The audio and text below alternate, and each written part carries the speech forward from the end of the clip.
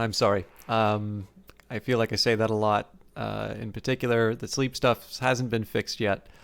But I'm going to do my best. And I will still try and do a big full stream today. Now, one thing that I have noticed lately, I forgot to brush my teeth. I'm feeling a little fuzzy. I'll do it at the end of the stream. One of the things I've noticed every once in a while is that the frame rate drops a little bit. Now, I think that's just when I'm loading stuff, but if you happen to notice that there are any any stutters or breaks or something like that, I'd love to know just so I can get that fixed. But in the meantime, we are going to be focusing on Phantom Brigade. Obviously, this is a game I'm hugely fond of, and it's been a bit of an awkward time just because, obviously, Industries of Titan just had its big Steam release. I actually bought it on Steam because I wanted to leave a review that would be counted fully. And Brace Yourself has been very good to me. But let's talk about that after we get the notifications out of the way. Early access. Welcome to the Brigade. We're excited for you to experience Phantom Brigade and to have your help shaping its development in its early access period. During the course of development, some aspects of the game might feel rough, sparse, or buggy. Every month we'll release a major update, which will include bug fixes, new features, and quality of life improvements for players. We appreciate your patience and feedback throughout this process as we work to deliver the most important features and fixes. From the main menu, check out our early access roadmap to see what's coming next for Phantom Brigade. Reach out to us via the Brace Yourself Games Discord community or read the latest patch notes for the latest changes and known issues. Thank you for joining us on this journey, and we look forward to making Phantom Brigade better and better with your help. Seizure warning. A very small percentage of people may experience the seizure when exposed to certain visual images, including flashing lights or visual patterns. These seizures have a variety of symptoms, including lightheadedness, altered vision, eye or face twitching, jerking or shaking of arms or legs, disorientation, confusion, or momentary loss of awareness. Immediately stop playing and consult a doctor if you experience any of these symptoms. If you or any of your relatives have a history of seizures or epilepsy, it is recommended that you consult a doctor before playing. Now, I'm going to let this timer go out because I should have got something to drink before I started to. You can really tell when I'm late casting just because I don't have all my stuff prepared.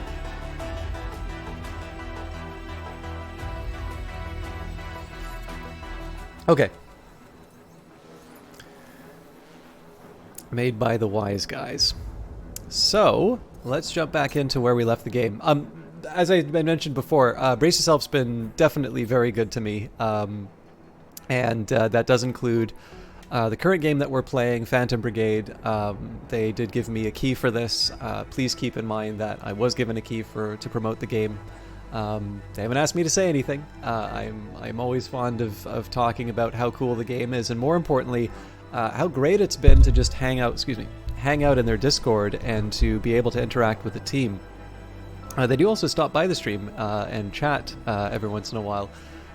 Actually, not even once in a while. They're very welcome presences inside of the channel. If I feel bad about anything, it's the fact that I know that they've got other stuff to do. If they're at work, then there's a huge roadmap for both of these games that I know they,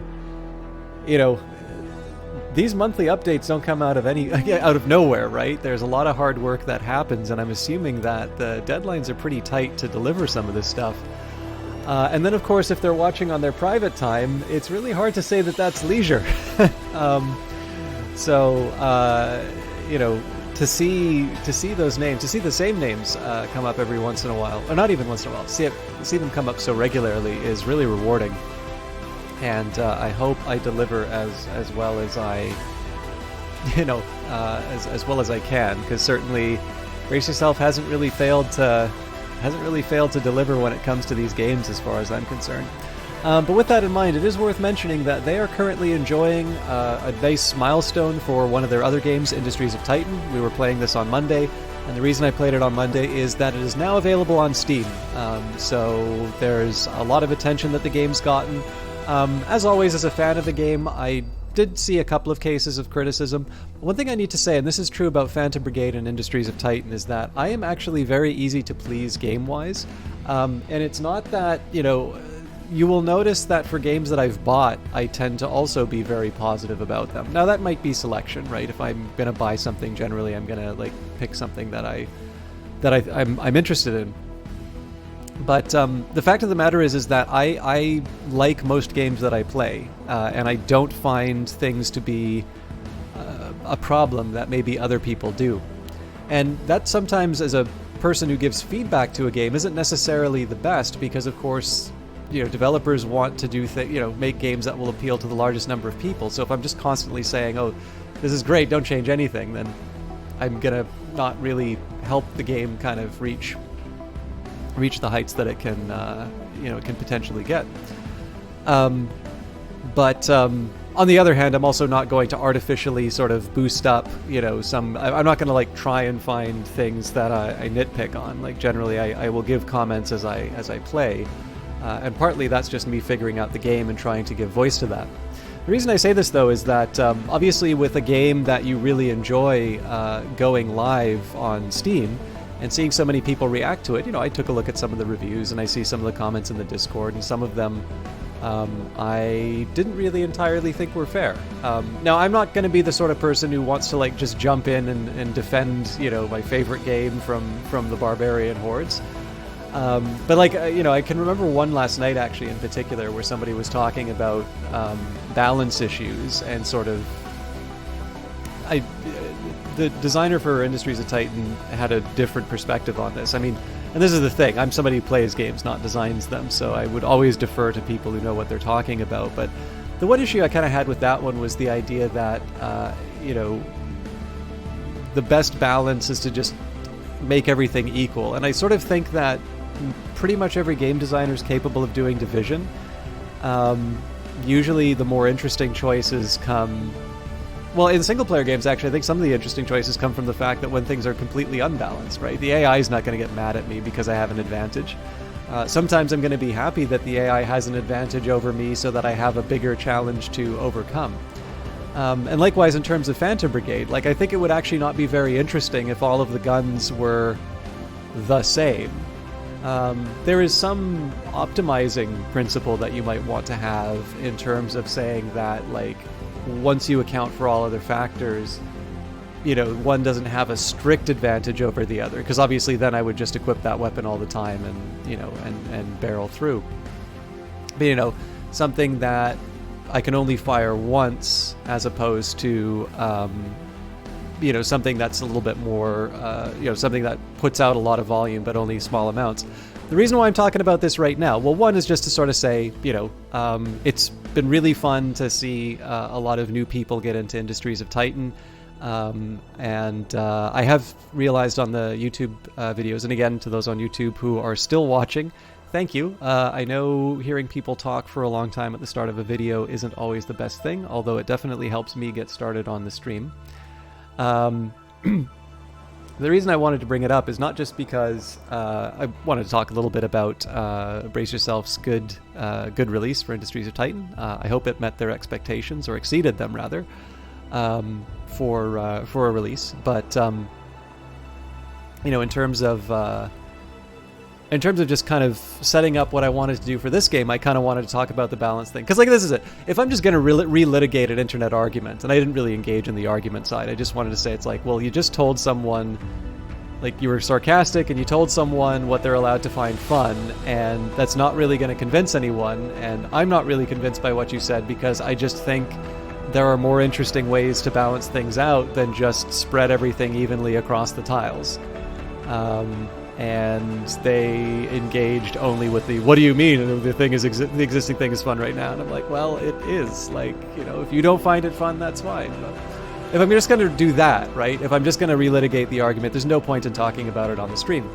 But I do have my preferences for my mechs in Phantom Brigade. And what I'm going to be trying to do now is to change that up a little bit. I'd really like to see if I can get the Ultra Cannon going. I like winning is the problem. So I got something that I think is working pretty well, and I'm reluctant to shift. But let's see where we're at. Okay. So I think we said we were going to head back to... So we had to deal with an invasion. I think we said we were going to head back into this province, and if I recall correctly, I was going to be going on sort of a pattern like this.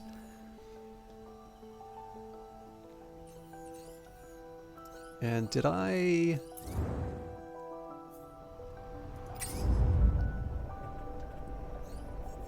Okay. I'm not getting any symbols for new gear, so I'm just going to assume that I don't have it.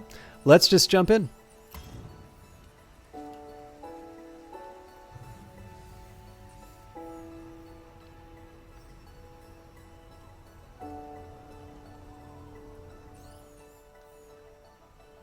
I think one thing I might like to try in a future playthrough is to just barrel through into some of the harder regions and just see how far I can go with a light team. You know, during a or in a, like, basically how well can I get some high level gear with a scrappy unit.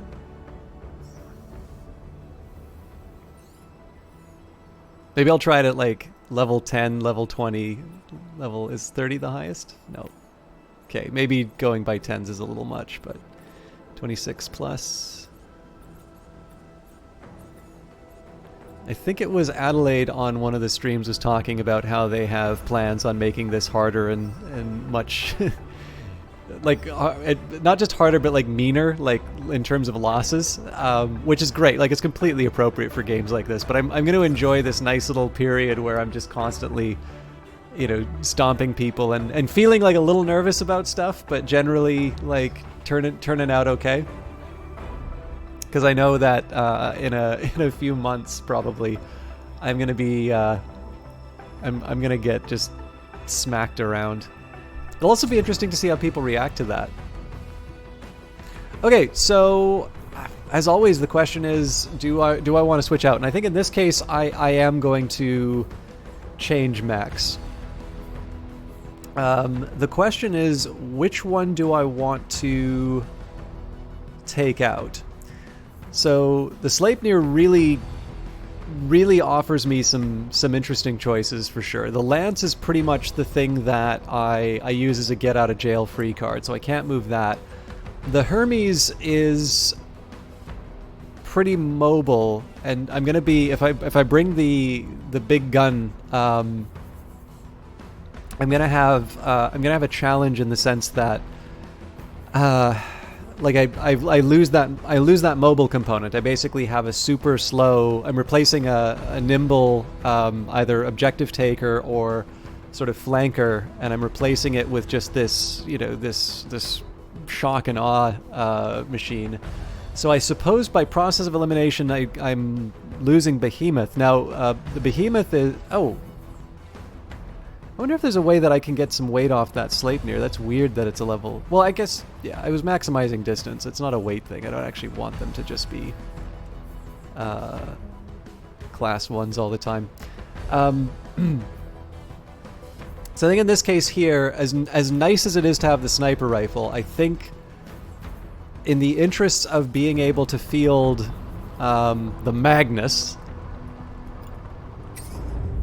Look at that beauty. And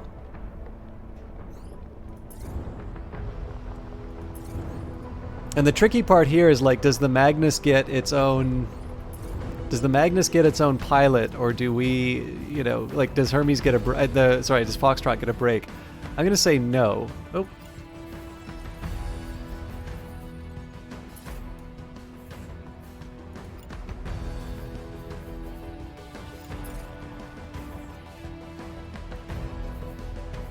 And I think it's yelling at me because I haven't equipped a left item, but if I do that, just as an example. Wait, are you serious? You can equip this...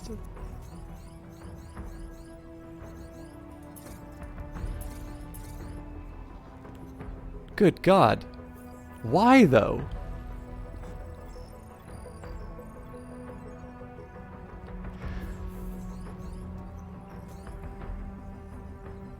Alright, well, it's already super slow. Let's throw a launcher on this thing.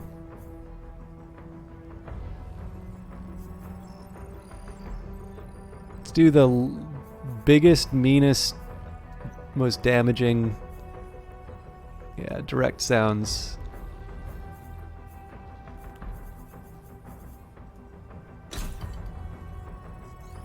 That's really weird. I would not think that we would actually be able to do that.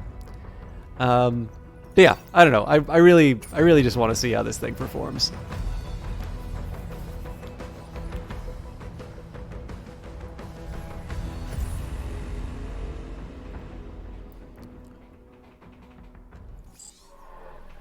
Sierra 2 on the field. What's taking so long here? Surround them and finish them off. All right. Eliminate all hostiles to take control of the site. The enemy is isolated. No reinforcements detected. 8 contacts on the field. All right, so this will be fun, especially because we're in the middle of a city right now. So it gives me lots of opportunities to just kind of stand and blast away at people. So let's start. I mean, if I'm starting with the mech, first of all, I want to see exactly what 4 movement looks like. Holy crap. They are not kidding.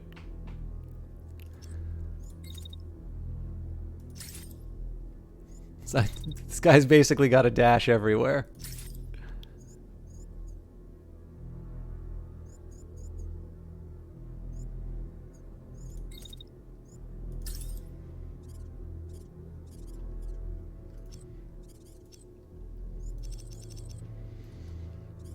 All right, honestly, just sticking this person up on top of a building seems to be the way to go here.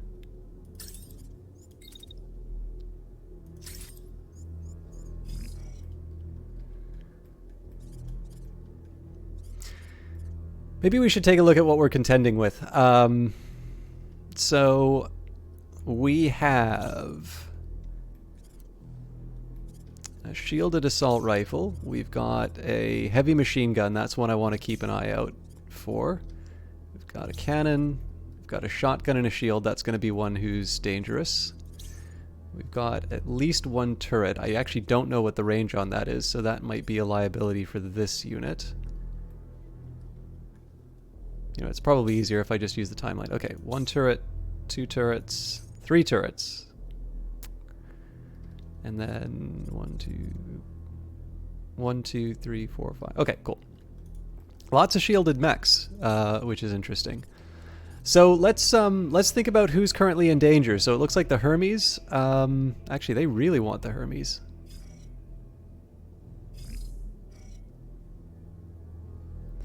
And then, fortunately, the heavy machine gun sort of seems to be sitting in the background there.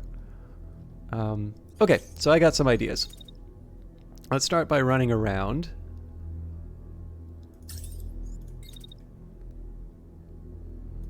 Get a good old-fashioned Phantom Brigade welcome. So what I'm doing here is, this is one about mobility, so I'm able to sort of neutralize this unit which is threatening the Hermes. But on top of that, what I'm able to do here is I'm setting myself up for the next turn. So in this case, I can potentially take out this unit. I can move forward and try and hit some of these vehicles. If I feel threatened, I might be able to sort of head to the left. There are a few people who can cause me problems there, but this is giving me a pretty significant amount of flexibility, most of which I think is actually going to be spent pushing my unit forward and doing even more aggressive attacks. So that's one unit taken care of. Now we have somebody who's currently shooting through a building. Now my ideal with the Hermes would be something like this. You know, move off to the side, fire the weapon. You know, somebody like this. Oh, actually, you know what? We've got some decent time on that. So if I were to do, let's say I do a run like this. Oh, wow. Okay, so if I just sort of stop to get some cheeky shots on that guy, and then we continue on. All right, so he's shooting through the building. We're fine there. I am not looking at the right targets, so.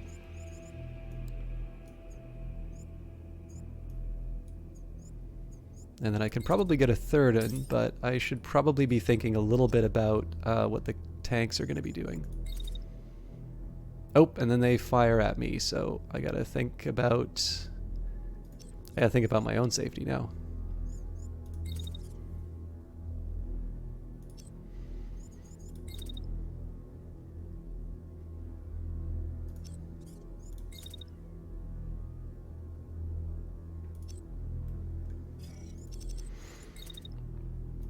Okay, so this lets me sort of peek around the corner. Slightly different approach, but it still works for me because then I can duck into safety. And then I suppose the remaining question is there something I can do against the turret? Looks like there is. Okay, so that's the Hermes sort of taken care of. And again, notice that we're using the terrain to our advantage, so more or less everything's dealt with. Now, I am relying on I am relying on my Sleipnir to do what they sort of promise, but I think that's a fairly safe bet. Another thing that I could do to try and just push things to my advantage would be to move the lance forward, and you know, like really make sure the deal's done. But I don't really have all that much of a fear. So if we just move the lance up like so, there isn't anything too exciting that happens.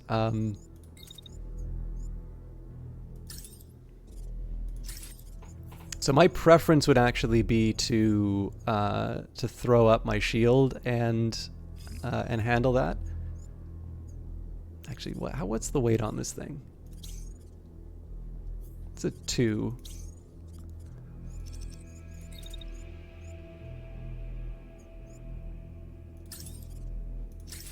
Why not? We'll just bonk into them.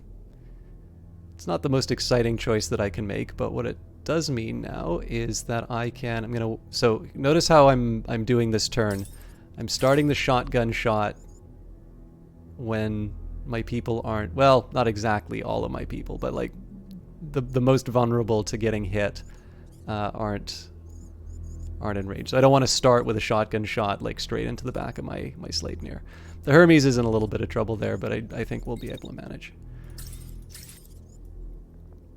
Hey, cool. So I get 2 sort of free shots on the turret before I take the guy on my shield. All right, that was a little different than what I was planning, but I think I'm pretty happy with this turn. And we'll do it in slow-mo just because I really... Let's watch... This is my new toy, right? Let's watch the Magnus do its thing.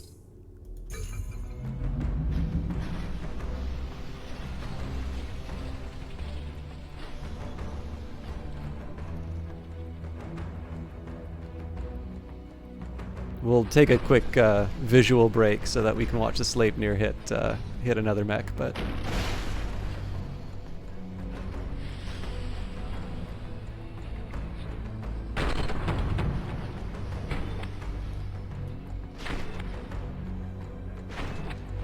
I keep forgetting this thing does concussive damage. The Hermes has got a lot of added value there.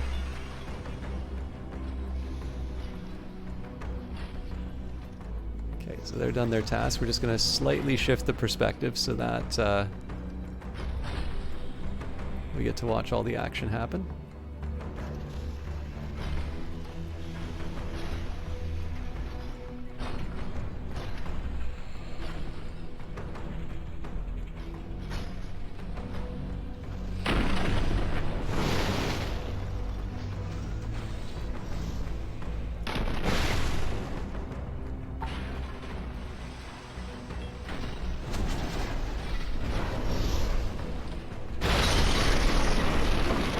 So, that's an ejection gonna happen.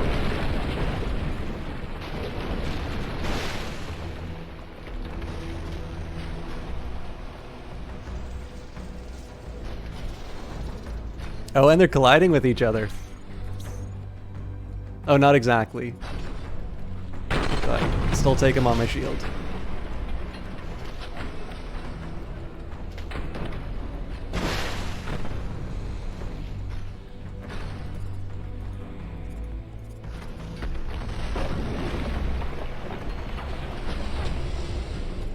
So it looks like that doesn't count as a crash.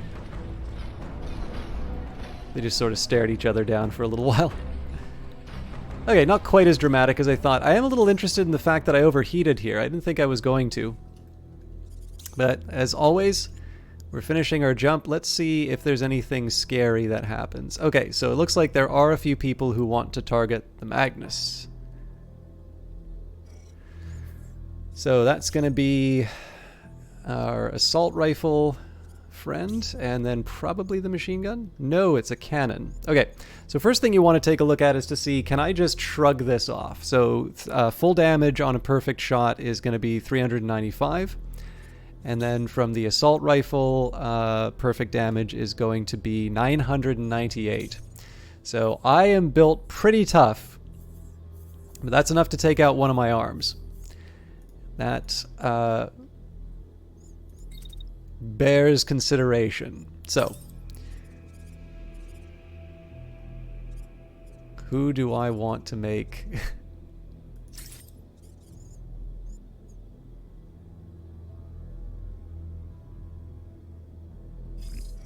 Yeah, this seems like a good choice. Mostly I also just want to see how this thing works.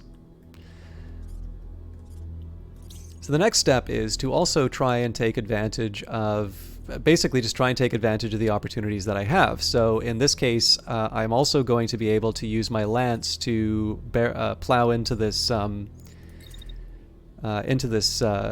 tank, and then combine that.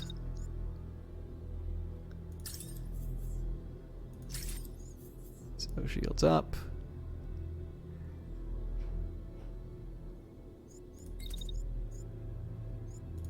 Follow that up with a shotgun shot. So this thing's going to be crashing. Shotgun shot on the unit. It's also worth remembering, like, the oh! I want to make sure I'm just a little bit further away there.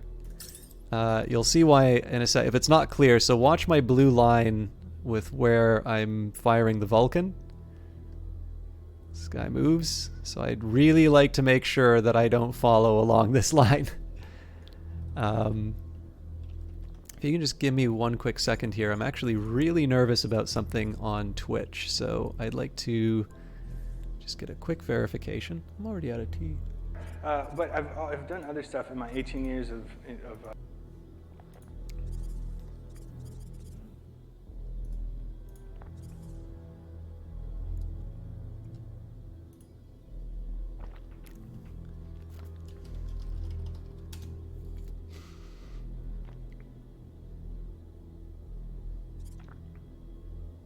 Good Lord. We're on our next reopening. Sorry, I just Twitter popped up while I was doing that. I also just want to make sure I put out my tweet, because I think I did, but I'm feeling a little forgetful. Yes, we're good. Yeah, I'm getting my COVID shot next week. Apparently they're already starting bookings for second vaccinations, and I don't have my first. I'm not exactly happy with my province, but I am happy that I'm getting the vaccine. Okay. So the plan on this was, so one, to craft, hang on. Right, I hope that does the crash, otherwise I'm in a little bit of trouble there.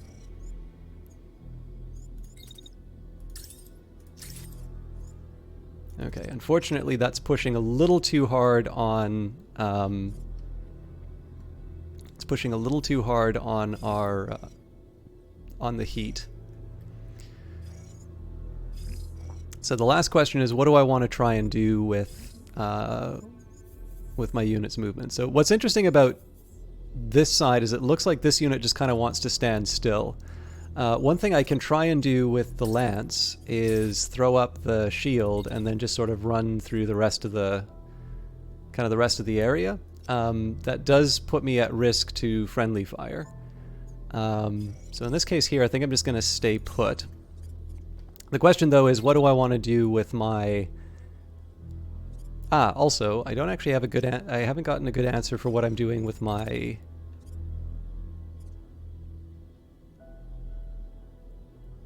Alright, I should have reconsidered this. So if I just go in and whack things with my axe again, and if I do just a second time in a row so that I can get out of the region...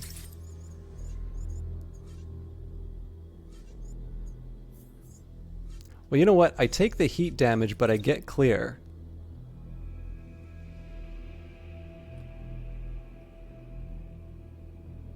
Just run around the back to sneak through. This will be an interesting test because it's a heavy machine gun that kind of gets a full... Oh yeah, and see, that's the problem, right? The heavy machine gun does some pretty significant damage. So perhaps discretion's the better part of valor on this front. So dash is probably going to be the safest against a machine gun.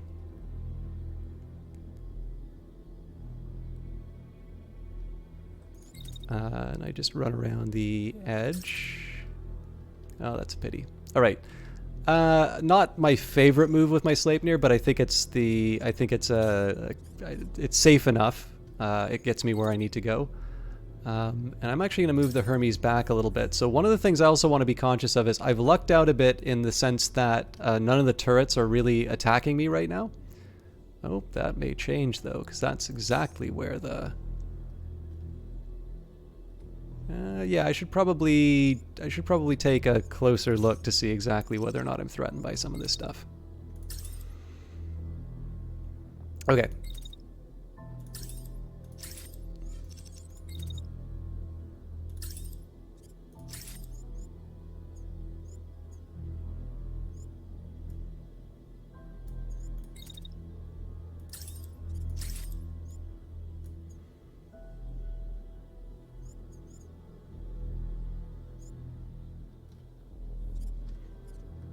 Again, not my favorite move. I think the Hermes can be doing some more interesting things here, but I think given the constraints, this works. Okay, and then it's worth noting that if I do decide to do that, I am signing my lance up for a visit from the missile. And I think I'm just going to have to accept that. So what I'm going to do as a precaution, I'm just going to set up my shield. I think if anything's going to be targeted by a missile, the lance I'm most comfortable with. So, the moment of truth, of course we're going to do it in slow-mo, and we're specifically going to do it in slow-mo to see this thing deliver.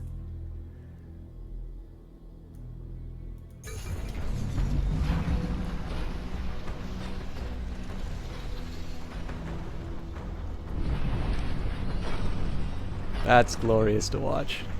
A little bit of damage, but...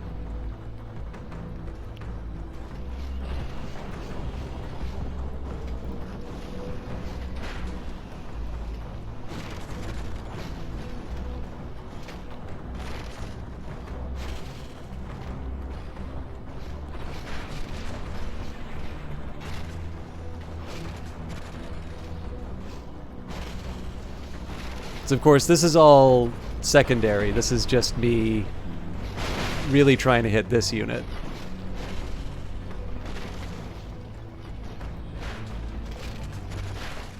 I am a little surprised that the concussive damage isn't triggering.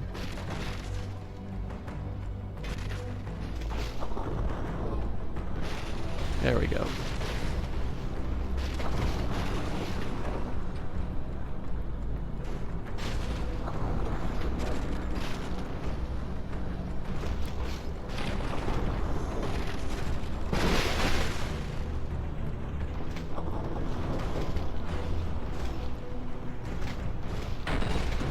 Now the question is this going to have been worth it with the damage that I take?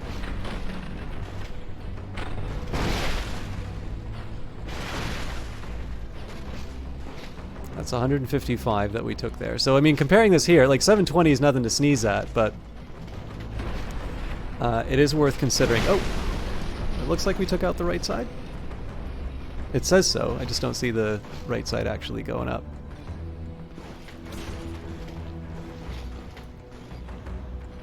So decent on the concussive. That shield's gonna do nothing to help you, my friend. I'm sorry.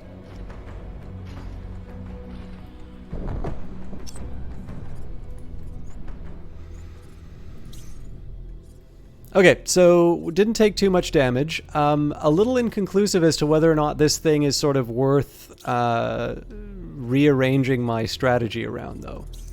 So I suppose the next question is, now that one thing that's nice is that this thing is just sucking up all the oxygen in the room, right? Like this is, everybody is focused on this guy. So this unit's going to eject. I'm fine with that.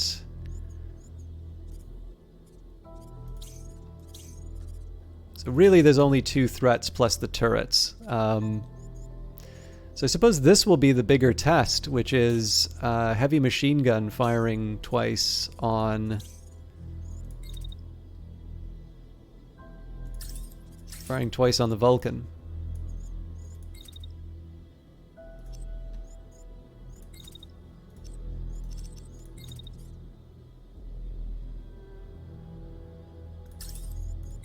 So I gotta shed some heat. Might as well get myself into a better position for firing. Now the question is whether or not the Sleipnir can do anything meaningful in time. How much you want to bet that they're going to be able to take this thing? Just take it out.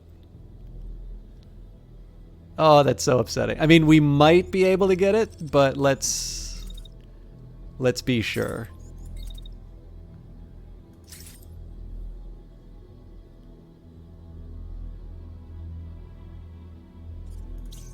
I'll also delay that attack a little bit just so that I can get clear. Whack. And I can't move the way that I'm moving because then I'm going to get hit. So I'll just keep moving forward. Okay, that works for me. So of course the remaining threat... Oop, not that unit, that unit. The remaining threat's the one that I'm actually already looking at, so... I think we just let her rip again. In fact, what I'm curious about is, can we just like keep it going? I shouldn't do that because I may want the scrap.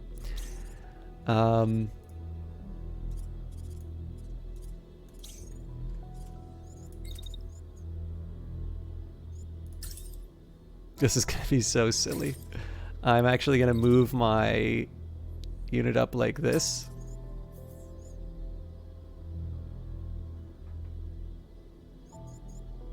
This is specifically designed to hold them in place.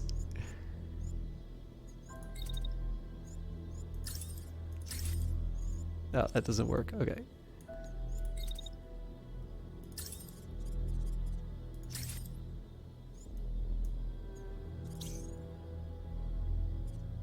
Oh, this thing's not done yet. It's still crashing. Okay, so let's just see if this works. So we fire... Yeah, they try and move. So obviously, if they successfully get through my unit, there's a little bit of trouble there because I'm gonna get hit with my own Vulcan. I think in this case we'll do it at full speed just because I sort of want to see this thing run. But we're actually going to we're more or less going to stay put after that because I want to see what the state of play is next turn before I make decisions regarding things like the Vulcan. I also want to see how much damage I take off of this unit.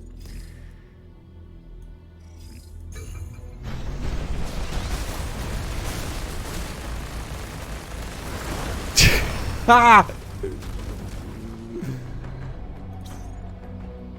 Oh god, that was funny.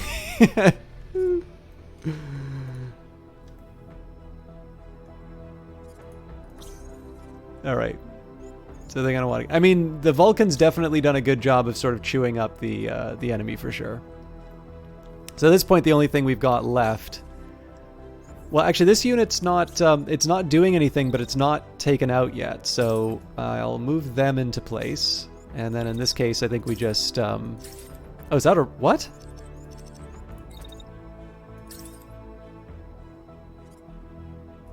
Okay, what happens if I go out of range?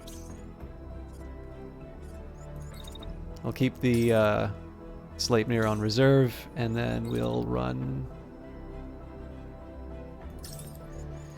into place with the Hermes to even the odds a little bit.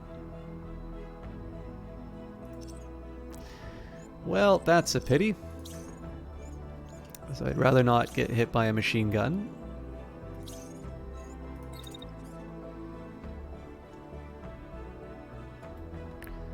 This looks like I'm stuck on the outside with this...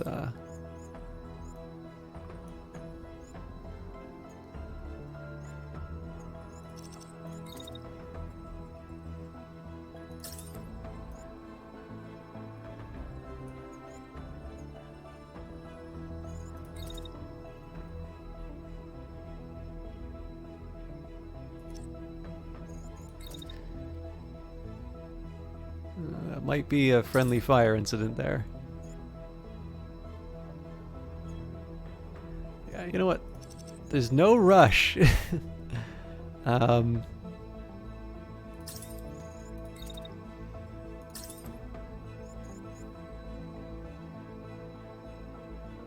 Okay, that I can work with. So some of this is actually just sitting and wait. Oh, of course, it's always something. I'd rather not have my mechs bump into each other. So again, I'm keeping keeping the Sleipnir back. I suspect this tank is sort of stuck, but I'd rather not. Okay, I can afford to wait.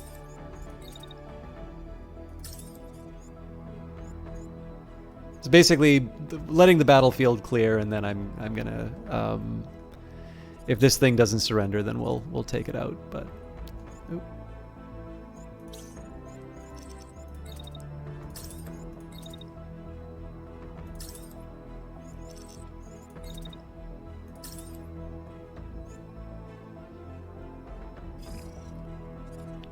Okay, let's try that.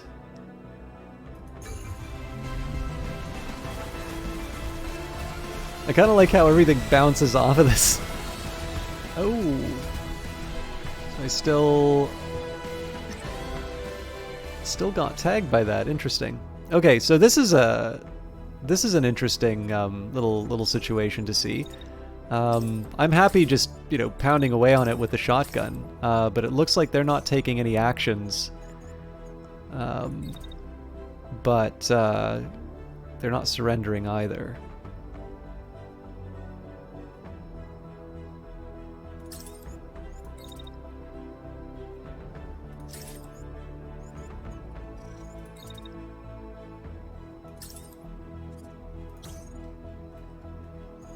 So the Hermes is a little late to the party here.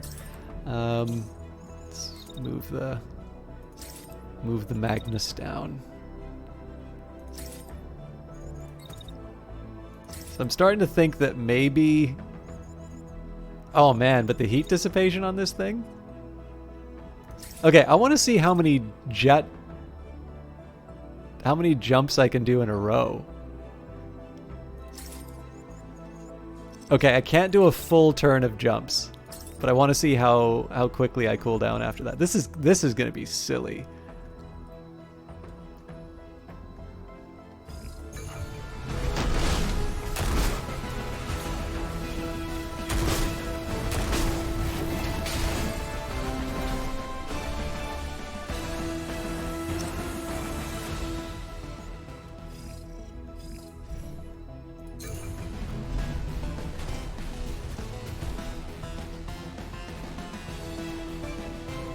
We forgot a turret, didn't we?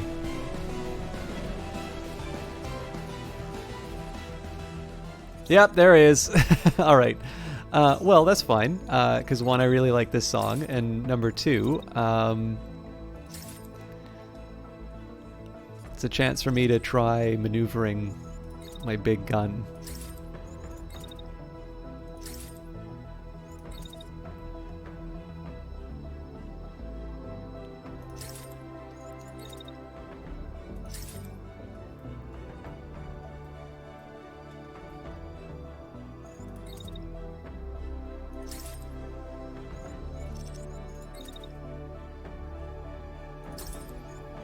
Yeah, so definitely the cost to this thing is that it takes forever to move.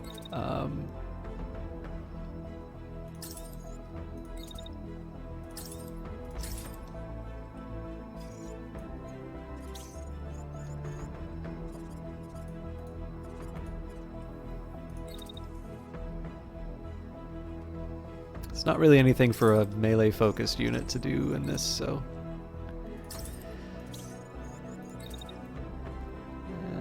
we can get the lance to sort of sneak around the back. How in the world did I... Oh, I see. I'll still try and be nice with the Hermes.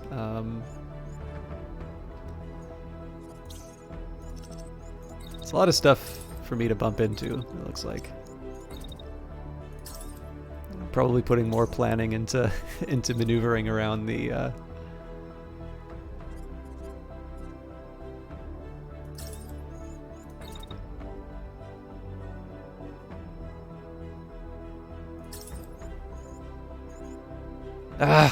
I'm really trying not to hit this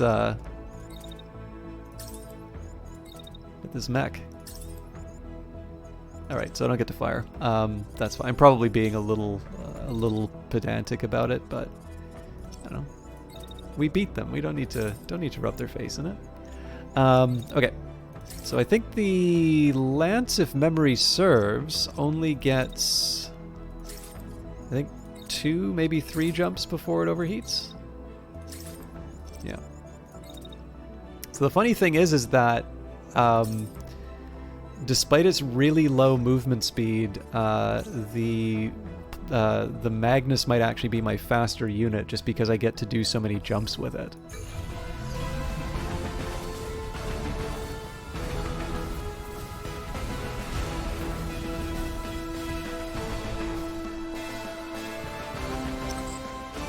Commander, the base is circled around to the perimeter. We're ready to pick the squad up if needed. The enemy will hold the site if you do so. Okay.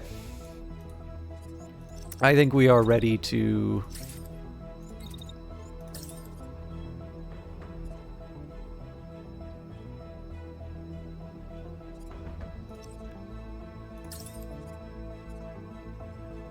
Huh. I'm not going to complain about moving further away. I just thought... Huh, okay.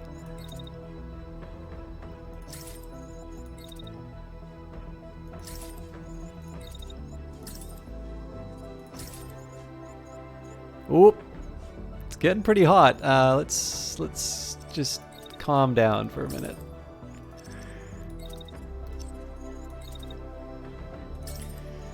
Ah, nuts. Okay. I don't think I'm gonna... Well, okay, we can start spinning it up. We can warm up the gun.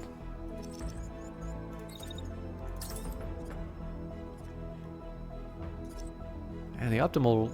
You know what? Screw it.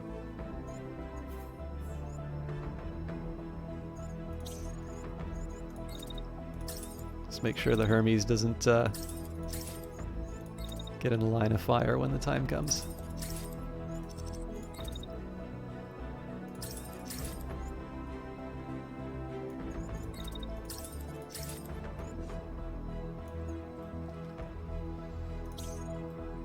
So, as clever as I thought I was being with moving around behind, how exactly does the Lance plan on firing its shotgun on... Oh, actually, I guess there's room for...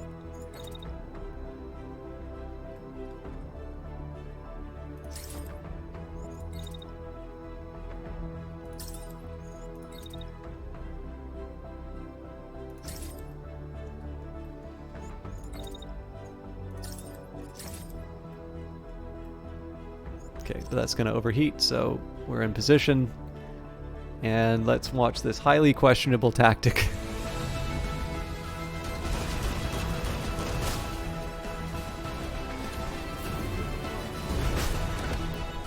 Alright, I did not think that I was going to get tagged by that.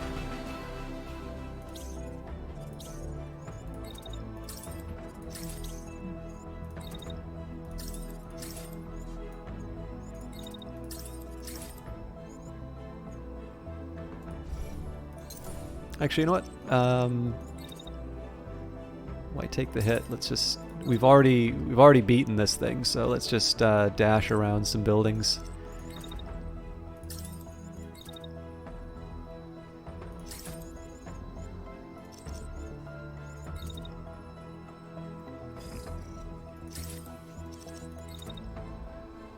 It's probably too late for that to work, but let's give it a shot.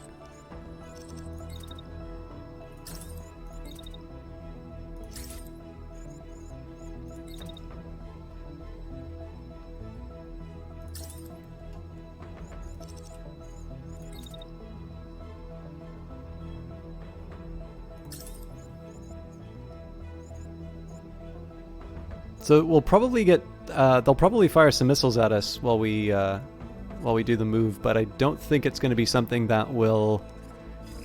I don't think it's going to last.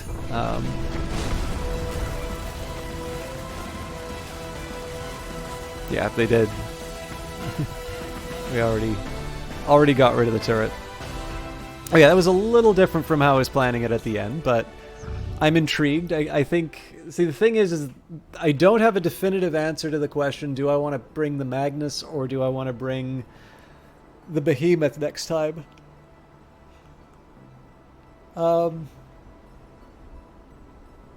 I need a minute to stretch. I might also take a minute and just like make some tea and generally get myself a little bit more organized, because I think it's a slow start tonight, which is fair. I mean, so there's two things: is that I'm slow to get started today, but I'm also streaming the other game that that Brace Yourself puts out, and obviously that's, you know, all eyes are on Titan, which is, you know, it's kind of the way it should be. It doesn't mean I want to not stream Phantom Brigade though, so just bear with me a second here.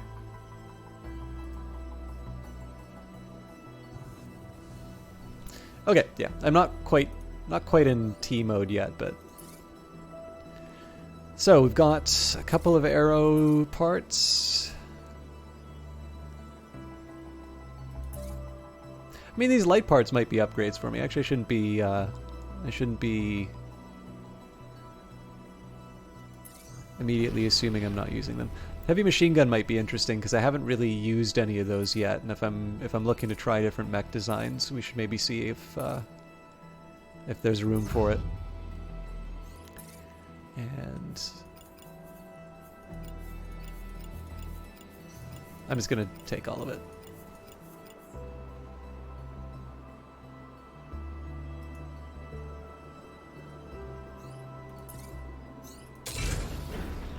Okay. So, small repairs. Some more salvage to do. Only 3 more bases to take for the region, and then we can move on to the capital.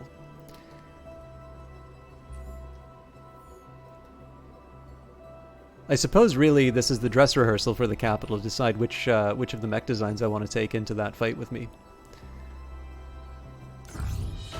Encoded signal. You detect an encoded signal emanating from somewhere in the province. We could probably decode this if you think it's worth the trouble, says one of your pilots, but we'll need to stop and triangulate the source of the signal. Well, we're losing an hour where we're not moving anyway, so we'll take that choice.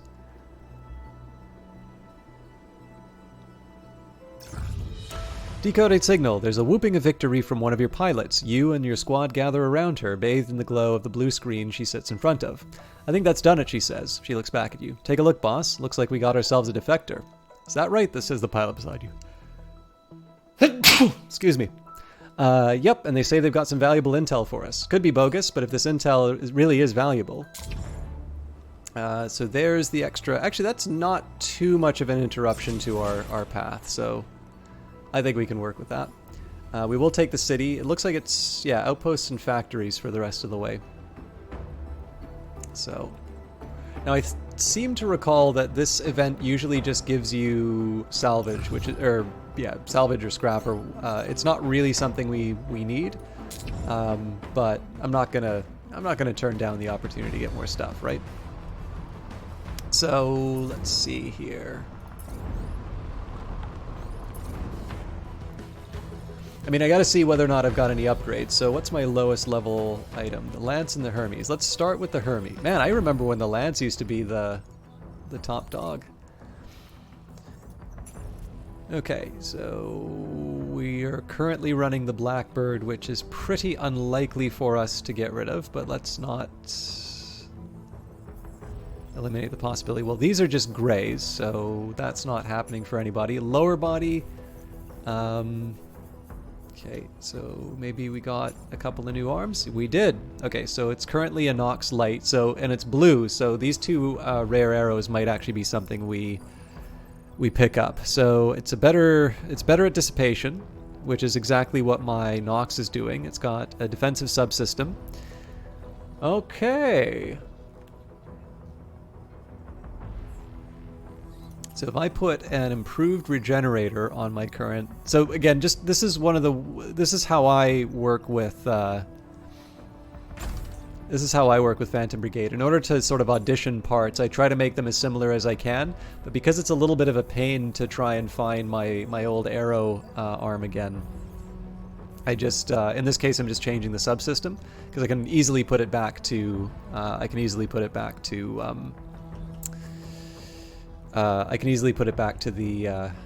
the empty plating. Okay, so basically these two things weigh the same, and I get 380 integrity and 80 barrier. Now the composite plating, if I recall correctly, will increase the weight in favor of boost to, if it's composite, probably barrier and integrity. So these might actually be identical arms.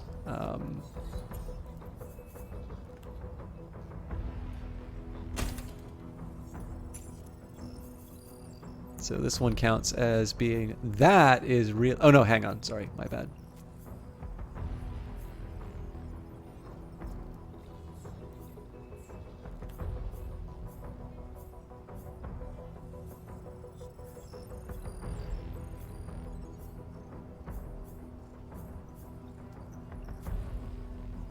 Yeah, so actually these strictly dominate, I think. So we will put it's an excellent regenerator, but it's level 3. I'm just sticking a random part on it. We'll change the livery because I don't think I'm going to need this right arm for a while. We'll put it back in the pile, and I'm going to start with I'm actually going to start with this one. Yeah. So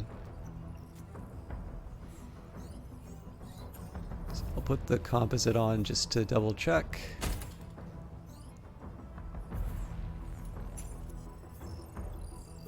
Yep, and that's exactly what's pushing it on. Okay, so we actually already have better armor than we did before. I think in this case I'm going to try putting the empty plating on again, at least to see what the difference is. I should have checked. I really need to get better at checking what the speed is before I move on. Are we really at level 9 for...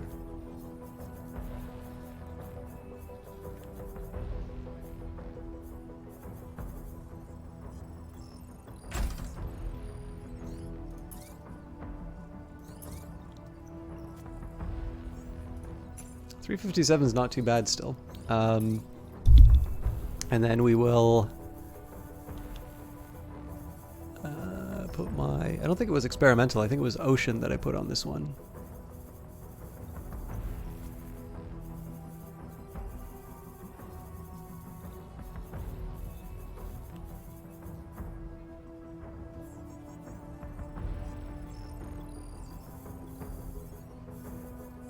I'm not going crazy, it's not in this list, am I? No, here they are. Arctic. No, that's not Arctic sky. What am I doing? Here's ocean. Sorry, like I said, it's been a day. Okay, let's clear out the filter. The launcher sidearm was just so I could see what the. Oh yeah, I never actually saw whether or not the. I never saw whether or not the. Magnet. Sorry, that's not entirely. I didn't pay attention as to whether or not the Magnus could actually fire the sidearm. I guess having the extra weight doesn't hurt because it's not going to make my mech move any slower, and I guess it just helps if I ever wind up colliding with something. But maybe I want to put like a low value item on it if I can't use it. Anyways, pair of shields. I probably should have remembered that, and then right item unless I somehow wind up with a better. Assault rifle, I think. I'm not gonna, yeah.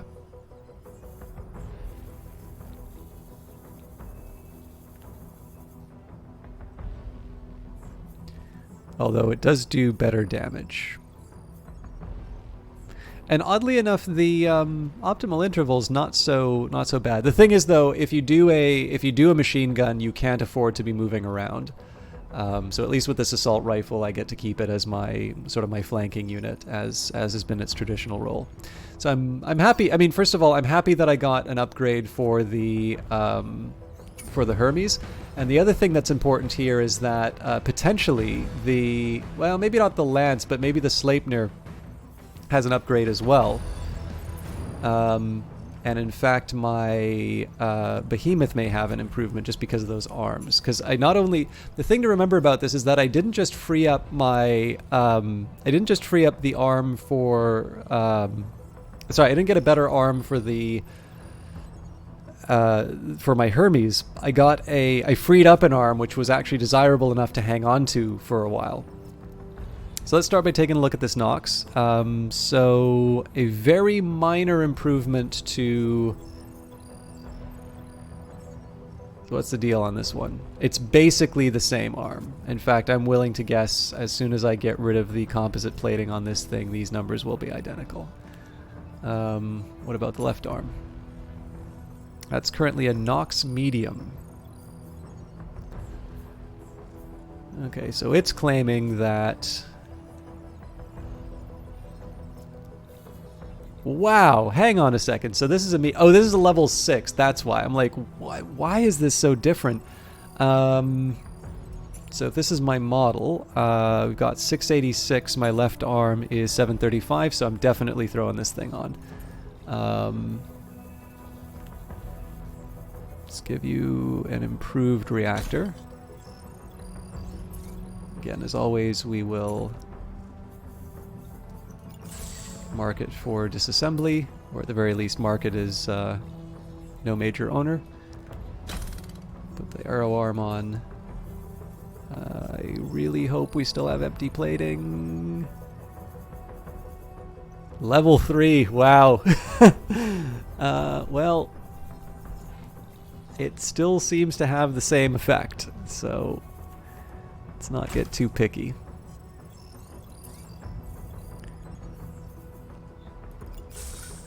I keep doing that.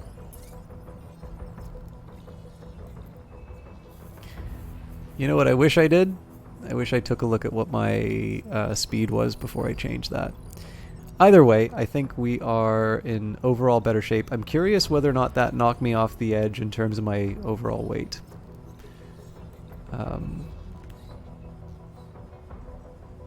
There's nothing to be too sad about here, I think.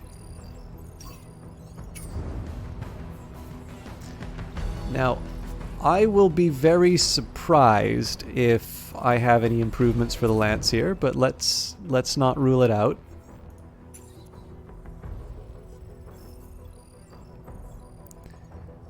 So what do I want from this thing? I guess it'd be heavies are the things that I'm really interested in here. So what makes this thing what it is? It's got a lot of integrity. Currently, it's got an overdrive core. Okay, so let's say...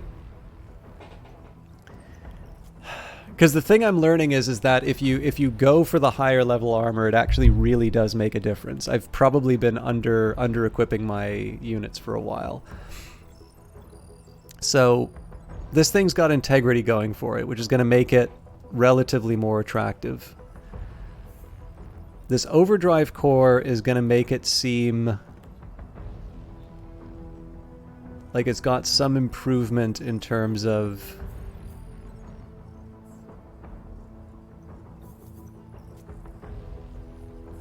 Okay, like this thing's heavier. I can probably stick... Oh, actually, here's a question. So if I stick a basic gyro on this thing...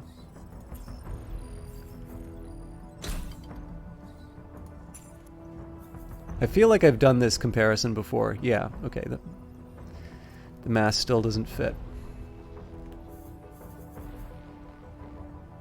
And then once we start going to these Nox, it's... how much you want to bet?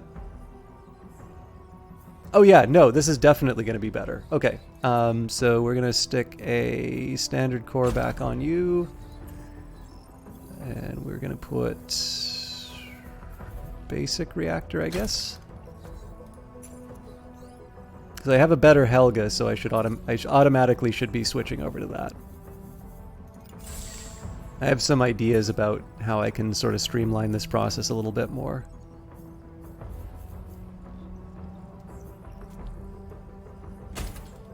Okay, so before I go too crazy on the customizations here, because right now this thing's just rocking a standard... oh, you know what? The other thing I should have checked? Ah, it's an integrity boost. But it still looks like it's a lower...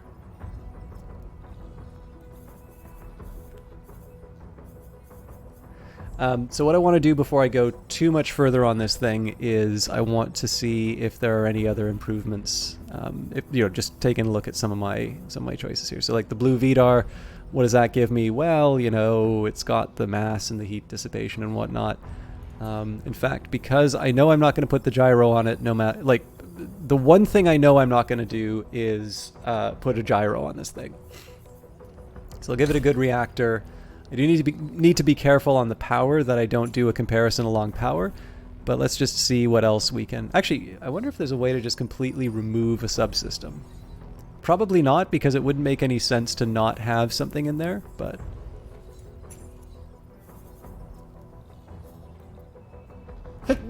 Excuse me. Alright. So that's fine. I'll just keep in mind that my power has an unfair advantage.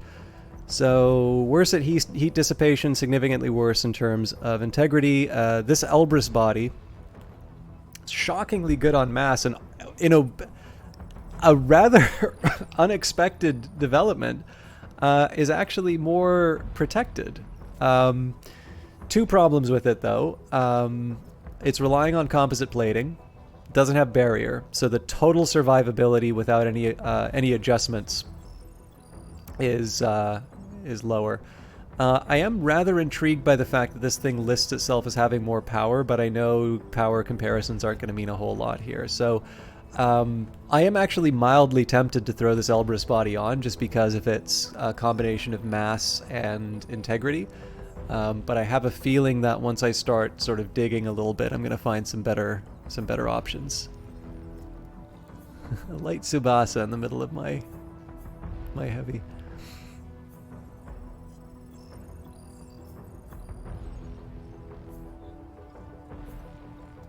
Okay, so this Nox has a small improvement as far as mass and heat dissipation are concerned. Oh, actually.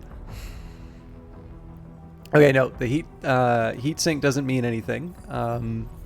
Oh, yes. Okay, this is actually an important thing for me to keep in mind. So, if it's an offensive subsystem, then...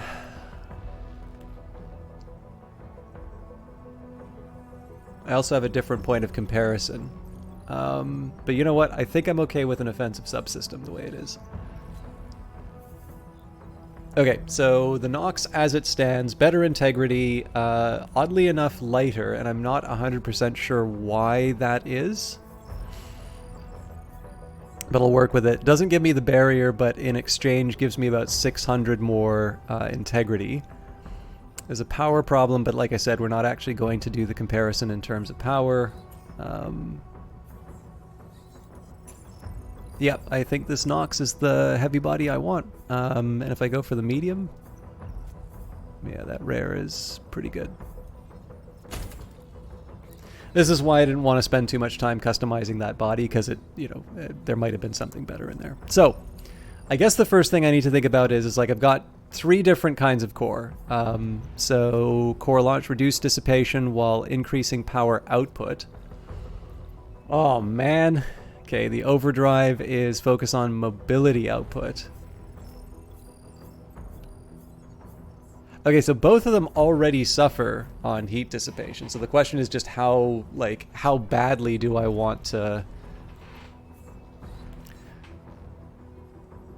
And I also have a heat sink, so... Oh, okay, actually, now we get to get really, really creative here. So if I put on an active heat sink, that's going to take 4 power in exchange for 6 heat dissipation.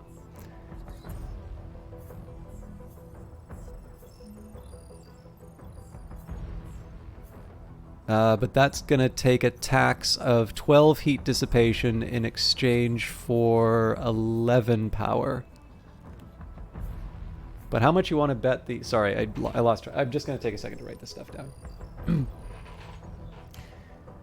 I am enjoying the customization. I know I spend a lot of time on it. Okay, so I think our base value is 76.8.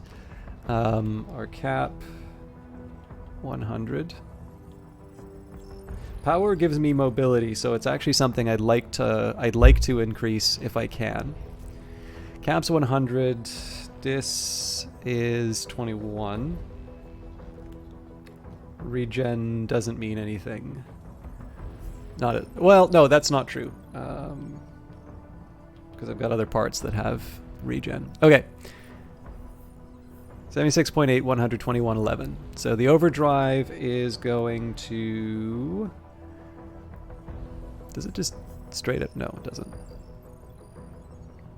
So it's going to give me 85.4. So that's what? It's not exactly 9. It's like 8.6. And I'm giving up 15 heat capacity for that, and I'm giving up 6 dissipation. Same barrier regen, and then if I go for the launch, what in the word? I know you guys can't see my tablet, but I have no idea what word I just wrote. It wasn't launch. Okay, so 6.4, yeah, 6.4 overdrive, same heat cap, but unfortunately I give up 12 dissipation. And if I want to recover some of that, I can...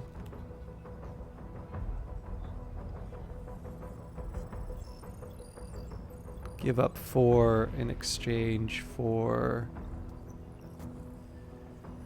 Well, it says 6, but... Oh, God, I don't know if that heat dissipation number is... It says 21 here, but it doesn't say 21 there. Okay, let's just say plus 6 as like a flat number. Okay, so basically the net for this would be I would get 2.4 extra power at an expense of 6 dissipation. When I was running with my... Oh wait, this is a heat core. Okay, this is not a fair comparison at all.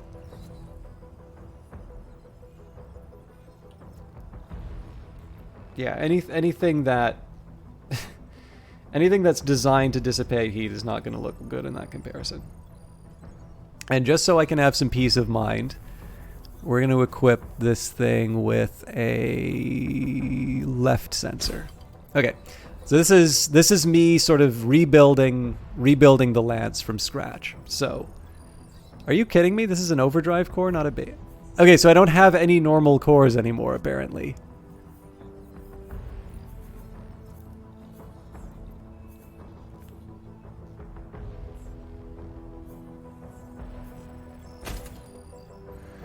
So let's just, okay, I need to just focus on a baseline and move on. So let's say for a starter, like if I just want to go straight for the launch, I can get 83.2, 100 cap,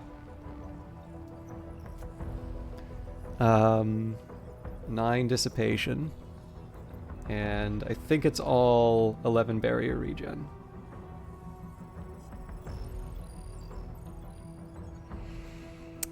If I go for the heat, I'm going to give up. I prefer the give up idea because, you know, I'm probably going to be more reluctant. Okay, so in exchange, I can get an additional 12 dissipation. We already mentioned that. But I have to give up 6.4, I think I said.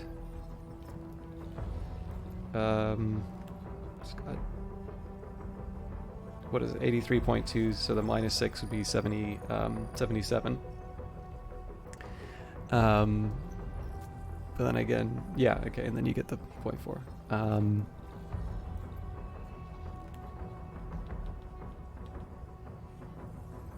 Okay, so it's, you know, would I give up 6.4 power in order to get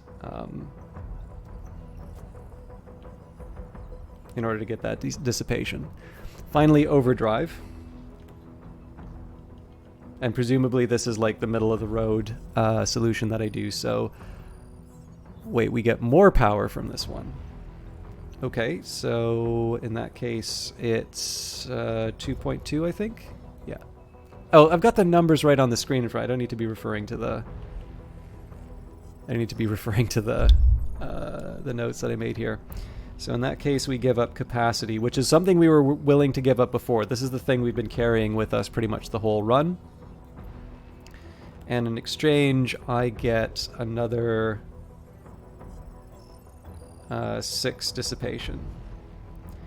So here's a more interesting question. Maybe I don't worry about dissipation. Maybe I say I actually want this overdrive core. And what my new question is going to be is, how do I make up that capacity? So if I do an improved capacitor, we get the 15 back. Do we have anything better than an improved capacitor? Is there such a thing as a better than improved capacitor? Doesn't look like there is, but that gives me my heat back. So our old core is back.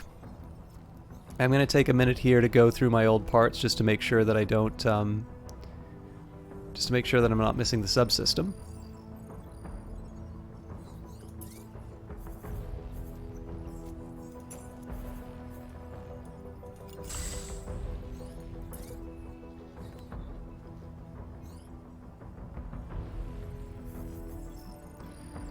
Okay, stabilizers. I think there's something that will give you a list of like all of your items. Oh,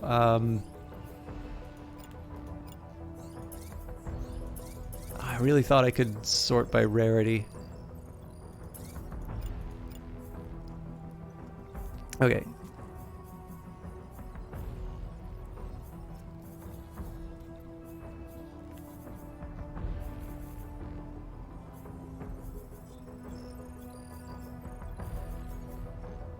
You know, the other thing I should consider is if I've got these improved reactors, maybe what I want to do is I want to go for a more conservative...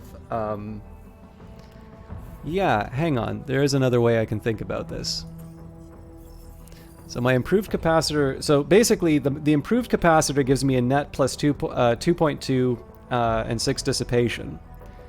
But if I can put on some kind of improved reactor, then presumably that gets me my power back. The catch being that apparently reactors are not offensive subsystems. But that would have been a really good idea. Hey, is it Dionysus Man? Came to check if I've played the Fermi Paradox or heard about it. Well, I think I know the Fermi Paradox as in... like where all the alien, you know, like where are all the aliens? But I don't think that's what you're referring. If you're talking about the game, the Fermi Paradox, no. But let me search it. Actually, come to think of it, I think the name is run across my Steam page. So let's see here. Fermi Paradox is a choice-driven sci-fi strategy game in which your decisions in one corner of the galaxy can upend entire civilizations in another, guide species through millennia, and help them explore the vastness of space, make contact, and perhaps create harmony. Developed and published, looks like it's the first thing by Anomaly Games. Early access, planned release next month. And we'll be in early access for a year. So no, I'll be honest with you. I don't know. Presumably other streamers have covered this, so it's not something I have had on my radar. Narrative strategy game definitely seems interesting. Galactic God game. Plays a galactic gardener rather than a single faction. Oh, interesting. So you can play up to 10 civilization. This is interesting. Would it be fair to say that you are intrigued? You would be interested to see me play this. I have no idea. So the one worry I have is that I am behind on covering stuff. And even a month from now, I'm hoping that I will be shrinking that list rather than growing it. But I'm definitely going to follow this because this seems to be something right up my alley.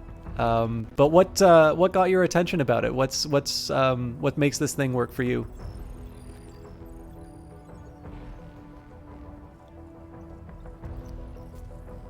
Okay, so I don't get to stick a better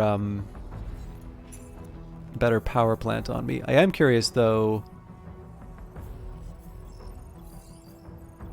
what lets me put a better reactor on? Oh, it's probably a mobility subsystem. Yeah, so I usually go hydraulics.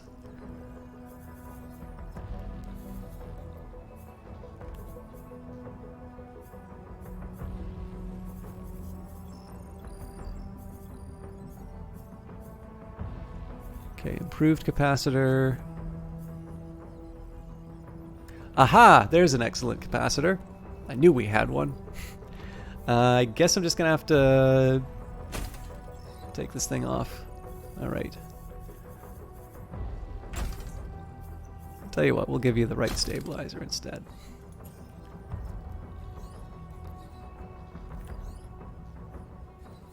So again, it's not because we want to put the Tsubasa on, I just want to take the part.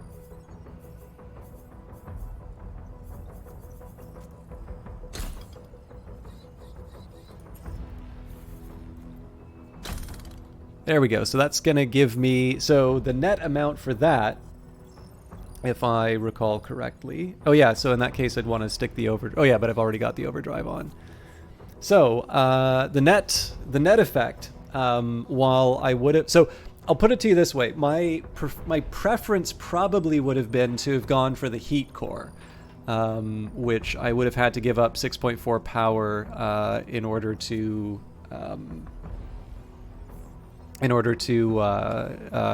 get the 12 dissipation. What I did instead was I put the overdrive core on, which I've had for pretty much the entire campaign. I actually think it was like one of the first modules that I put on. We gained a net 2.2 power.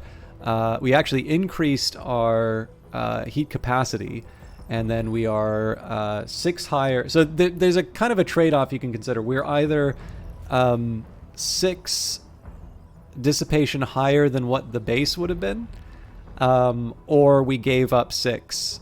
We gave up 6 dissipation in order to get 2.2 power. We are still less than 10. I actually don't remember what our speed was before, so if I've actually made this a worse mech, I'm a little sad.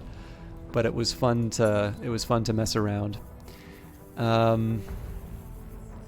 What kind of legs do I have on this thing? 12. I don't want to make the same sort of... I don't want to make a meal out of this, but I am a little curious with some of the heavies. Improved gyro on this thing, huh? Better dissipation. But this... Oh, right. We've done this already. There's no need to...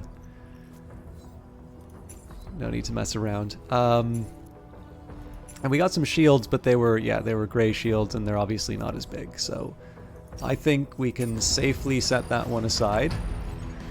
And I'm sorry to do this, but I am going to take some time to take care of the behemoth, because if I don't, then I'm going to run out of... So, like, I've already, in terms of the arms, I've sort of forgotten which ones we were messing around with. So I've currently got a Nox Light. We definitely had some green... Oh, right, but the green arrows are gone now. Okay, so this thing has got good dissipation and empty plating on it.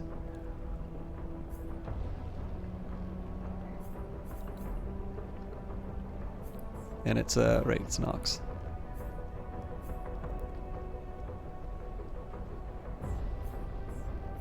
So overall survivability, unfortunately, the plating doesn't work for it. It's a tough one.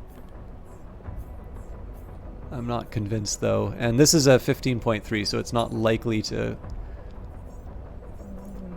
push it. Oh man. Oh, this is a weird one. So excellent hydraulics. Oh, but it's got a ridiculous mass. Okay. I'm probably going to be carrying this thing for a while.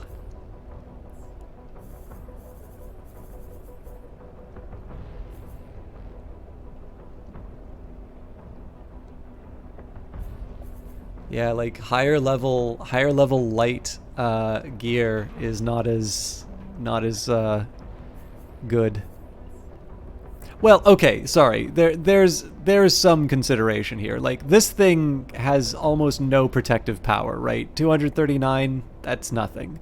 The catch is that in order to get the improvement, I'm giving up on mass, and obviously I'm playing the game the opposite of the way everybody else does, which is I'm actually making a very lightweight and mobile unit. The exception being, of course, the Magnus, which I've just put on the battlefield. Okay, I'm going to do one of two things. I'm actually going to get ready for this battle, pretty much ready to go. However, I am going to put the kettle on, and the reason I'm going to do that is I kind of want to go and check the VOD and see what the speed of the Lance was before I messed around with it, because I kind of like to see what the consequences of those decisions are. Sorry, I'm really stumbling over my words today. So I'm going to be back in just a few seconds, and then we're going to do hopefully a quick check, and then we'll be ready for liberation. So please get up, take a stretch. I'm not going to be more than a minute.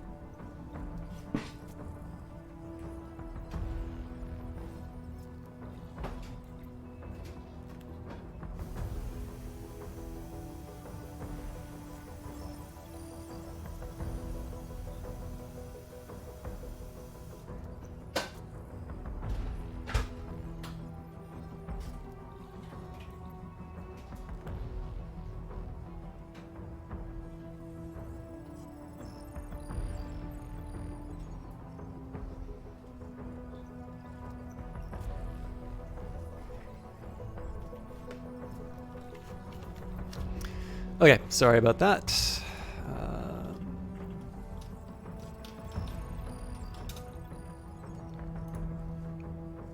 I know this isn't the most exciting thing to look at, but I can show you my show you how I look at my VODs.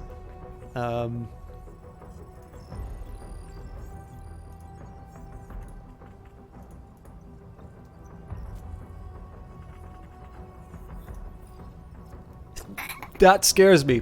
If we went from 1458...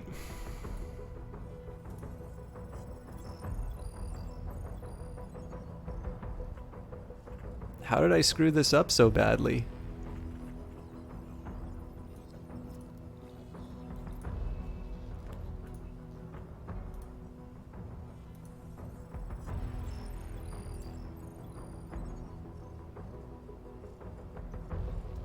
So even that Vidar is better. What happened?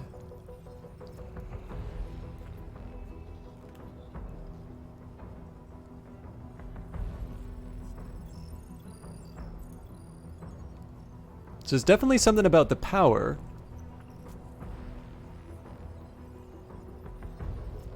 I've got the overdrive core on.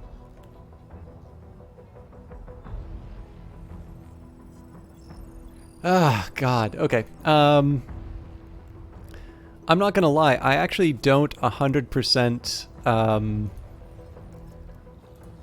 I don't 100% follow what I just screwed up there. I'm not gonna completely undo everything. But I do want to just take a quick second here and see if I go and find my green Helga. That's the trick. The Helga body has better power overall. And that's what I missed. Okay, I am actually going to undo one component of this.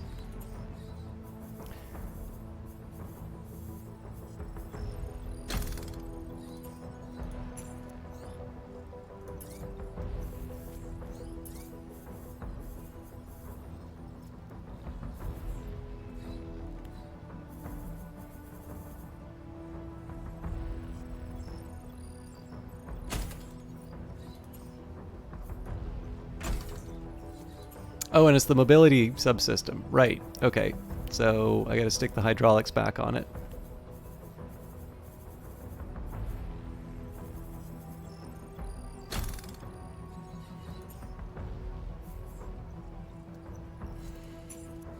Okay, I mean, that's a shame that I spent so much time to go back to where I was. I think a difference of 4 is, like, that's a big deal.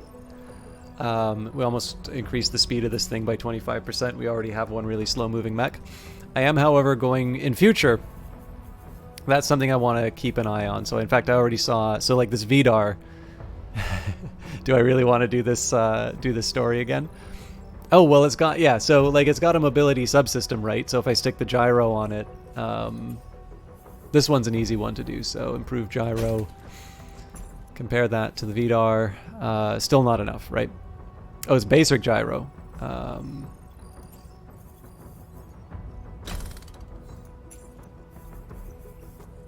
Still not enough, unless it's a different VDAR. It's cool that it's got the overdrive core. And actually, oh god, that's the other thing I gotta consider. If I put the overdrive core on something, it will always have better power. Excuse me.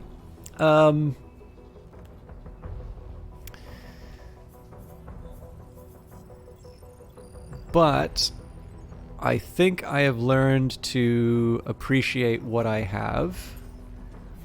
And I know what I want to look for in future improvements. And more importantly, my kettle is done boiling. So whether this was just a clever ruse for me to get some tea, or an unfortunate sort of side digression, I'm going to go fill my cup, and we are going to get back to liberating provinces. Sorry for all the time this is taking, but I'm feeling actually better about the squad than I was before. I think like we're finally starting to catch up with some of the levels. So back in a sec.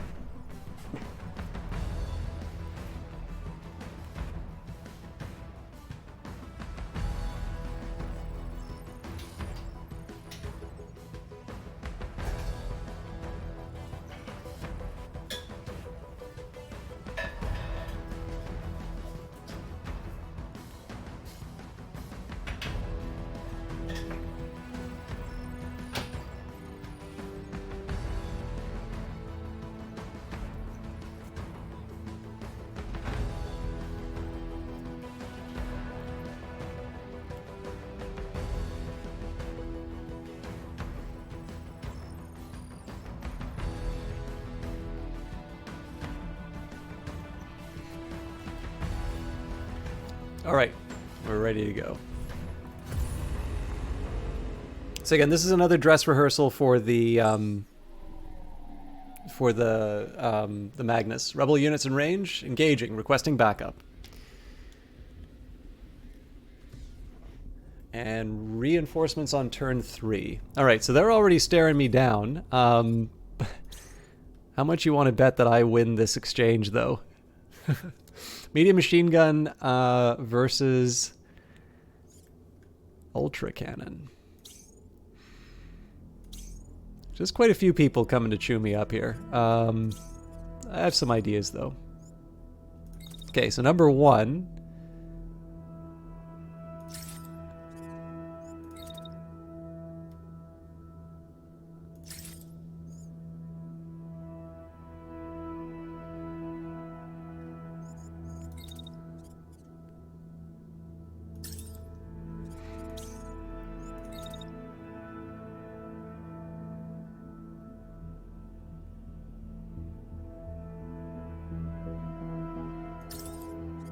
I'm gonna start firing after after Foxtrot's out of the area. Well, sort of, like, I should probably make a decision on that. Okay, so basically I'm starting the attack after. I'm very likely just gonna wind up hitting the wall on most of this, but it seems to be the best I can do. So in the meantime, I'm going to move the Hermes around the edge.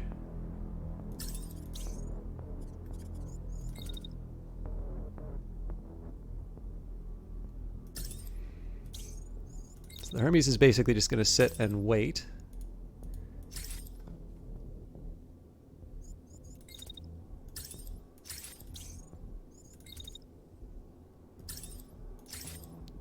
Okay, just shy of where I need to be. So I either got to get in closer or I got to...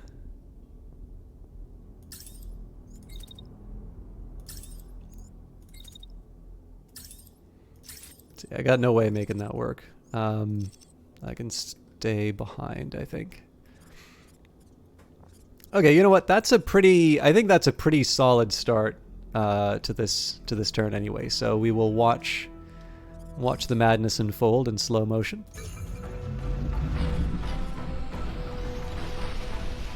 Because if I mess this up, then the Vidar is or not the Vidar, the Magnus is really going to be hurting.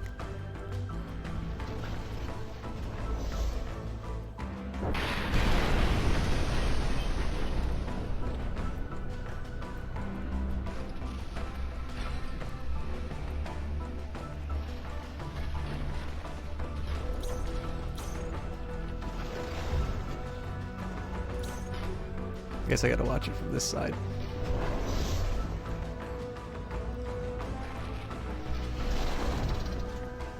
It's pretty unlikely we're gonna hit it here, but...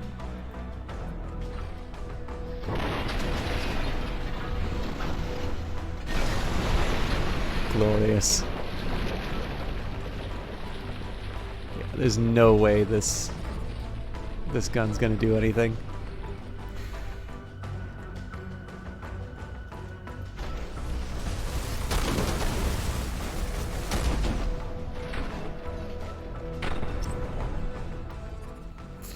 Look at that! I gotta remember that this thing chews through buildings. Okay, so the obvious thing to me seems to be to just whack the unit threatening the Hermes.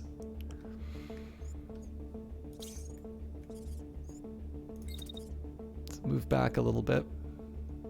Basically just want to try and do a shotgun hit. Oh, nope, they are under threat actually, so if I move around the edge like so. Okay, so this isn't normally how I would like to play it, but what I'm trying to bank on here, so they're going to hit this unit, they're going to be moving somewhere in this area. So presumably if I put the Hermes somewhere in this spot, there's going to be a pilot that I can sort of beat up a little bit. In the meantime,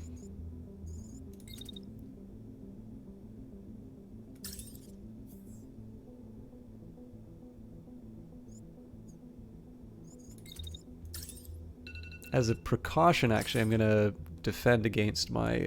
sorry, that's my T. As a precaution, I'm going to defend against... So there's the one concern I have is that when this thing gets hit, it's going to go flying into my own unit. So I'm putting up the shield just to deal with any fallout, and then immediately after we should be targeting the tank. Now I've got a little bit of a jam here.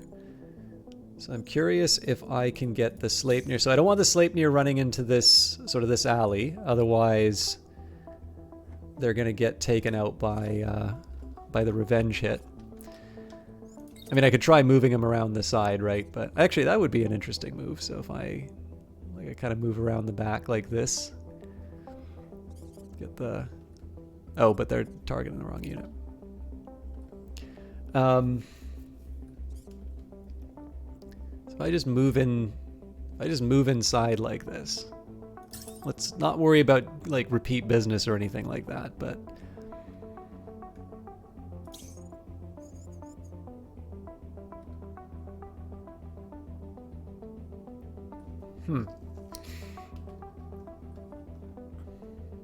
okay, let me think about what I'm trying to accomplish here.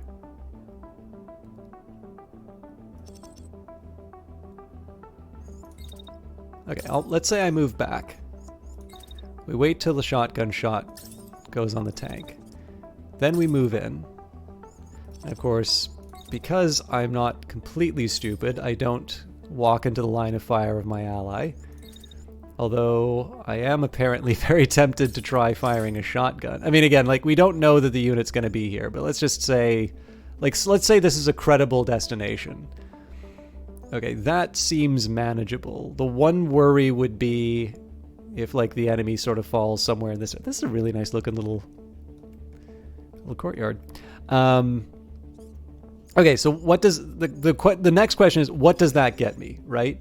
I've got a unit that's threatening me here. What do I want to try and accomplish with this unit? Well, we'll wait a little bit for this unit to come back. So they're already shooting through a wall.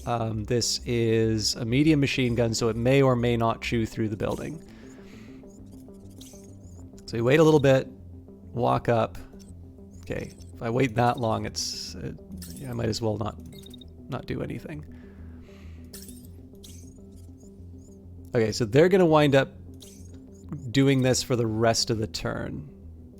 So I guess the question comes down to, like, am I willing to put my unit at risk like that? And the answer is yes. All right. So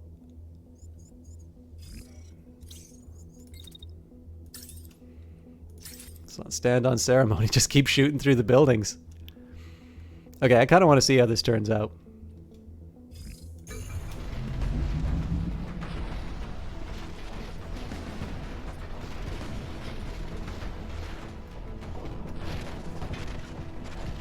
So shield should be up. What? Okay. Unfortunately, that unit is nowhere near where I thought it would be. I don't know exactly how the physics work on that. I trust the Phantom Brigade development team and Unity to make their determinations about physics. I'm just... Oh, you know, maybe they bounced off of the wall? Alright, that unit's done. So, unless we get very lucky with the shotgun, I think we still have to deal with...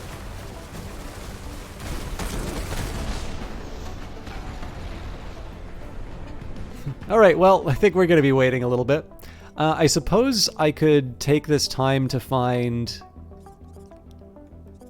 you know what? I'm gonna make my mark. Oh god, I keep forgetting how slow this thing is.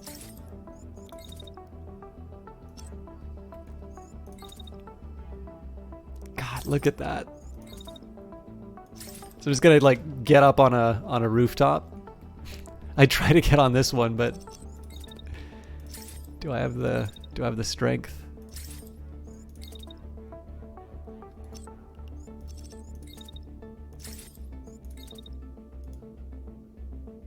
Almost. You could do it.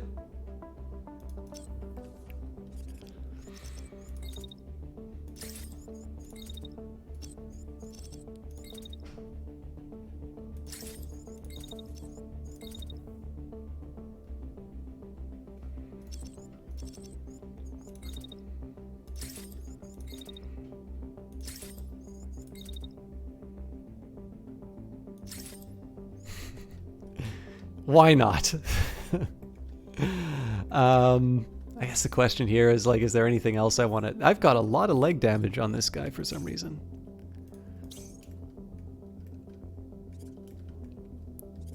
Okay, let's just get the squad back together. Pickle fights, you're taking some big jumps for such a slow guy. Well, this is the crazy thing. Like, jumping for this thing is the optimal form of movement. Like, 4 speed is hilariously slow. Good to see you again. Who doesn't have orders? Okay, we can, we'll set you up in the middle. Maybe not against scrap.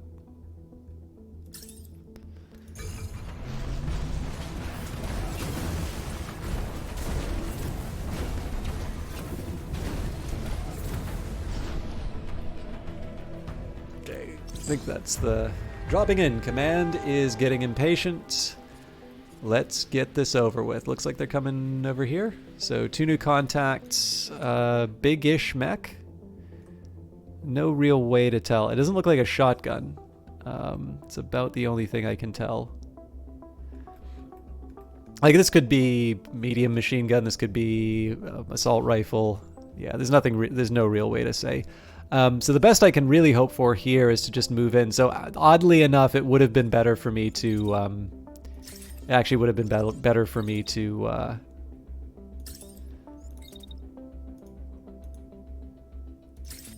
To get on this roof. But now, if I recall correctly, I think I made a mistake in saying you can't target certain areas. So I believe if you control click like this, you can actually attack the ground, but it's nowhere near where I want the range to be. So obviously, it's got a nice sort of big cone as long as you get the optimal distance. And unfortunately for me, I'm not able to do that on a roof. So.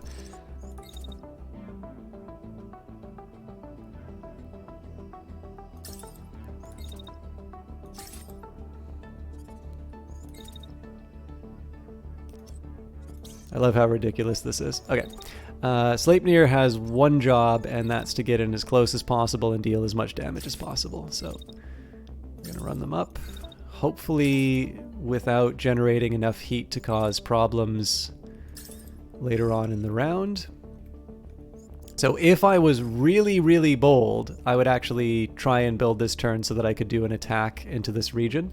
I hate committing myself to actions into the next turn, so I'm not going to do that, but I could, and that's the important thing.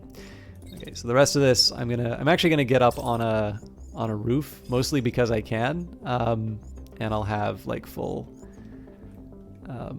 cooldown, and then the Hermes. I mean, the Hermes just kind of. The Hermes almost doesn't need jump jets, but. Trying to think about the best way. So I want to try and just get a positional advantage on them.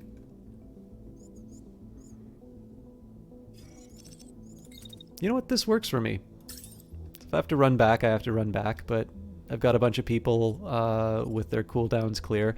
The only thing is that if I try to get the Vulcan... Oh, man. I didn't realize how badly I hit stuff. I guess the only thing that I can say is that I'm probably going to be blocking my Vulcan cannon for most of this. All right, so let's make it run. All right, well, I was wrong. That's probably a marks. Oh no, that's an assault rifle. Okay, and an autocannon. So I want to stay away from that if I can, but we'll see where everything goes. Okay, so this is why it's a good idea not to assume that your enemies are going to move forward. Looks like they're actually going straight for the Hermes, which is interesting to me because I bet that means that the Sleipnir is going to be able to run up behind them and make them sad. So I'm actually going to take the Hermes and just run straight back. There's no point in me trying to engage here. Although I am going to try and move in such a way that I don't give them these gaps between the buildings. It's very unlikely that they're actually going to be able to connect with those hits through the buildings, but I don't even want the chance of that kind of a hit. The only thing I could potentially do better would be to try and somehow get their backs facing me, but that is a pretty tall order for the current setup. So I think if I time this correctly,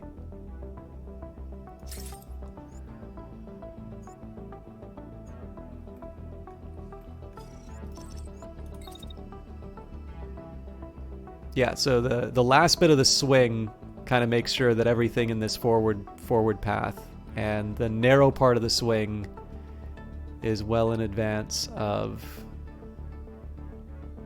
like, it's nowhere the enemy units are going to be, so that's going to be glorious to behold. I'll run back for safety. I do have this nice little option here because they're kind of ignoring my shotgunner. I actually get some free shots while... so again, just want to make sure I'm not hitting my own unit. Alright, so this is where I just calm down and don't do anything. And then, of course, the what do I want to do with this thing? Well, I just want to open up and, you know, show what I'm made of. But that's not for this turn, so we'll keep... Oh. Okay, so we take one step forward. Jet.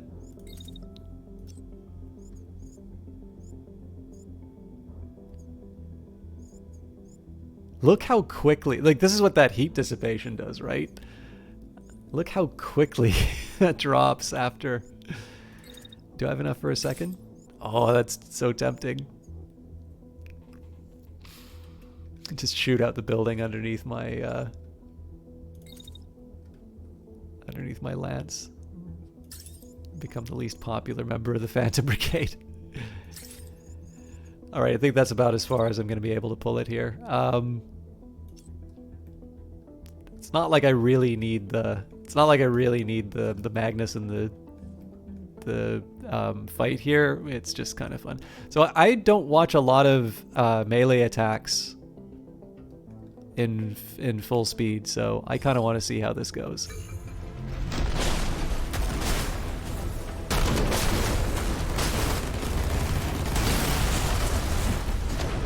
Amazing. So, no, he does have a sidearm. Okay. Commander of the base is circled around the perimeter. We're ready to pick up the squad if we need to. The enemy will hold the site if you do. Yeah, and the I mean, the other thing that I like is, I mean, so there's a reason why I love this axe. Like, it's heavy. It did bring it to a, like, that alone turned this into a tier 2 or into a level 2 unit. But like the ability to basically disable a unit for a turn is an incredibly strong like option. So, you know, like, I can be a purist and say I want the most mobile squad that I've got, but like this is amazing, right? Actually, you know what? It's possible that we might just be taking this thing out, so I will I'll put up my shield.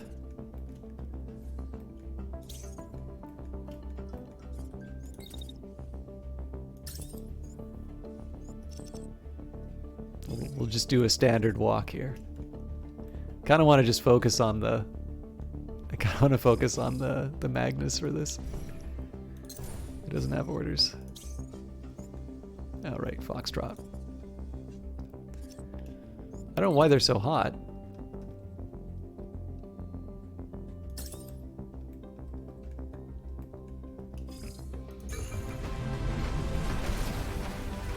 Nope, still not enough to finish the job, though.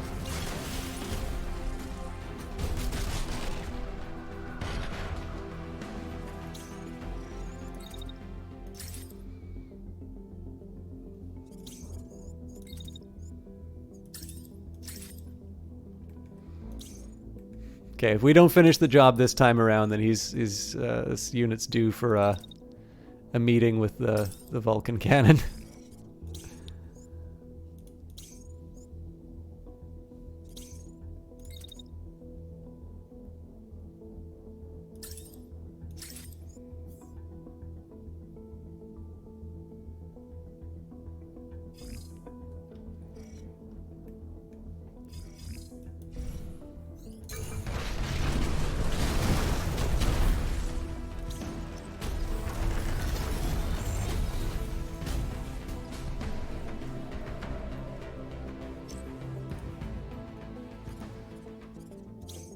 How? Oh, because we took out their legs. All right, well, we tried to be nice. You're not getting on our hill. We brought a present just for you.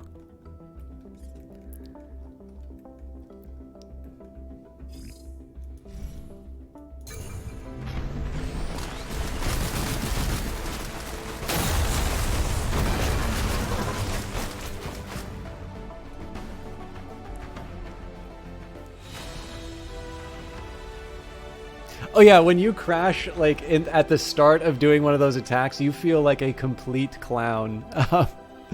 That is not a fun follow up for sure. But all right, that was kind of fun. I'm still unsure about the Magnus. Like, let's face it, it's a big, awesome cannon, and it pretty much kills everything in 2 turns. But I feel like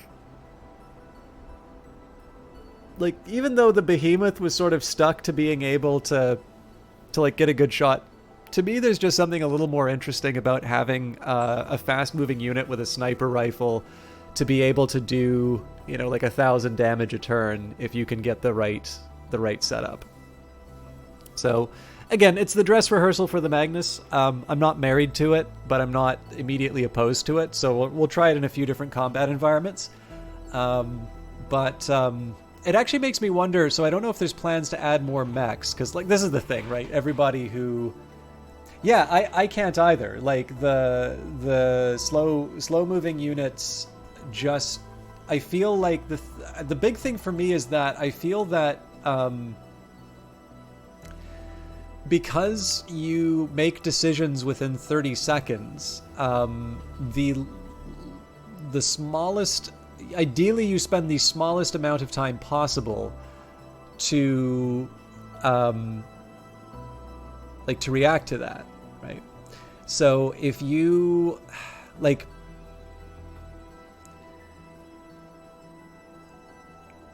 this, okay, so this isn't actually the way to play the game. I know how you can do it. So the way I wind up playing when I've got big heavy units that move slow is basically to say, I really don't care what the AI is doing. I'm strong enough to be able to take them on, and, you know, they can try. What you do instead, like I think the way that you're supposed to play if you've got big heavy units is you say, I have positioned my units in such a way that anything that an enemy does will be a bad choice, right? So if they go left, I've got a giant, you know, Vulcan cannon that's going to go, you know, that's going to take them out. And if they go right, you know, I've got 2 units with shotguns and extremely bad attitudes waiting for them. And it's more about you've positioned yourself in such a way that you don't really need to worry about your units reacting to what's happening in the moment. And I don't know, for me, like I've tended to react to the events on the screen. Obviously, having very low armor is something that forces me to do that, because there's plenty of shots in this game that will, you know, take me out in one hit. But I don't know. I kind of think you've got like so.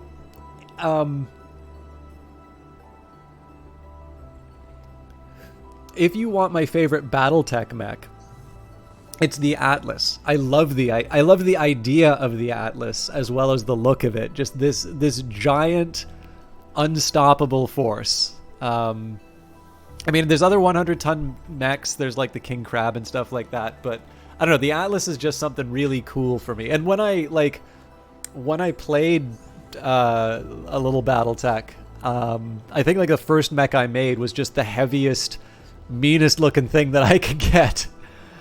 You know, the funny thing about it is though, even though I like love the Atlas and I just think it's the coolest mech, when I play like MechWarrior Online, I've maybe played a heavy once. Otherwise, I always play like a scouting light. I love the Locust, for instance. And I will just sort of run in and I will, you know, I'll spot for missiles. I'll do the sort of light things that you expect.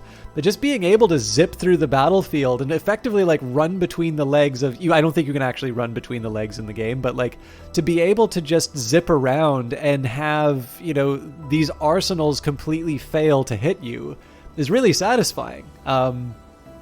I remember even being able to, it was like, I say 1v1, but like that the Atlas was, or no, sorry, it was a Kodiak, was like already kind of damaged, right? But it was basically last 2 mechs on the map. And again, just ran circles around the guy, kept picking him apart from behind. He wasn't able to land his hits. I think half the time he wasn't able to even target me because, of course, there's limits in terms of where you can direct the shot. 20-ton mech took on something 5 times its size and won because you can't damage what you can't hit. So I don't know, it's probably a preference on my side, and it's the difference between what I find interesting in sort of the settings versus what I find interesting to play. And in my own case, mobility is huge. Your ability to get somewhere on the battlefield and do what you want, I think, is worth more than the ability to sort of take the enemy's shots. And again, I think that's communicated through, to me, I think I'm just kind of reacting to what is interesting about this game. If you play a game that will give you full knowledge of what your enemy is going to do, I should have done the review. If you're going to play a game that gives you full knowledge of what your enemy is doing, the most immediate response would be I want to capitalize on that and do something. Whereas in other strategy games, and it arguably in this one as well, it's just a different way of thinking for me. I'm trying to think of the right way to put this. If you play think of like a hex-based, proper top-down strategy game, the sort of thing that maybe would have been published by SPI back in whenever they were a thing. I never played SPI games, but I know I've done more than a bit of reading on board games,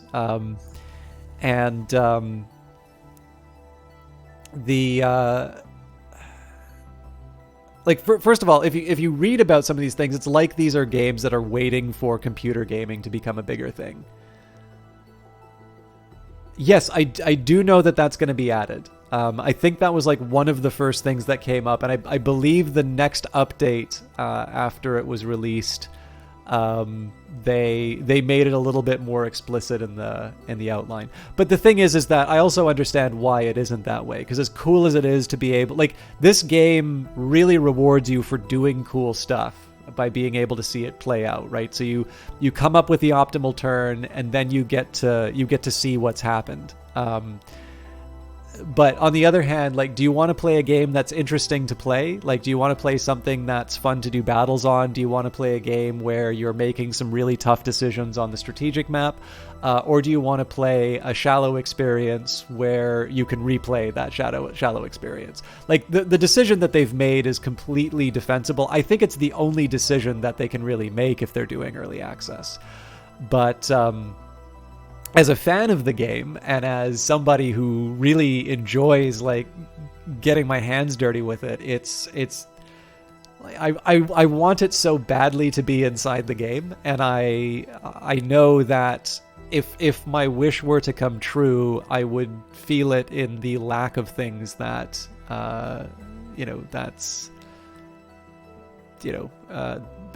would feel it in the things that didn't get in the game. But needless to say, I'm really looking forward to it. But yeah, anyways, I don't know. To me, being able to move in reaction is a little bit better. Sorry, I was talking about strategy and stuff like that. I think it's completely viable to play this game in such a way that you work out your plans and you are less reactive to what the enemy is doing, so much as you're using that information to to actually enact the last step of your plan. So again, which unit shoots at which, because you've already set yourself up in this ideal situation. And then there's the other one which says that it doesn't really matter what the enemy does because you're going to work around them and you have the dexterity in order to be able to do that. It'd be interesting to try the other way around. Maybe that's one thing that I can try, is I could try a run where I don't allow myself any fast mechs and see if I get better. Kidnapped. As you pass by a small village, one of the residents calls for your base to stop. When you come out to see what's happening, you find him nervous and harried. They took our people, he says. Please, you have to help. After one of your pilots helps calm them down, you find out that there was a peaceful protest broken up by troops. They bundled the protesters into the back of one of the trucks, and nobody has been able to track them. That happened yesterday, the man says. I'm worried sick. Your pilot turns to you. What do you think, boss? Reckon we could track them? Yes, they can't have gone far in a single day. Find the enemy base that the civilians were taken to. Home sweet home. There were cheers when you returned the civilians to their village. Okay, I guess that was the base that we were at. Many of the people come and thank you. Your pilots look pleased too. Nice to see what good our work is doing, one of them says. It's easy to forget what we're fighting for. Move on, but you won't be forgetting these happy villagers in a hurry. Having helped the settlement, a man comes to you. I can't say how grateful we are for your assistance here, he says. I have information for you about somewhere not far from here. It may help the cause. He marks the location on the map. New location. One of your pilots comes to you to show you a new location where the new location is on the map. It could be armed to the teeth with guards, or it might be abandoned. Might be worth the risk, your pilot says. Could have something useful. What do you think, boss? Should we investigate? Yes, it should be interesting. All right, that was a lot. Let's fix the power lines and let's watch the salvage happen.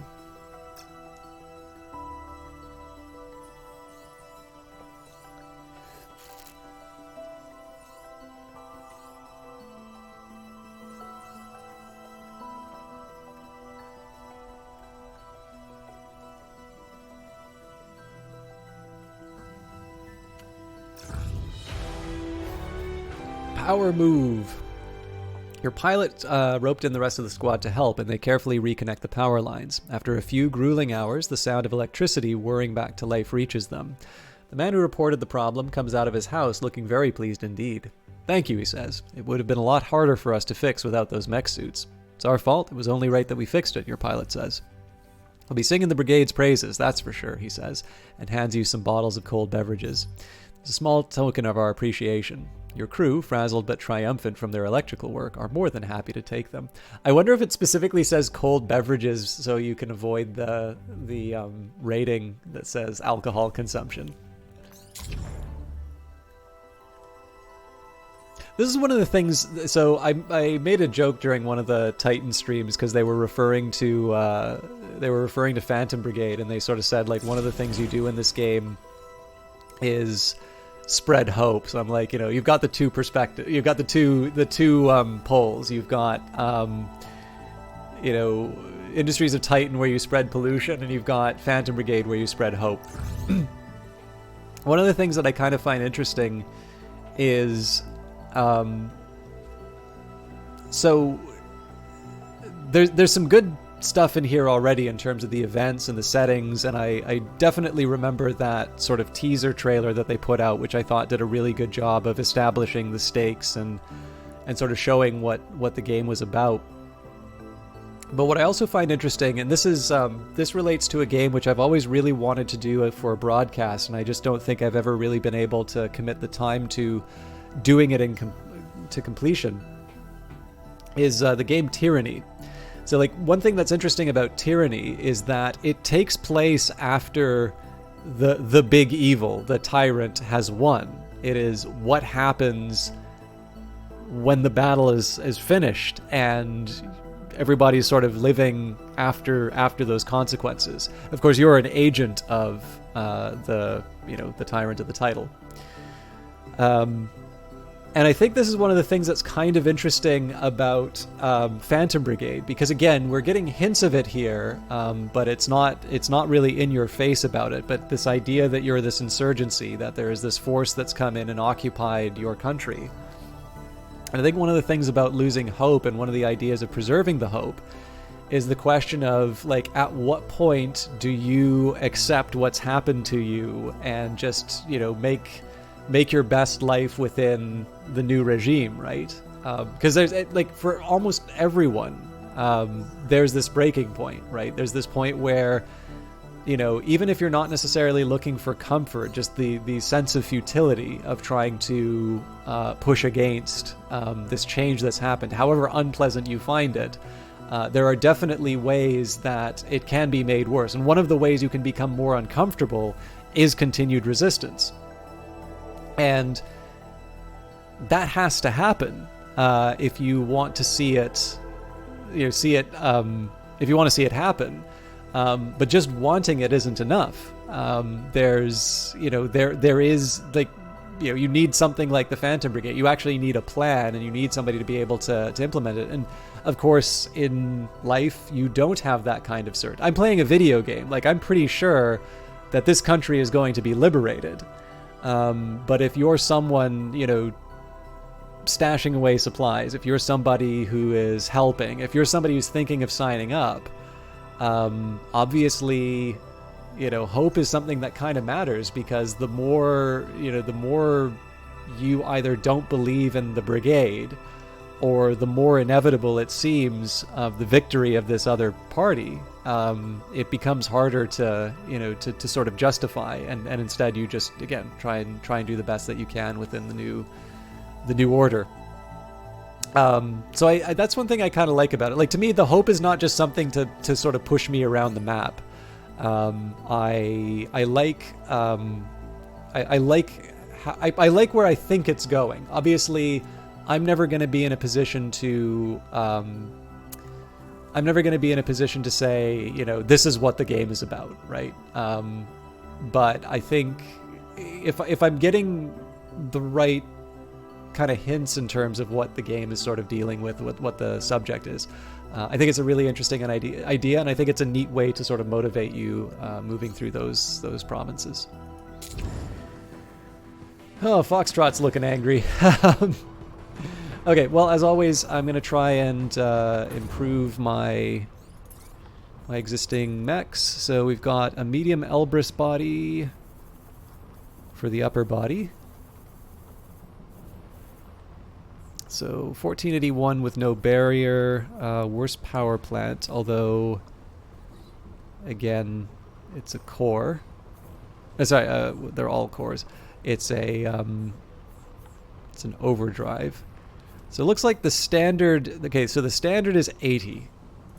So let's say if there's a difference of 5, I should be paying attention. Okay, so perfect example here, right? This Elbrus is probably a really good one for me. It's got a overall improvement. Well, actually, okay, here's the thing, though. I lose 223 barrier in order to gain an integrity of 1481. It's tempting to take the extra mass, but the overall survivability goes down. If I wanted to put a defensive subsystem on, I'd probably put the hollow plating, so that puts the integrity even lower. And of course, more importantly, it's a medium body on my heaviest mech. So I do like having one tanky mech like the Lance. So we'll say no upper body for this one, although I may change it around for another unit. Elbrus medium legs. So the real drawback here is the heat dissipation.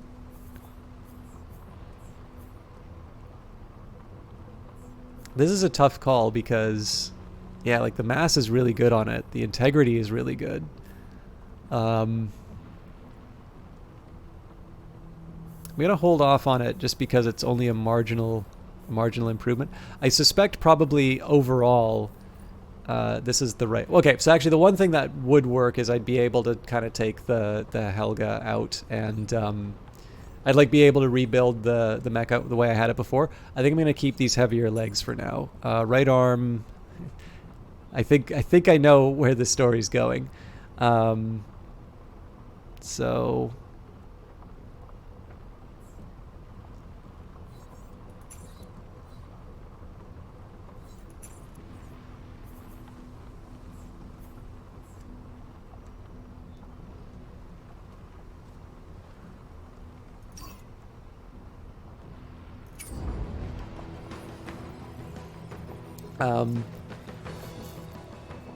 a little disappointing, but we can work with it. So the thing is that the medium parts really don't have... it's really hard to figure out where they fit in my overall plan. Because they're a little too heavy for my existing units, but they're... Oh god, I didn't even think about the items. Oh yes, I did. So a launcher and a shield. So not very interesting for either one.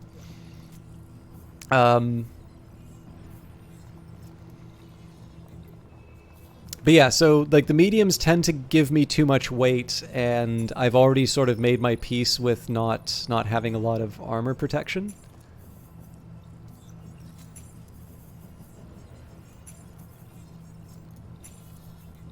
I think this is going to be a pretty short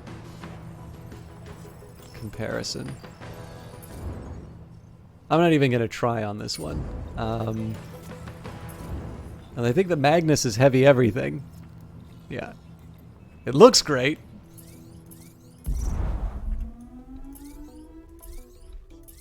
Especially with the iridescent looks.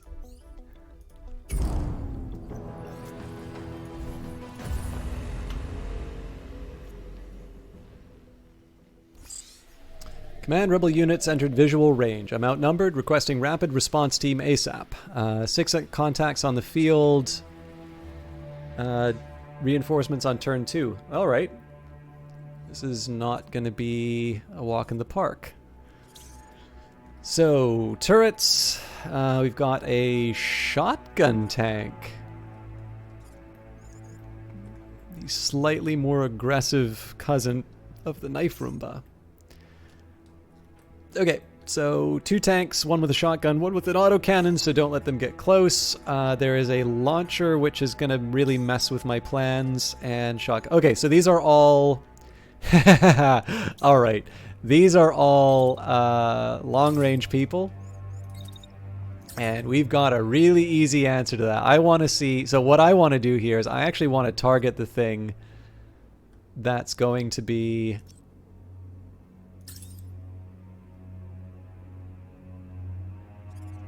like at the back. So I kind of want it to just be this nice like straight line that that takes these things out. So we're just gonna stand on the hill. I'd even go closer if I could move faster, but we're just gonna stand on that hill and we're gonna take him out while we can. And in fact, everybody else I'm gonna put in cover. Like there's just no reason for me to open myself up to potential hits.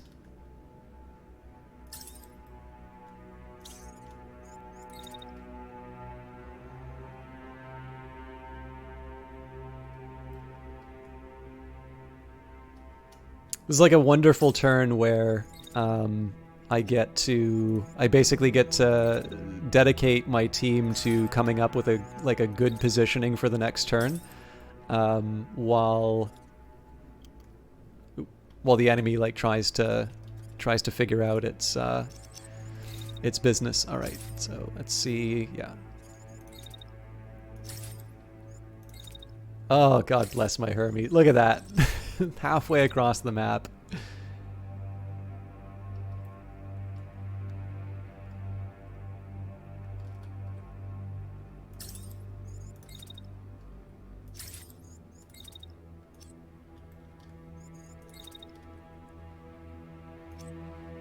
All right, fine.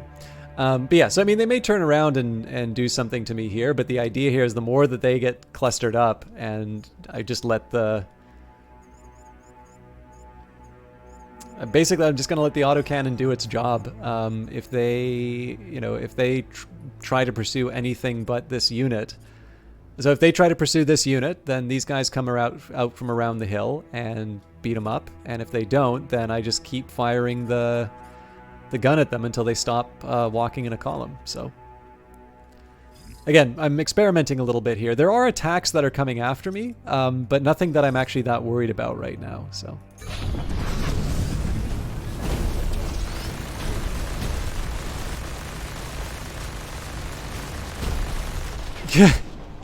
okay, this is awesome. Alright, so I can't remember who they were targeting. It looks like it's going after the Lance. So question number 1, is anybody actually trying anything else? Not really. Okay, so clearly...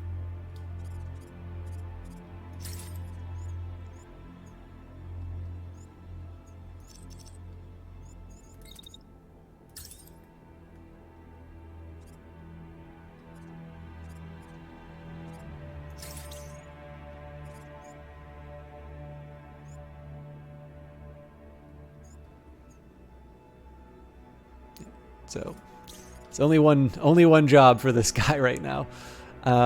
Looks like the tanks are chasing the Hermes, which works very well for me. Because if I can engage them at range, it just makes me happier.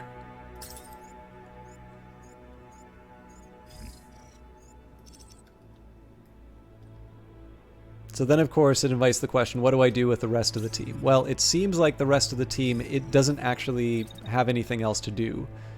So let's just go around the edge. I am slightly curious if I can get away with what I'm about to do here.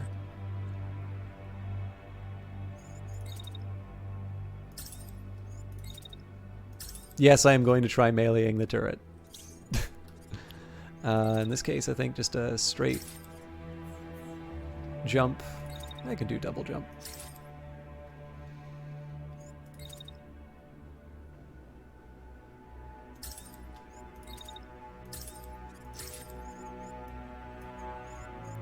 I don't think I can afford to do a second shotgun attack. Yeah. Just leave it be then. And I really want to see this Vulcan do its thing again.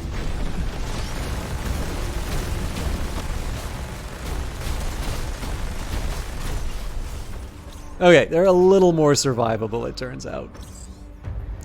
Dropping in, command is getting impatient. Let's get this over and done with. Okay, so question number 1.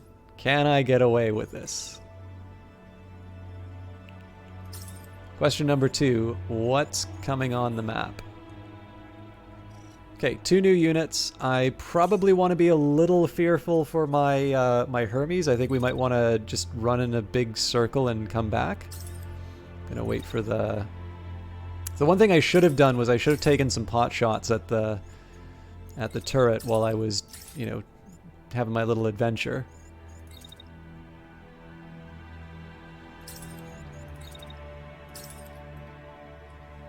But we're back in action.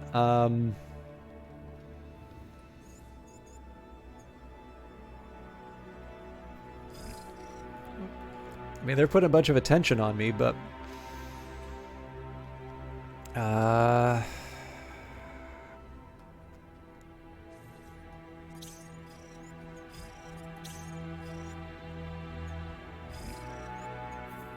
okay, it looks like they're focusing on, they suddenly found religion in taking out my...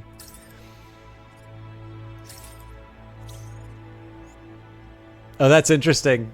They're like, nope, too much trouble. Okay, nope, we're letting her rip.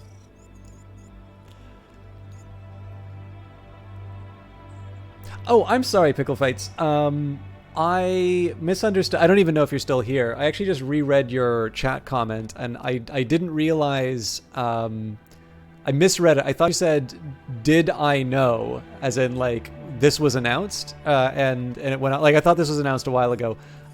Whereas you were asking the question, is this something that's going to be coming in? And the answer is absolutely yes. I believe it is on the roadmap already. I think probably you were able to get that out of what I said already. But I did realize, I realize now that I misread your question. And I've actually changed my mind here. I think I am gonna, so I don't even need to really move out here, do I? Yeah, I'm just going to take the objective. I think that makes as much sense. Okay, so I suppose the question is, what do I do with my Sleipnir after I whack it with an axe? I guess we stay put. And then my shotgunner. Ooh, this is going to be an exciting one.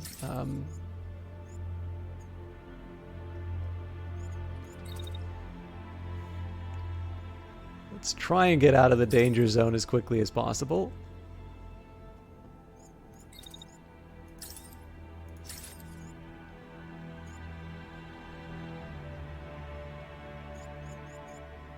I always keep, like, running into their...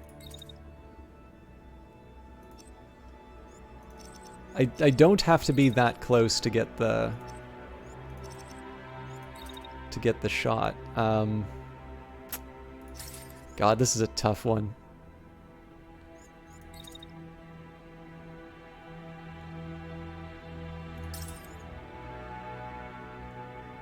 I'm trying to minimize the amount of time that I can get hit by Vulcan. Kind of Vulcan fallout.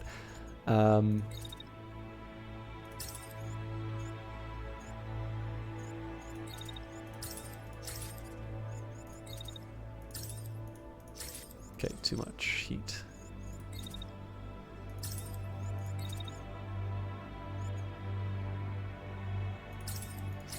Alright, that's a weird one, but it'll work for me. I'm really curious whether or not we take out this turret. That's going to be sort of the key to this round. And I think I'm actually going to dash following this one. I don't think it's going to accomplish all that much, but at the very least I can get on a higher... I can get on higher ground. And possibly, if I'm lucky, I'll just start moving towards these two next round, but we'll see where it goes.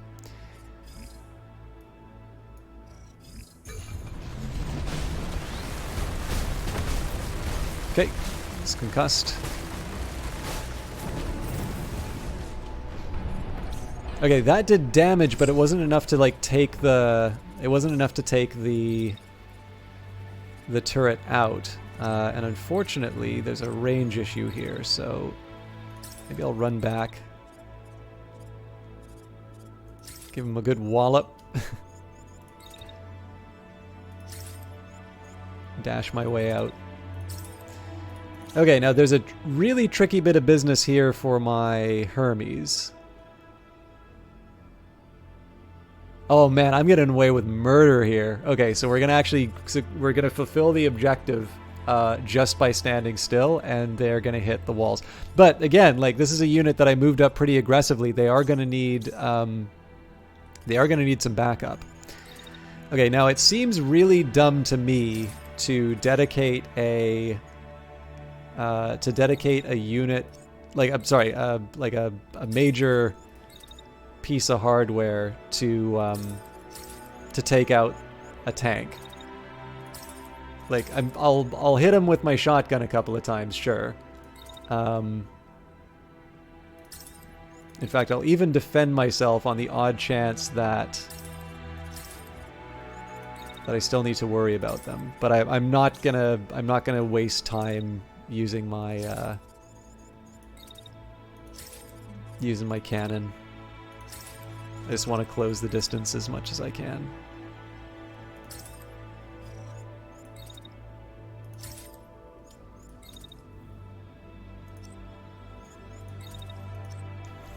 So silly. Okay, yeah, as weird as it feels to keep the Hermes where it is, it's actually the best move I can make right now. And this is a standard cannon and an assault rifle shield combo. So if I can get this thing in front of a Vulcan cannon, I'm laughing. But that's a big if.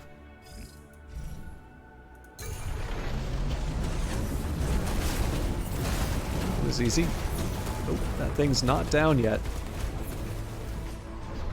So fortunately it was just barrier, but I am going to have to...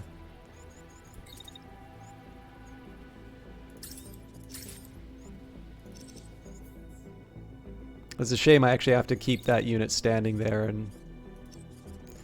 You know, if I'm going to do it, I might as well just like walk into the proper range, so at the very least I can get like an optimal hit.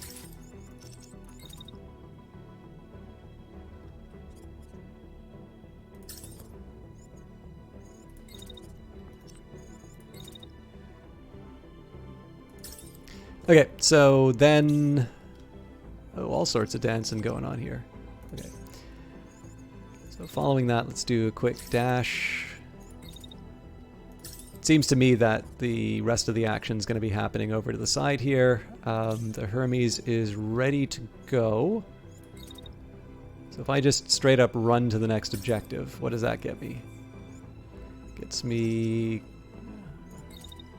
right in front of the turret. Okay, this is actually a little harder than I thought it was going to be. So if I just dash to get out of my predicament. Interesting. So that dash doesn't help me.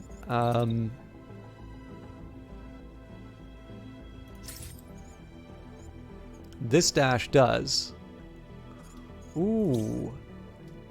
So I was thinking that I might take this objective, but maybe what I want to do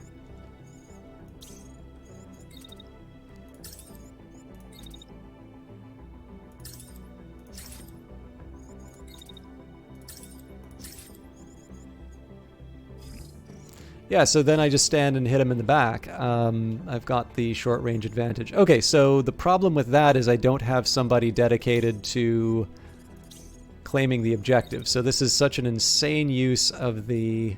Okay, no, let's see what I can do with my melee unit. Oh, I know exactly what I can do with my melee unit. We're going to line up.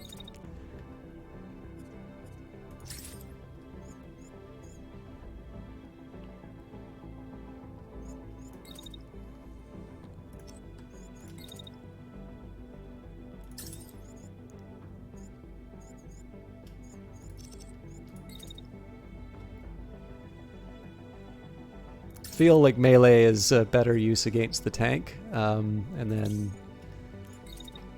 again, I feel a little ridiculous, but I'm actually going to move this thing up to take the to take the objective.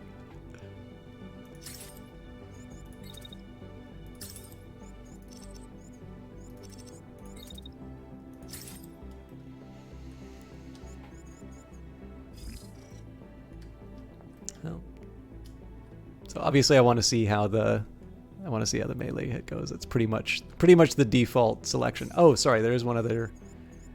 Can I get away with? Not really. I was just trying to think if there's a way I can get away with opening fire on a turret, but I think that's all accounted for.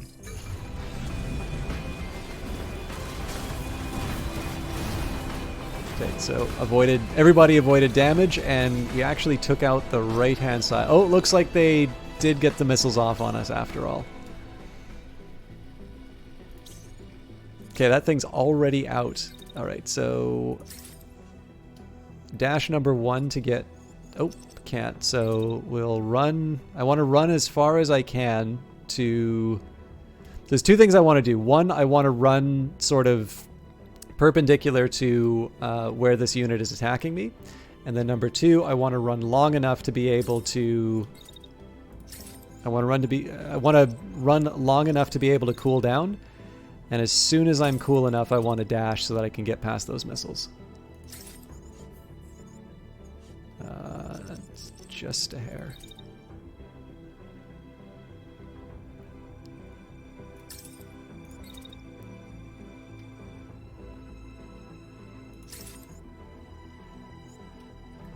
Okay, there's a few moving parts on that, so it's not the ideal move for me, but it does the trick. And then that gets me into cover. So would it be nice to be able to get some shots in? Absolutely. Do I think that's going to be happening with the Hermes? Well, it seems like everybody's sort of in a position where they avoid, yeah. There's no real spot for me to do the shot. So now if I'm feeling very determined, I could try Vulcan cannoning the turret, but I don't think I'm quite that angry yet. Okay, so it looks like they want to hit the lance. What's going to be hilarious is if I can club them with the mace at the 1.2 second mark.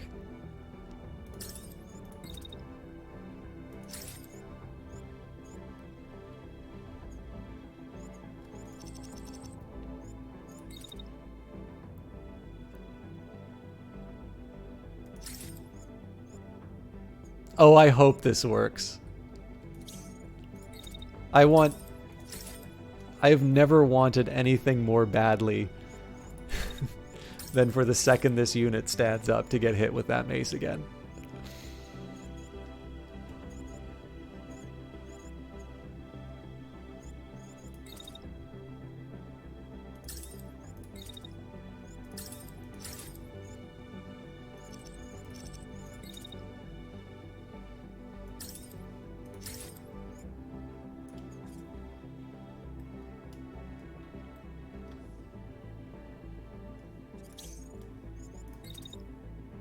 Sometimes you just gotta fire your enormous gun. So there's a few things I want to watch. I'll keep this in the background, but I really want to see whether or not this thing can burrow through the building in one turn. Hey, Night Valiant, how you doing? Sorry, I need to sneeze. Excuse me. For those of you who don't know Night Valiant, he is a streamer from Brazil. He's been doing Yakuza Like a Dragon, which I think is the most recent one. I don't know, they're all the same. Being a Microsoft shill as usual. Listen, they've got a very attractive subscription plan. Like I think that's there's no point in pretending that it's it's anything than what it is, right? It's like I know people like to say that Epic's like I don't think Epic is as bad as people want to make it out to be. One way or the other, like it is hard to argue with free games. Like it is, unless like I get that if people think that there is a spyware problem with the storefront, but that's like really something that was kind of made up because people were mad at Epic for other reasons, right? Now that doesn't mean that, because you get free games, it is as fully featured as Steam and the best thing for you ever. And we must all be grateful that Epic's doing its thing. But it's an incredibly good like it's the first article I ever wrote. Like, Uber has subsidized so much in terms of my my transportation costs. And if that company went bankrupt instead of becoming actually quite successful, I still would have been ahead of a lot of very cheap rides at a time I otherwise wouldn't have had had access to it. I'm totally fine if there's some dumb VC money that wants to buy video games for me. So, in the case of Microsoft... Now, here's my guess about the Microsoft Game Pass. They're being very aggressive in terms of expanding. And my suspicion is that after this, I think, 2-year period where if, you get an Xbox... So the Xbox Series X, and I believe the Xbox Series S as well, if you were to buy them through financing, at least in Canada, it would be cheaper than if you had just bought the subscription and the console on its own. And then, of course, it was at a 0% interest. So essentially, they're paying you to buy the console in installments. But my feeling on that as well is that I suspect at the end of those 2 years is going to be where you see an increase in the price of the subscription service, because for the most people who will probably have been introduced to that for the first time will have got used to having it. It will have a very deep portfolio of games, and then the question will be, do you want to... So first of all, you've already gotten used to not just seeing this monthly fee come out of your account in the form of the the cost of the console plus the subscription. Again, paying back that 0% interest loan. What they're doing is, I think they're training you to expecting a certain amount of money coming out of your account over a period of time for your gaming purposes. And so, at that point, they're able to raise the price of the gaming service, and there's going to be a group of people for whom they still feel like there's actually been a reduction in the costs. Now, that obviously the people who got into the Game Pass without taking that deal are going to feel the pinch, so they can't necessarily do it. It's not like carte blanche, but I have a feeling that is one of the reasons that deal was so good. Is that I have a feeling that the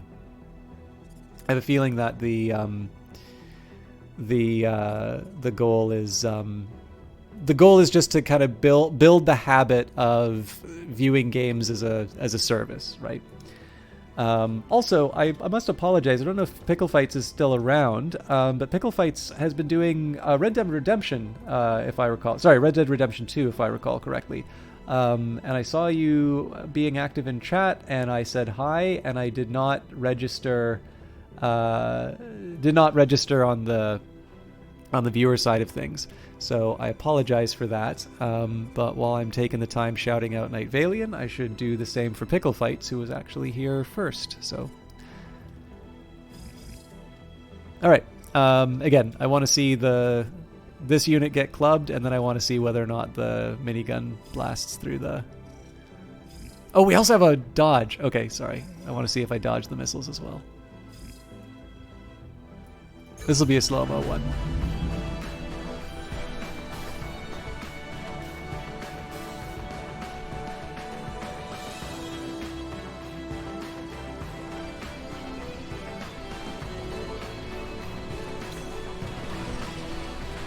Took out the right arm.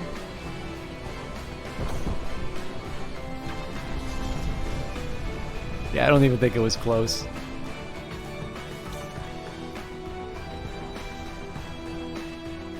So they're going to eject, assuming the shotgun doesn't take him out.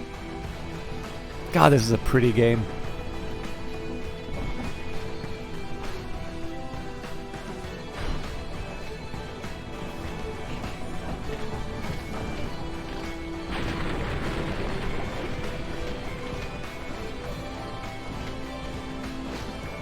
There we go.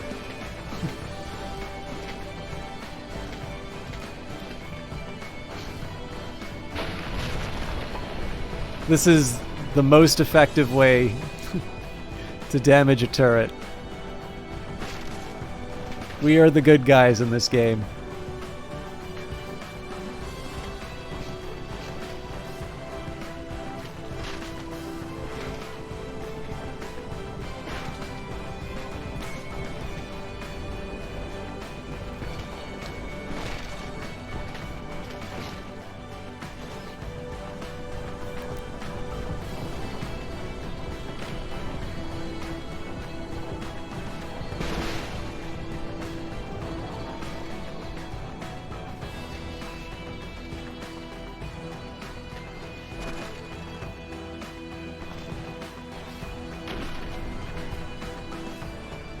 Stop!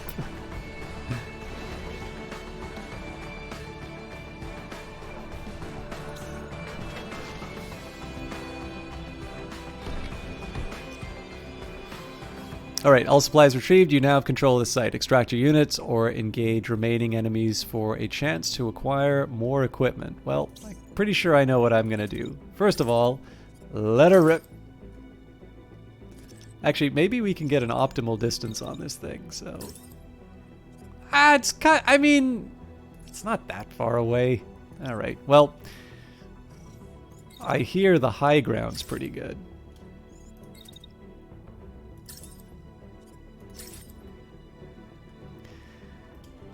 And who are they going to try and hit? So we're going to dodge behind the building, which I'm fine with, and they're going to launch missiles at me, which I'm not fine with. Okay, so priority number 1, don't get hit by missiles. I guess I could do a crossfire here.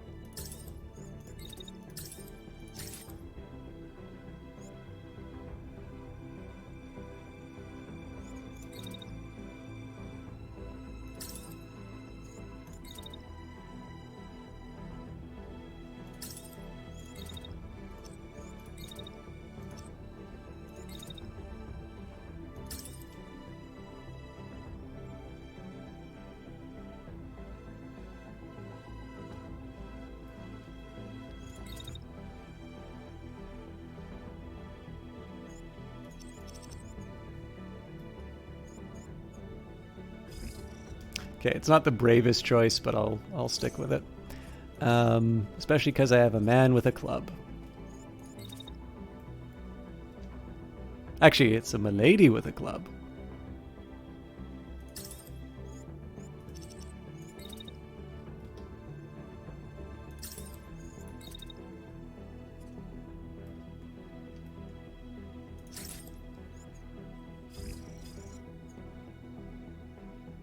Okay, technically there's rockets coming after me with that, but I will also be sort of dodging them with the melee attack.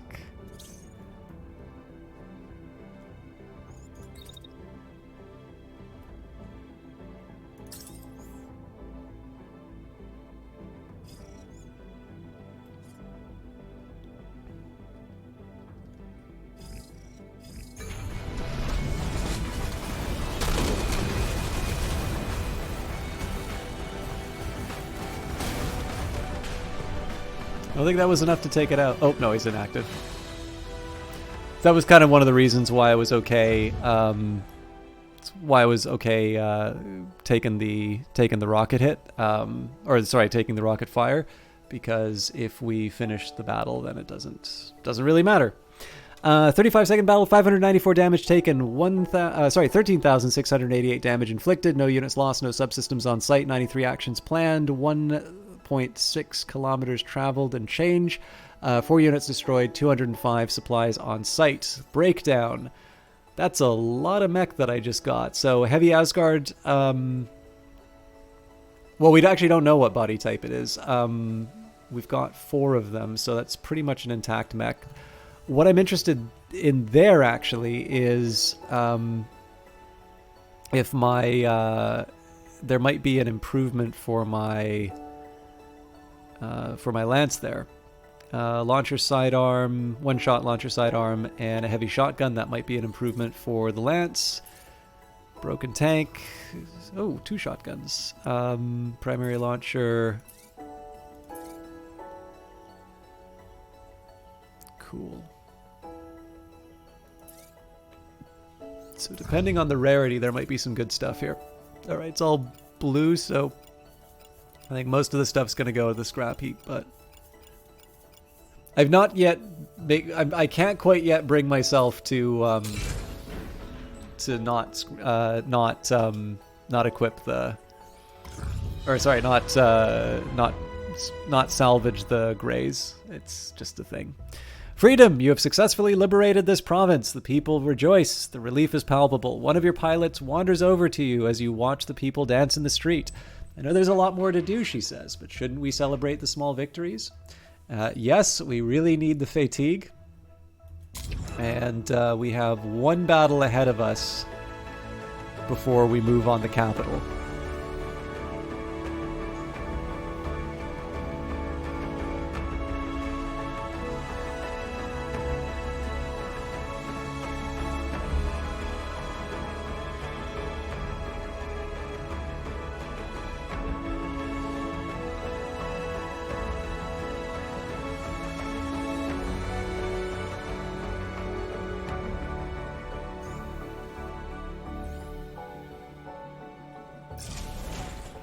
Let me look at my pilots. Foxtrot is only medium angry now.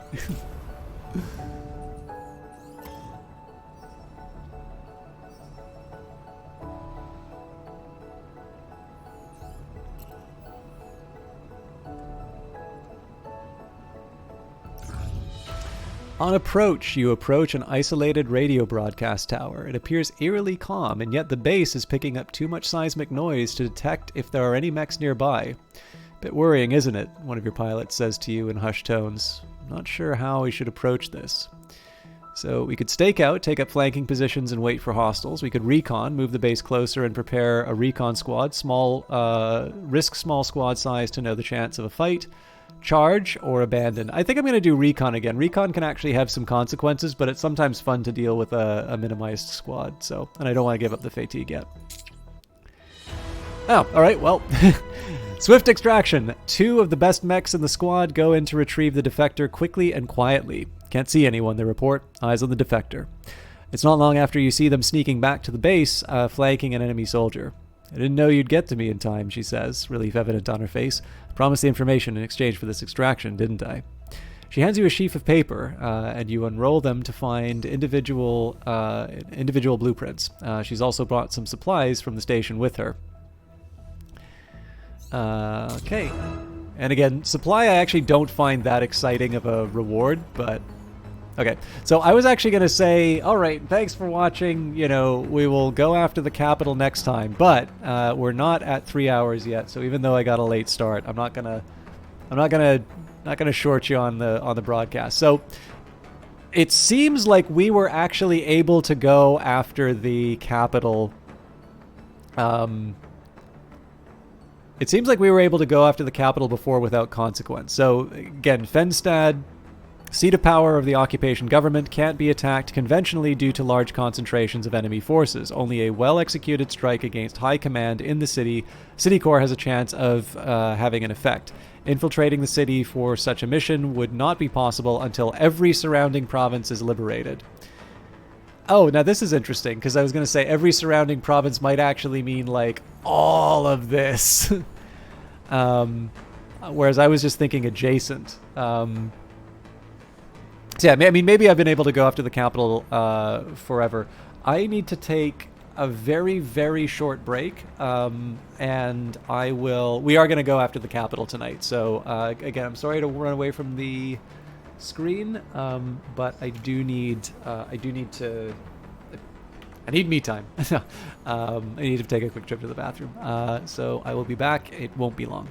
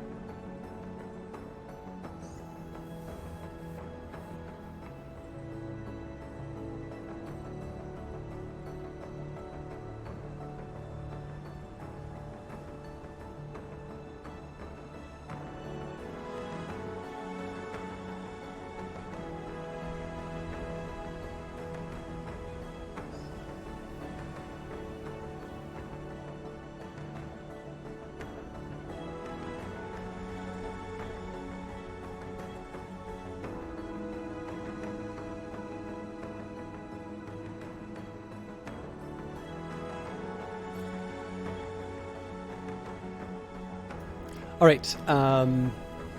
Sorry about that.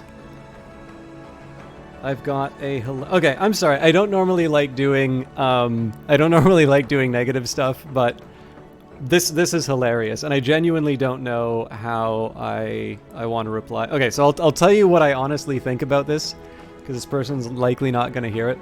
So from Dennis Svitdak.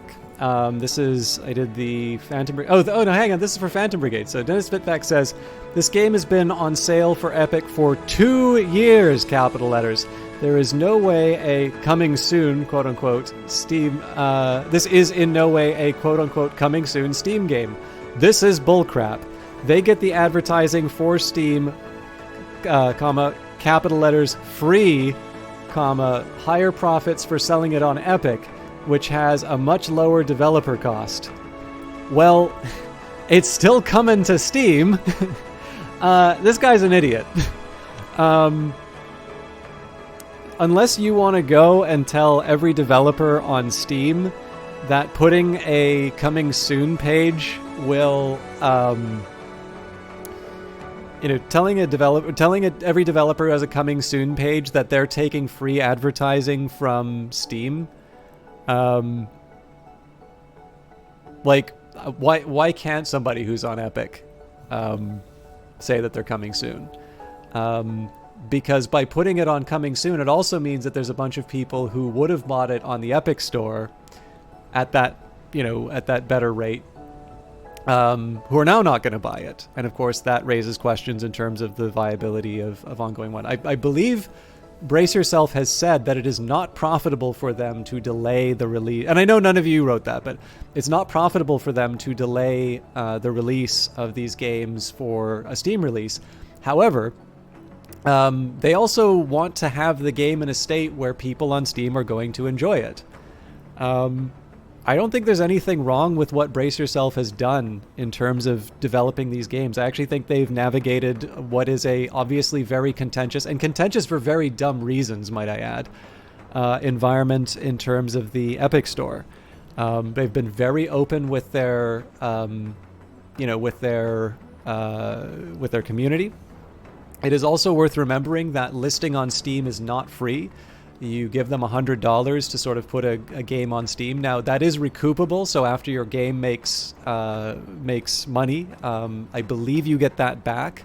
And again, like for games on this scale, if you haven't made $100, you have much bigger problems as a company. But still, like it's not advertising on Steam for free, and more importantly, Steam is requiring that this has been in the terms for Steam that the prices on other storefronts be the same. That is anti-competitive behavior, and Steam does that to make sure that somebody isn't just directing, using a Steam page to direct them to their own channel. But this is the thing: I don't get why people have to be advocating for the rights of this.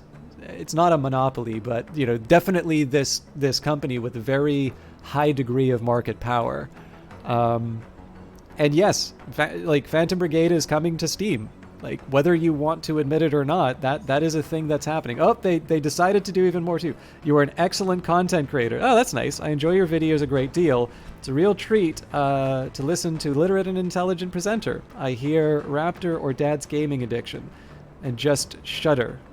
I don't have no idea what that is. But like, so I do feel a little bit bad of saying, like, okay, so here's the thing to the person who wrote this, because it's entirely possible you'll hear it.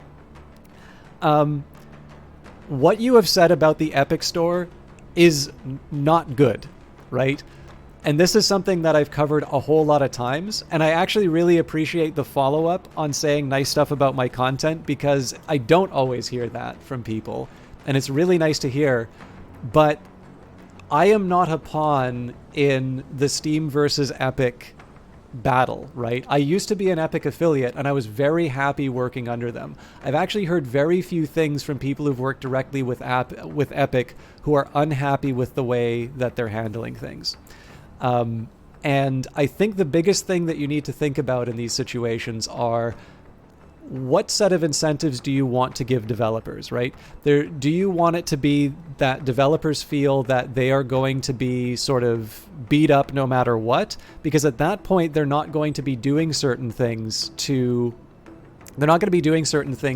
keep, keep customers happy. I think, if you take a look at what Brace Yourself Games did in terms of their Industries of Titan stream, that's one that was also available on Epic for, that was listed as coming soon on Steam and available on Epic for a year.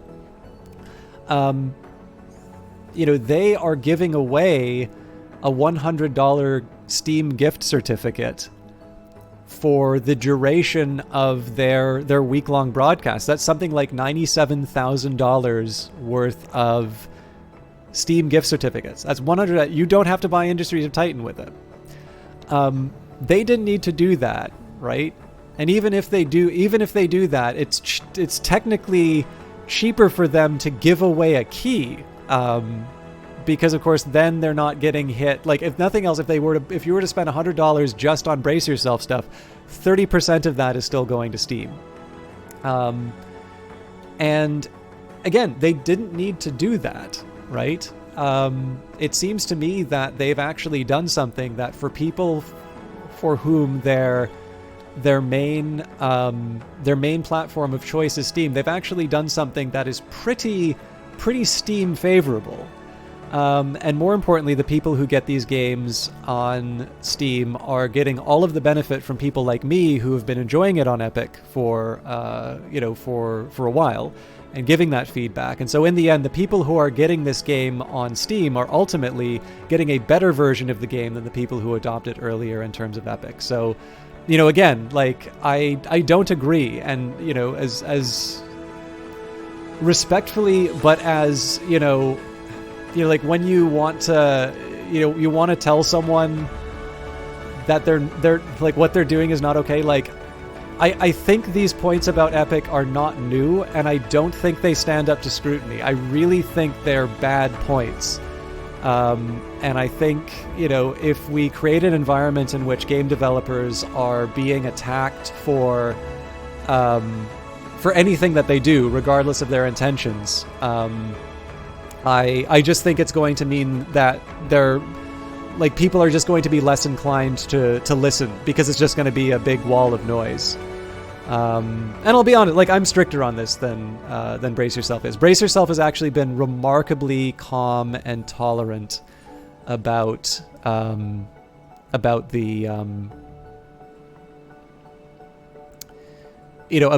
the Epic hate. And honestly, they like. I would much prefer it if more developers were like Brace Yourself Games, not less like them. And you know, honestly, it's I guess it comes down to a matter of taste, right? Like, I also like EA, and everybody seems to hate that company. But in the end, like, okay, the best I can say, especially because we just need to get on with the end of the game, is yeah, and that's totally fine, Sock Puppets, too. I don't know if you're the one who left the comment. My job is not to sell the Epic Game Store. Even when I add an affiliate link, I tell people, like, this is trying to convert a sale that already would have happened into something that, converted into something that gives me some money. Okay, cool. Thanks, Sock Puppets. I feel at the very least, like, when I say this is dumb, I at least owe someone, you know, if somebody comes here to, you know, to say it to me, I should at least own up to what I've said.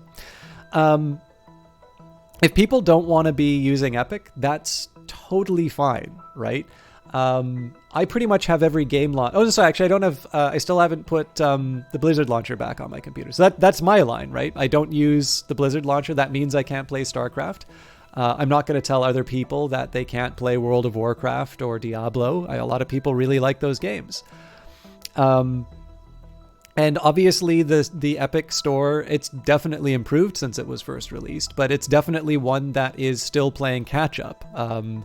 They've done a much better job of capturing market share than anybody else. GOG, Origin actually was enough to sort of that, and the combined, you know, like what was happening with Rockstar and that. EA did finally come back to Steam after they lowered the revenue share for people past a certain amount of revenue on the Steam platform. Actually, I think it's the game's revenue for the thing.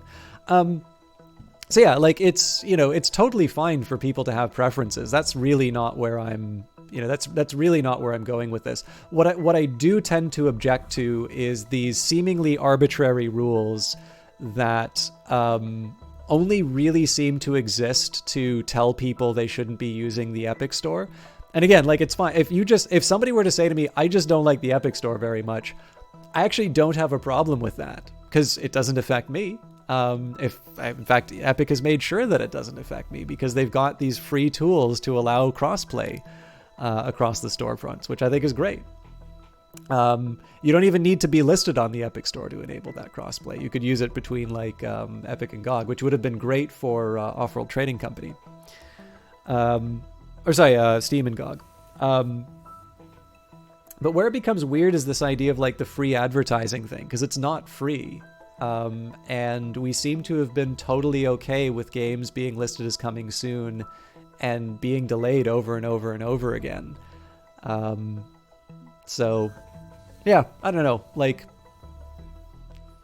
I guess in the end, I really don't, like I said, I really don't like being a proxy in that war, and I don't understand why people need to be be partisans on the issue. Like, I'm just interested in supporting the game, and Sock Puppets, I actually really appreciate you. I really appreciate you saying that you want to support the dev, because that's where my loyalties lie on this. They obviously gave me the key, and I got a really nice message from them this afternoon, actually. And I think it's a really good game. So I hope for those of you that are waiting for this on Steam, please do put it on your wish lists. Like, it's going to be worth it. And if it's like Titan, I think it's actually going to be... So assuming they launch it like Titan, it'll actually be starting with a pretty good discount. Like, Titan launched with a 20% discount. So, you know, there's kind of every reason to wait if that's what you're looking for.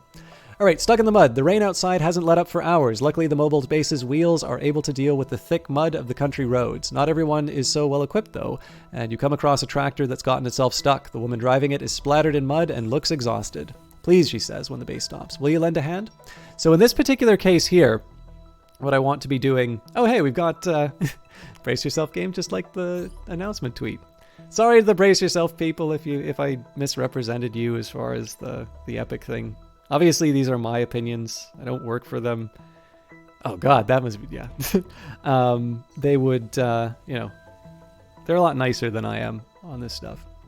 But yeah, in this case, I'm actually going to use the tools. Not just because supply is cheap, but because I've got all of my... So, my pilots right now are at a surplus for fatigue. And so the longer I wait, the less of the bonus I'm going to get. Whereas in other circumstances, I'm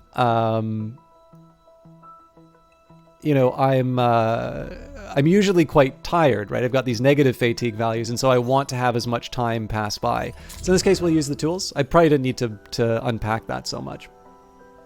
But, and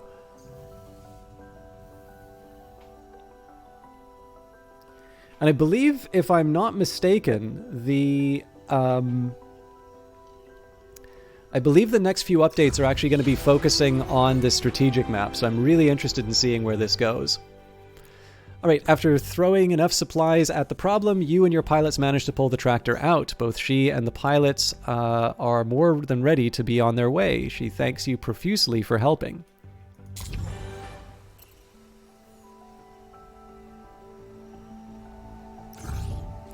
Win back the capital, mount an assault against the capital, and take back control from the occupying forces. The enemy forces are numerous here, but swift strikes and quick decisions could turn the tides in your favor. Suit up, and as much as I like the Magnus, I think it's time that the Behemoth take the field again.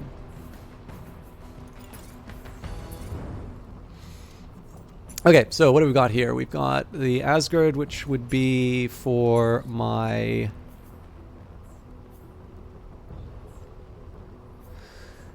Ah, boy. That would be for my lance. And I'm back to the same old problem. Lots of strength. But because this thing has got... Oh no, this is a dissipation chip.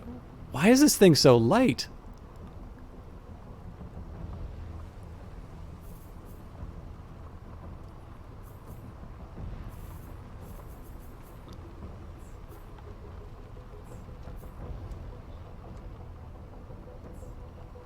Oh, it's a 15.9. Okay, no, this thing's actually gonna carry me through, unless I happen to have, like, maybe this arrow. Yeah, there's actually not a lot of things that could do better. Okay, lower body. Blackbird legs were almost certainly not going to be. Well, they're level 9, so surely there's something. And they've got hydraulics on them. So I really would have thought these level 12s would have done the trick.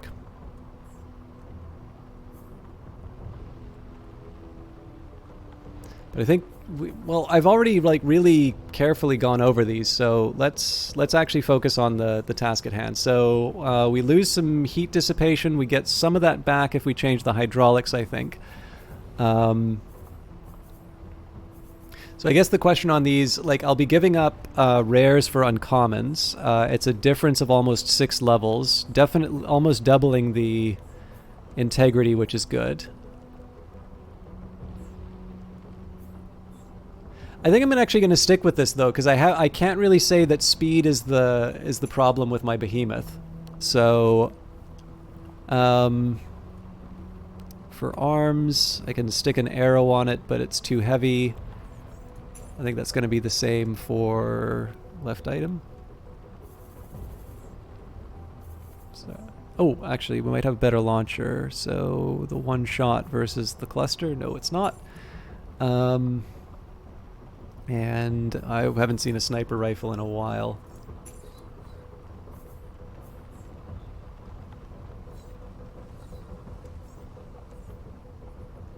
So this is a rare Nox medium. We have to have a better. We have to have a better arm.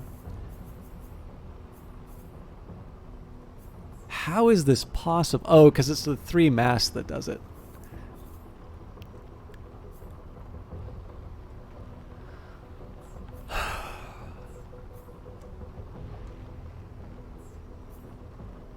I think, yeah, the time. I know I'm going to give up a little bit of speed on this thing, but I think the time has come to properly upgrade this thing. So we'll spike the excellent hydraulics. Put a basic gyro on it. Again, I gray it out just so that I can...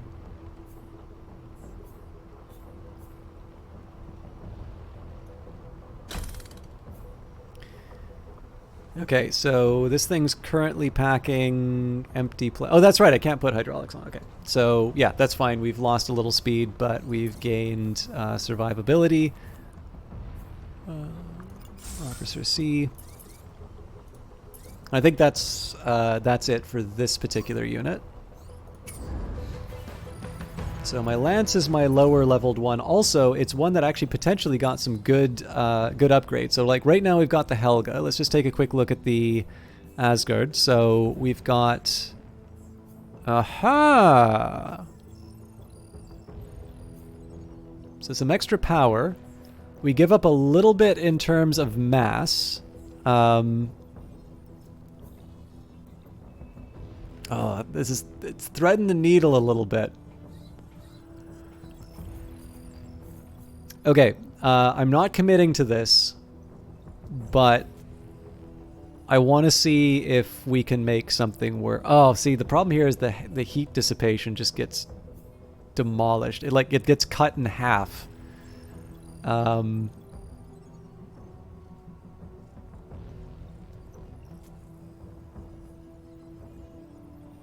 that's because of that launch core. Nah, never mind. I'm not gonna switch into that yet. But what I am gonna do is let's see if we've got better. Oh, thank you very much for the follow, Sock Puppets. Glad you're enjoying the show. If you have any questions, by the way, if you're looking to see what this game is about, I'm actually fairly far into this playthrough, which I started when the game was first made available. So we're actually getting close to the capital fight. If you have any questions about how it works, please let me know, because I've sort of been talking to myself without really all that much regard for whether or not what I'm talking about makes sense to people.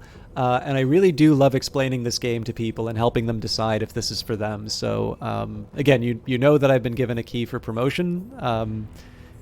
You know, caveat emptor. But as long as we have an understanding on that, happy to try and explain some of these things that I'm sort of taking for granted. I should have said that before you followed, but I'm in my own head, and I have been really sleepy lately, so.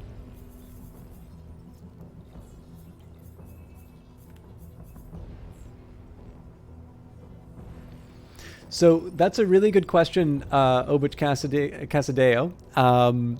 I don't know. That's actually why I'm trying it. It sounds like it is, but there's a little ambiguity in how the text works. So it says that you can only attack the capital when you've liberated all the surrounding provinces. So if you say all the surrounding provinces, that does not mean just adjacent. That means all of the province, because it's centrally located, right? So that means all of the provinces in the game. On the other hand, it could mean adjacent. What I noticed was even when I didn't take every adjacent province, I was still able to attack the capital. So I think this is just a reflection of the fact that Brace Yourself has been really focused on getting the getting the tactical game down, which I think is the right call, right? Because if you think of a game like XCOM is great, and XCOM's got a strategic map like this. But what do you talk about with your friends when you're talking about how great XCOM is? You're usually talking about the tactical game. The strategic game sets up interesting things to happen in the tactical game, but nobody like bought XCOM so that they can spend some time on the world map. So it's possible here that you're able to just go to the capital and then you just run around the provinces until you've liberated everything and then you're done. I've sort of debated about making the capital fight like the last one for this run so I can start fresh and I don't have this sort of legacy team that has all of these like I've got some really old gear on these mechs because I think they work really well together, and it'd be kind of neat to see what the early game content is like after quite a bit of time doing updates, which is a really long way of saying is like I don't know, and we're all gonna find out together on this, but at least from the way that the writing, handles it. It definitely is very strongly implying that this is the final battle. But then again, like it's also worth remembering that the plans for the game also include like a nemesis system. So like there's going to be generals that are, you want to, okay, it looks like those shotguns actually weren't that helpful. That's astonishing that I have no upgrades for this. Well, no upgrades that I want for this mech. Just shows how well I built it the first time, I guess. But yeah, so this idea of like sort of these rival generals that you need to take out and such, I have a feeling there's probably going to be a little bit more variation in terms of how the objectives go. But of course, I certainly don't want to, I don't want to talk out of turn on this stuff. Like I'm excited for where Phantom Brigade goes, but I don't have any private knowledge about what their main plans are.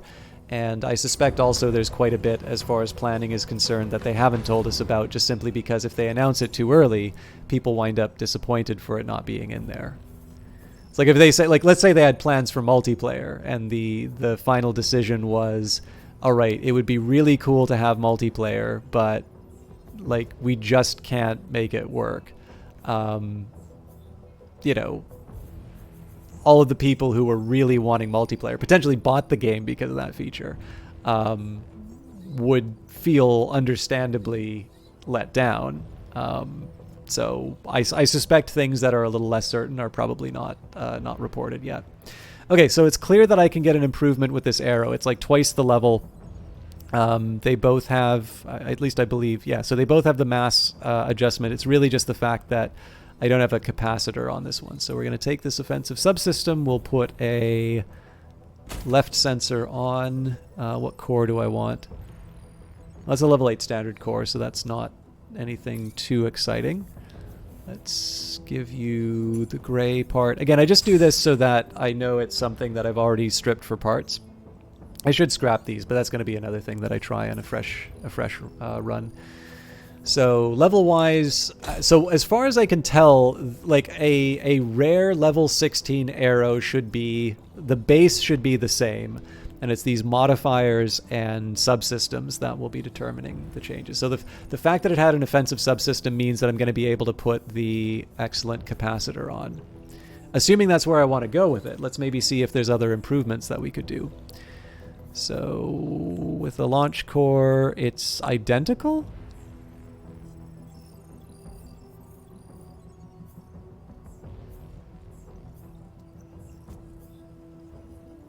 I wasn't paying attention to the core that it has. Okay, so a standard core will reduce the power by 3. Okay, well it seems to me I just want to restore the... So my trade-offs here, 2 identical cores, or I put a standard on to get 6 heat dissipation in exchange for 3.2 power. Well, how about I just try and recover that heat dissipation? So I can stick a passive heat sink on if I put a active, so I give up 4, so that's not a good trade because I'm net. It would be better for me to just put the extra core on. Improved heat sink would give me 4.5 for 2. I guess the question would be, how much do I value that extra power?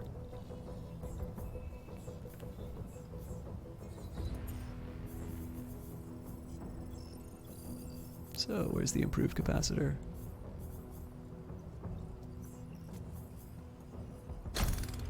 Yeah, I didn't see my movement change at all. So if I put an excellent capacitor? No, capacitor doesn't matter.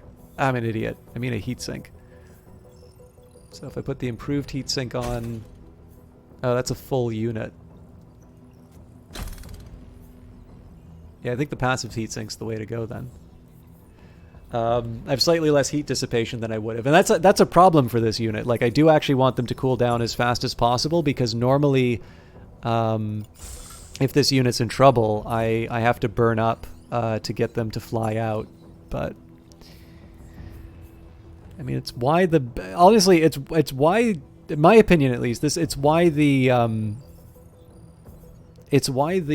mech building is interesting in this game, is that you're actually faced with some fairly meaningful dilemmas. Okay, so I just gotta keep in mind this is a level 15 arrow. What's the weight difference? God. Yeah, screw it. I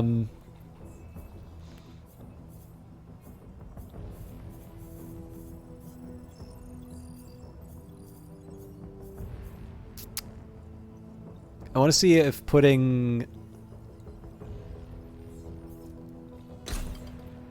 a better hydraulics on this thing is going to push it over the edge.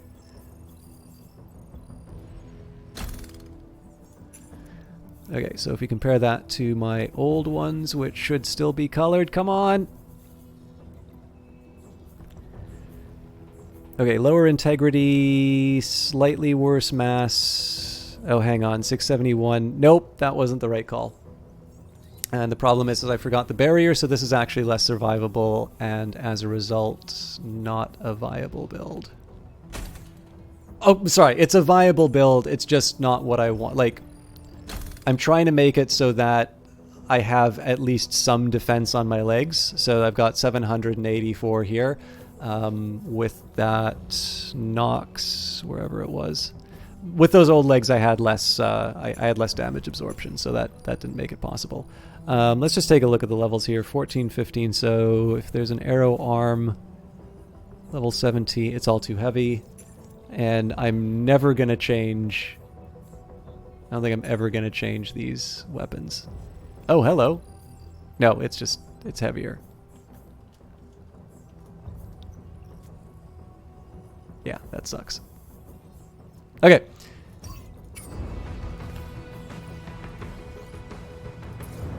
I can't remember, did I already do the whole Asgard thing with this? Yeah, it was the heat dissipation that turned us off. Let's just go take the capital.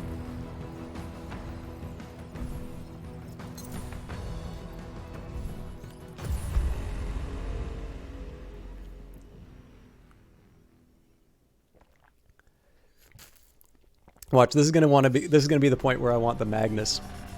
We're detecting high threat signatures just half a click away from high command. Reinforcements should already be on their way. They definitely tripped the perimeter alarm. Let's deal with this quickly before everyone else arrives.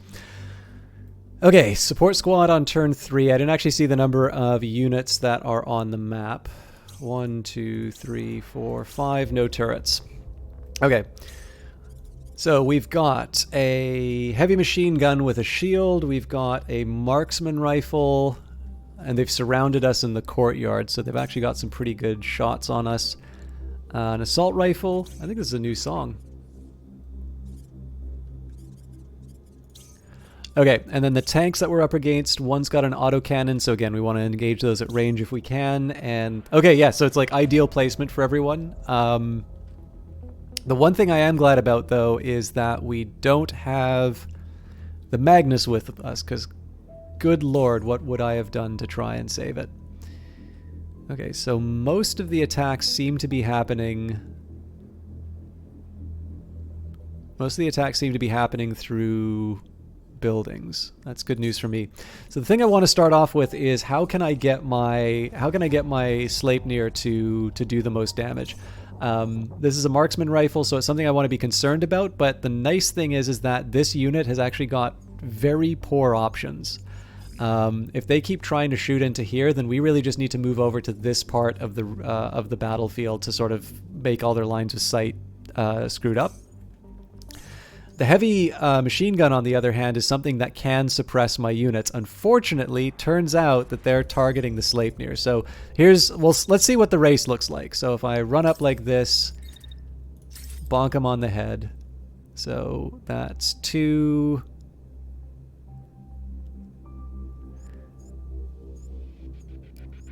So let's say the impact happens at the 3.5 mark. Over half of its attack is complete, and it does 1,500. So if you take a look at my individual parts, everything but my center torso is at risk. So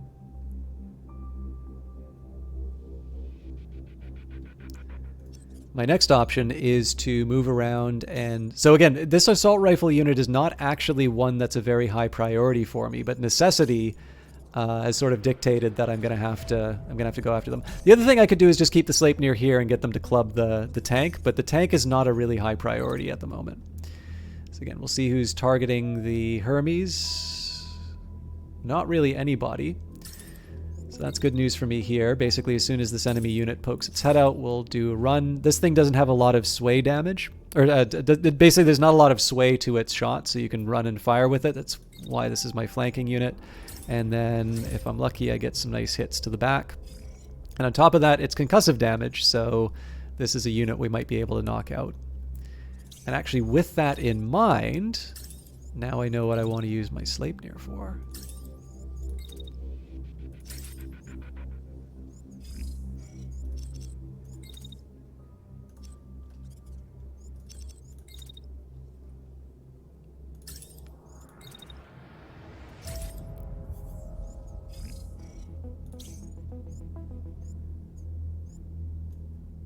So I want to try and get that as early as I can. Try not to run into friendly fire.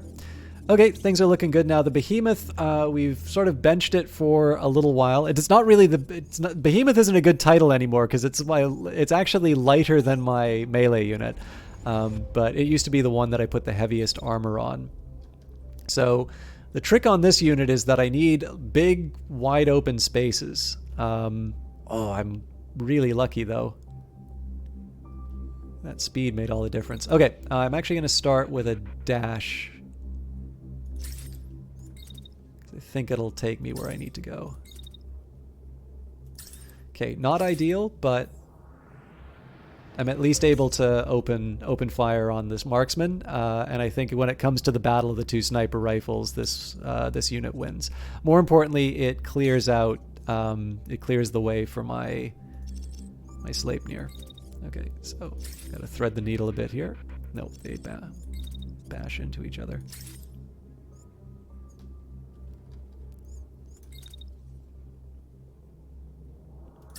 Okay, not quite where I was planning on going with this, but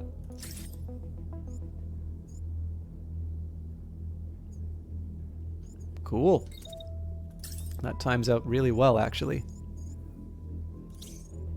So the lance is the last one. So let's just do a quick recap of how we've approached this. So the Sleipnir is in danger from the heavy machine gun. So we want to make sure that they're running behind buildings so that they've got the cover. And then because they can effectively take out a unit with one hit, maybe not take it out permanently unless it's a tank, but at least be able to disable it from taking action for part of the next turn. I kind of go up behind this guy and hit him in the back. More importantly, we're going to hit him twice with concussive damage, so it is possible the pilot goes inactive. And then we're just sort of running around the edge, because if I can sort of hit them with my axe around the corner, that's so much the better. The Behemoth, I'm really just clearing out of the zone here, so we're sort of taking out this marksman because it's the most open area. It also lends itself to running up this street and being able to take anything going on sort of over in this region over here. So for instance, if reinforcements show up in this area, I'm good. If reinforcements show up sort of around here, I'm good. it's if they're in the middle of the city that it becomes a problem. So I have a feeling that probably the reinforcements might show up over here, which is not ideal. But obviously, as far as activity is concerned, if they don't move in close, this unit's going to be able to start taking pot shots on them. And so one of the ways I can sort of force the choice is to actually move my move the lance up. So again, just making sure nobody bumps into each other. So I just get to sit and wait when a tank shows up. Now this is where that heat dissipation matters. So we only get one shot off, but I suppose just because I can, I'll put my shield up in case something comes after me here. But yeah, we'll turn around, we'll fire the shotgun, and we'll at least get some early damage on the tank here. All right, it's the capital fight. It's got to be dramatic, so we're going to do this in slow-mo. Ooh. This is end fight music for sure.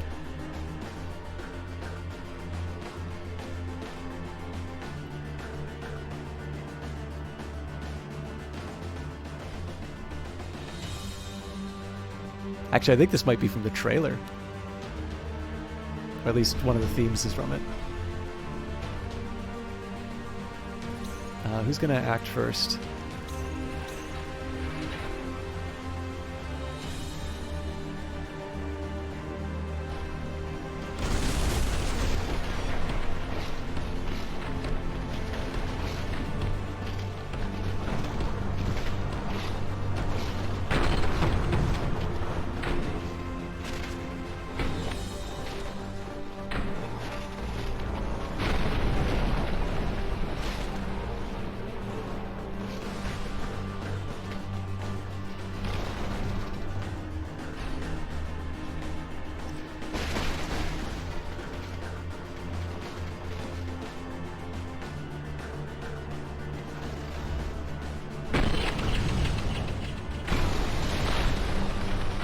Body's taken out there.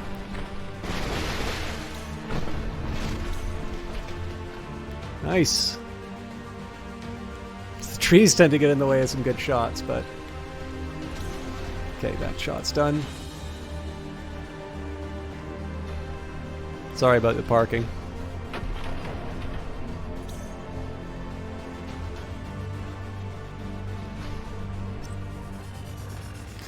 Okay, I'm not going to do everything in slow-mo, but it's the first battle of the finale. Okay, so we're going to reset everybody's movement here. We got to find out again where does the pain come? How do I best deal with it? Now, this unit was apparently already committed to attacking. No, they were committed to attacking the Hermes, which is now nowhere to be seen, so that means I get to finish my shot here, and I think I might be able to get away with a second. But they're out of range. Okay, so I'm going to stand to finish the rest of the shot here. And I'm going to immediately fire rockets at them. So I've got to get out of line of sight by the 3.6 second mark.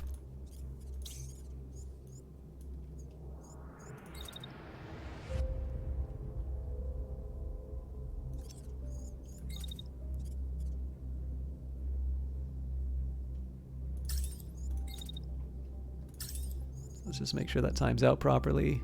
Okay, they do get to start there. I don't want to be too... I don't want to be too careless when it comes to the marksman shots. It's not that they move fast. The railgun is what you need to worry about for speed, but I don't think it hurts to treat it with respect, because it can do 1254.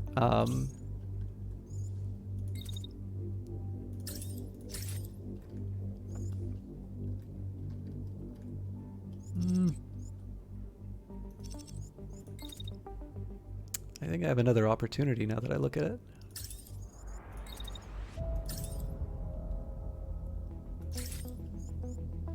Glorious.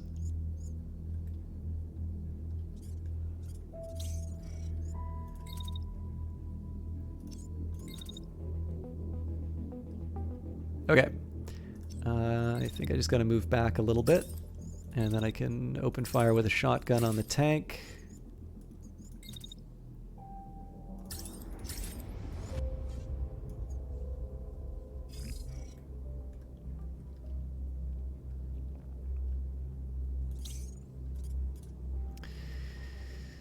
All right. Oh, this unit's totally inactive. Great. So we get to carry out the plan as it was. Run around the edge while they're firing on somebody else. We hit them with our axe, or fail to hit them with the axe in this case. So let's try that again. Okay, it happens at the end of the turn, but it still happens. And then because I do have a shield, but I don't see any point in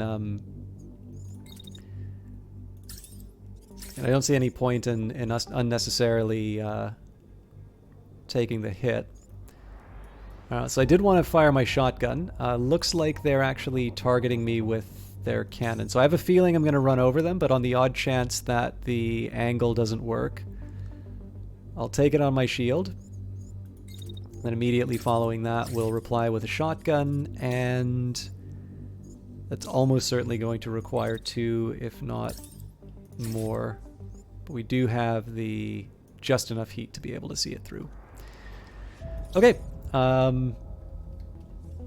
know I said I wasn't going to do everything in slow-mo. I am going to do this in slow-mo, though. Let's see who the playmaker is. Whoa! No, don't you dare. I'm not ejecting mid-fight. Just gonna take the... I guess it's the behemoth that sort of starts things off.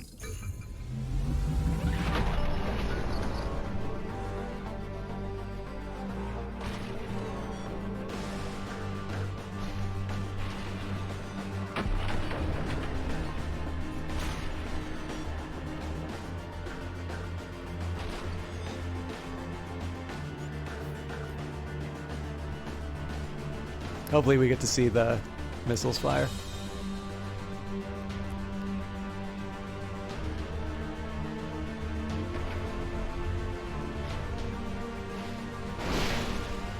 Okay, that thing's already crashing. So as anticipated, there's going to be some damage. We didn't crash this thing, it looks like, so the shield was the right call. Those missiles are going to be on their way.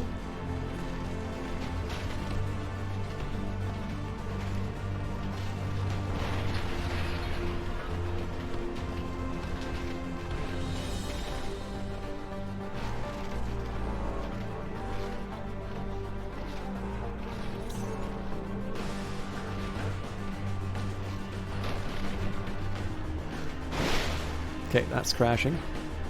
Crashing doesn't mean they're done, but it means I don't need to worry about them for a certain period of time. We gotta set this one up so it looks nice.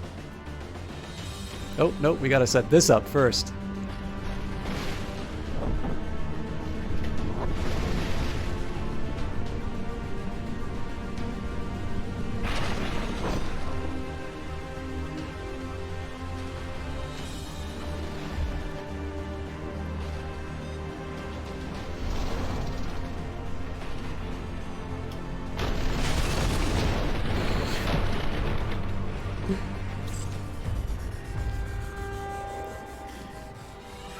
Timing matters. All right, that was awesome. So let's just see what we're dealing with here. So new spec up squad support on the field. Let's finish this quickly. Show the higher ups something or other, which I was too slow to read.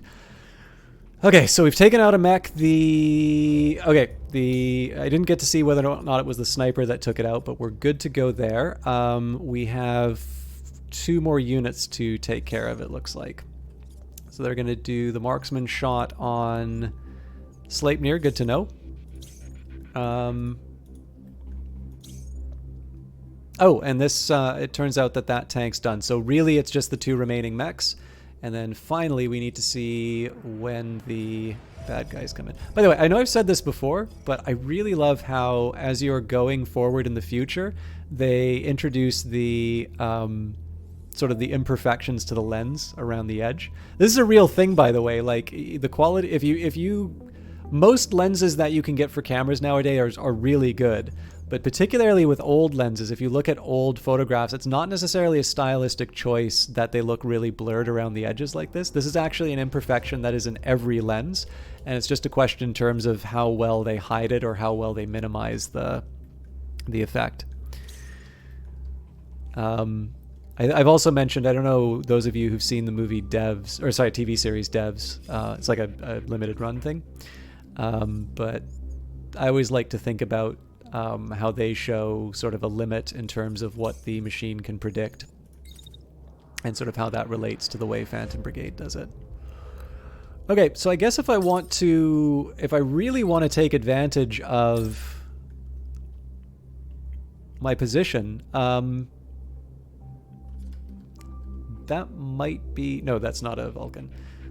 Okay, I'm going to pretend that nothing else is coming after me. And I'm going to assume that the remaining mechs are going to be dealt with one way or another. And I'm actually going to start on the new tanks.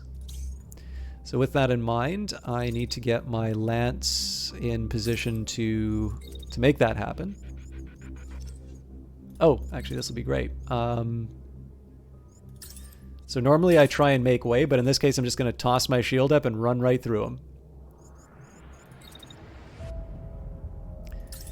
As soon as they're in range... Actually, I bet you I can start that attack even sooner. Nope.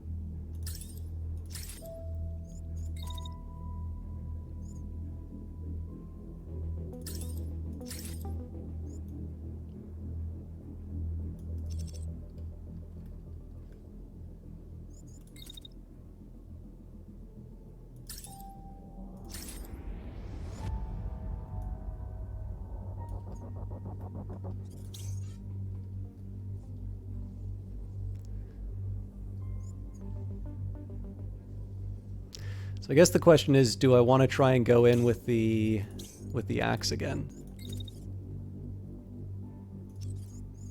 Okay, so if I just wait it out. Oh, this will be an interesting approach. Okay, so it's an interesting approach that's sort of messed up by my lance. Okay, so we hit him with the axe again. So my preference would actually be to run up and hit this guy, but I know I'm going to be targeted, so I'm going to run to safety. Okay, let's see how this turn goes out. And this one I'm actually going to watch in full speed. Oh, who doesn't have orders? Jesus Christ. Oh, that's right.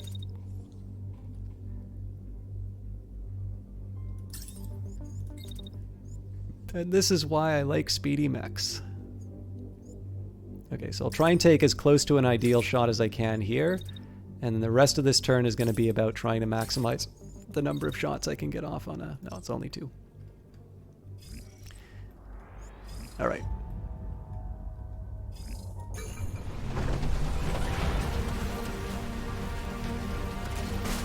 I think we missed.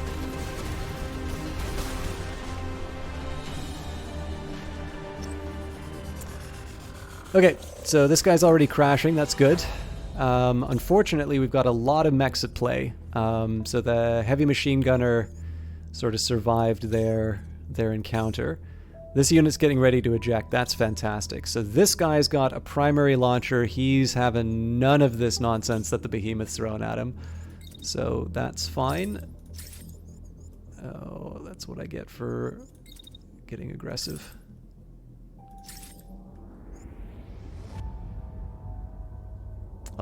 That's such a smart move on his part. So basically he's closing the distance to make the shot harder.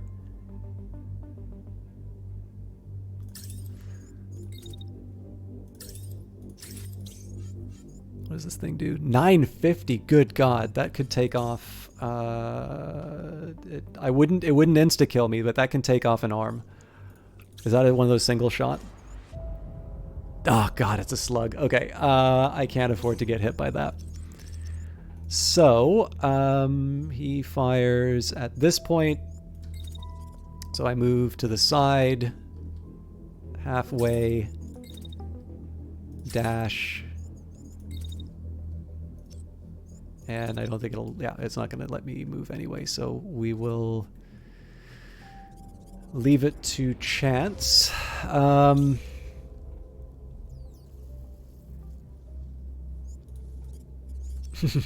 Okay, so this guy's going to run around the corner, and my Sleipnir is going to say, "Remember me!"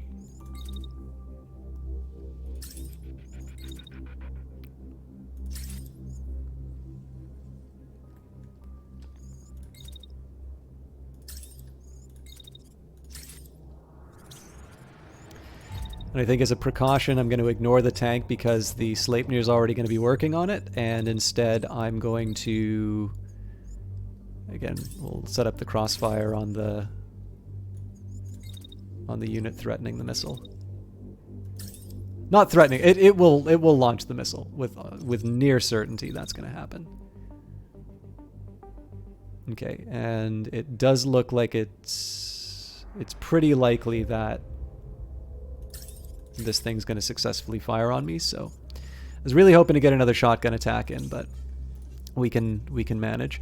I suppose one of my options here, I can fire... So I don't know if that's exact... That might be a waste of resources given that... Yeah, you know what? It's better for me to focus on this tank. Because we already know this unit's going to get taken out by the melee. If nothing else, I don't need to worry about it for another turn. So what I should be doing here is trying to take this thing out that would stop my lads from doing everything that it needs. And unfortunately, that second hit, yeah, the meat's not really affected. So like in a perfect scenario, a full volley that hits in a sensitive spot, we could take this thing out. But I think I need to act as if that thing's going to be up and firing, and we don't know how many waves we're up against. So I feel like this is one I got to do in slow-mo.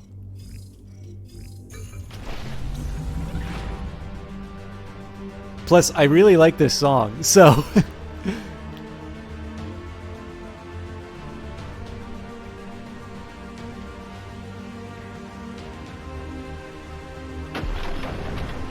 Oh, jeez. It's a Yosemite Sam snipe.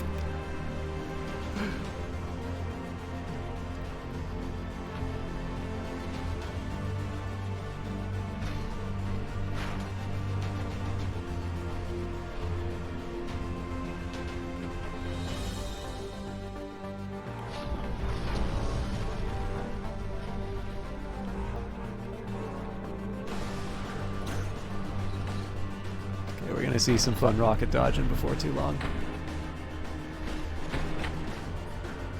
Okay, so we did get another crash on it. I don't think it'll be affected by it, though, because it's already spinning out.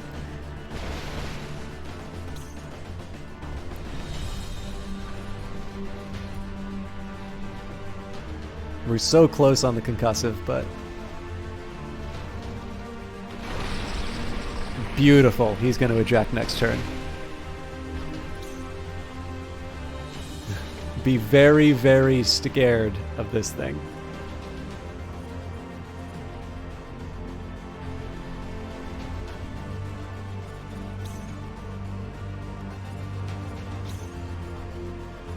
Oh, we're crashing. We got...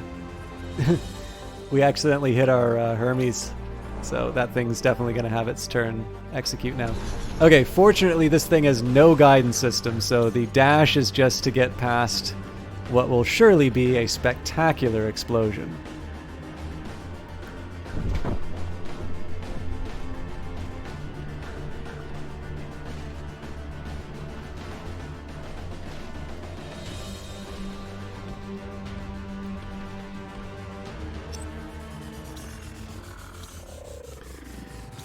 All right. Oh, we are already underway. Okay. So nothing to stop what's happening with the tank. So at this point, I think my job here is just to unload as much as I can on the the enemy. Now, this is a really smart strategy that I want to try. So notice what the AI is doing here, right? Starting its turn, it's launching its missile. What is it launching after? It's launching after the thing that's not able to move for half of the turn.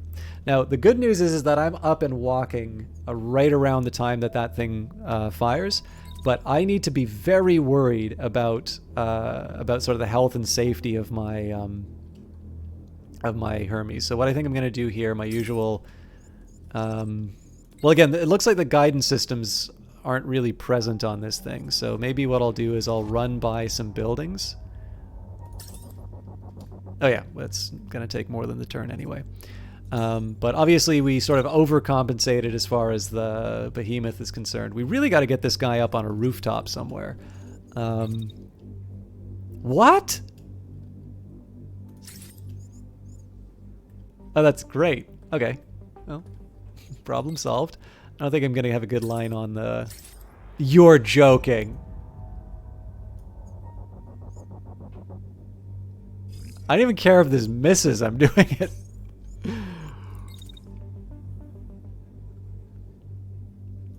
Okay. What's going to be great about this one is I'm going to fire this twice. I'm going to throw up my shield. I'm going to try and push him back into the line of fire.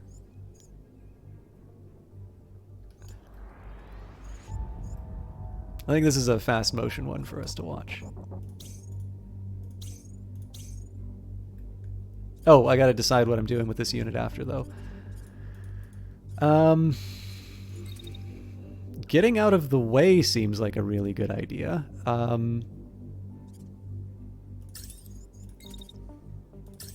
Let's just make sure I'm not in the fire. Well, it'll get hit by the building if it goes through, so...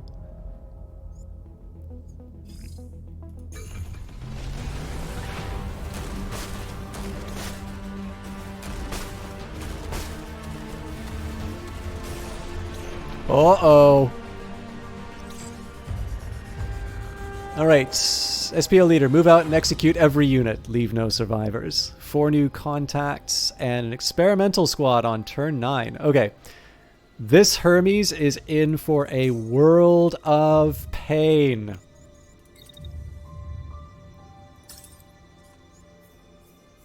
In fact, it is possible they will be killed by this.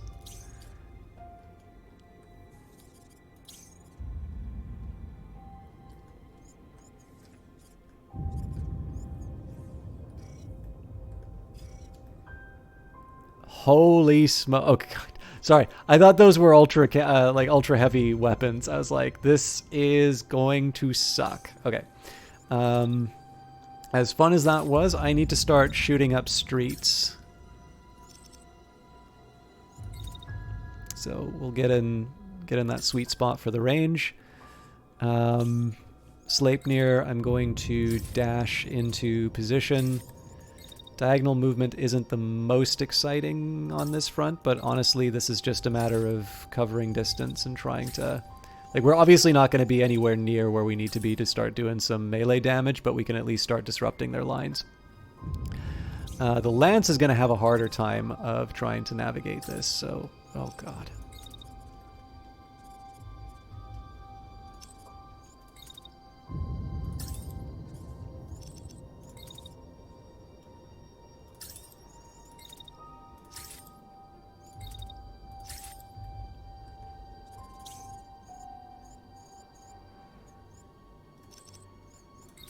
Okay, here's a question.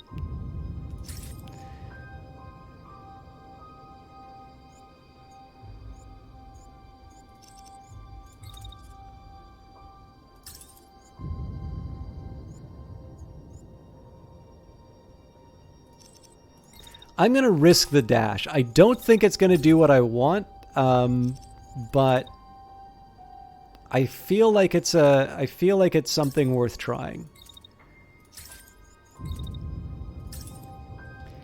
And of course, this is a slow motion moment because it may be the survivability, as maybe the survival of a pilot that's on the line. So let's find the most dramatic angle.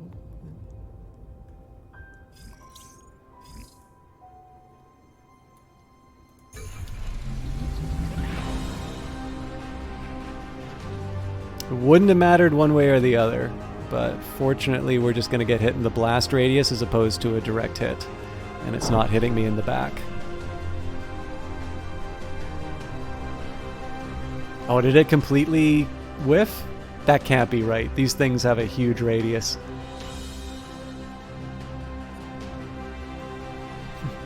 Soundtrack's definitely turned against me as far as optimism's concerned.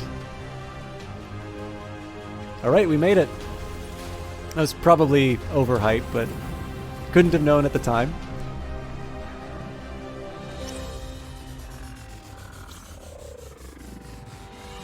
Okay, so honestly, standing and getting ready to open fire is the name of the game for this guy. So let's just move it so that we maximize our potential. The really great thing about this too is that they're going to be moving sort of straight forward, which is the best chance to hit.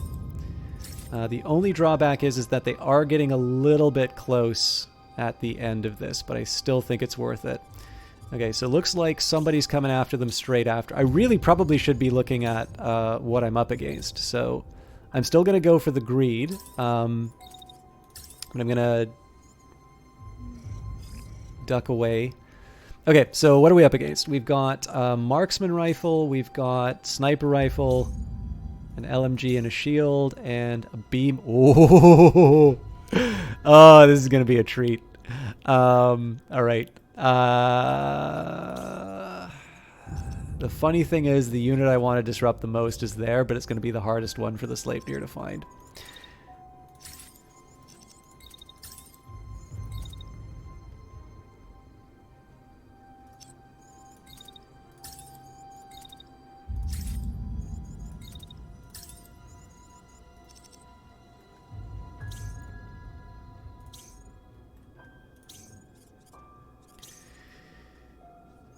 Okay, so there's not a whole lot that I can do to prevent what's about to happen from happening, but what I can do is I can position myself to take advantage of the moment.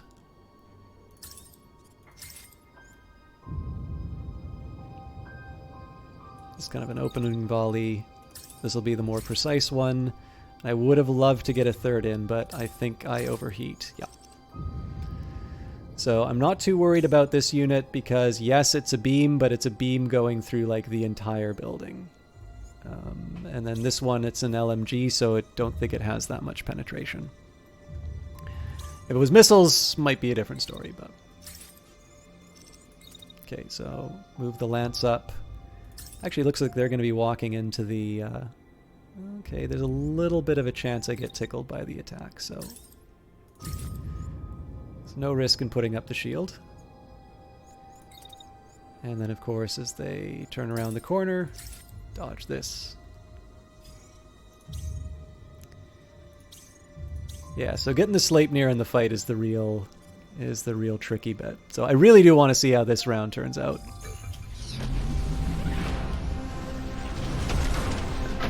Ooh. It's a nice initial shot.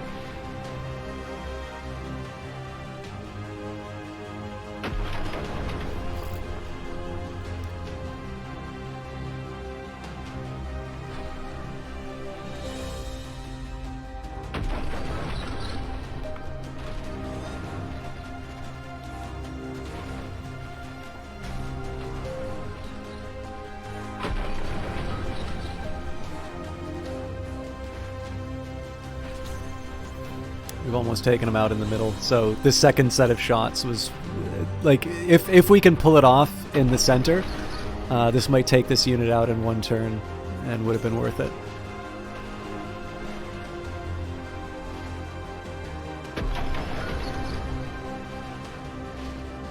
Yeah, it's hitting the arm now. Oh, this is amazing. I didn't even think that this was a possibility. The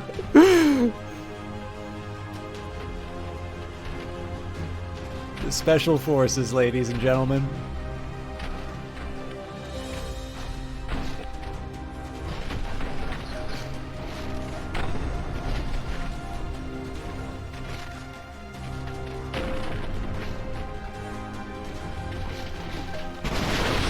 Nice!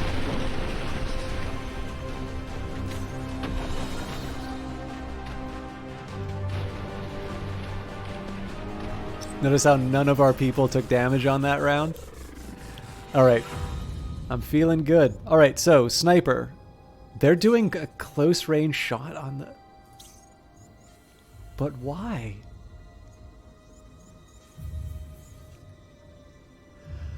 Okay, let's start prioritizing targets.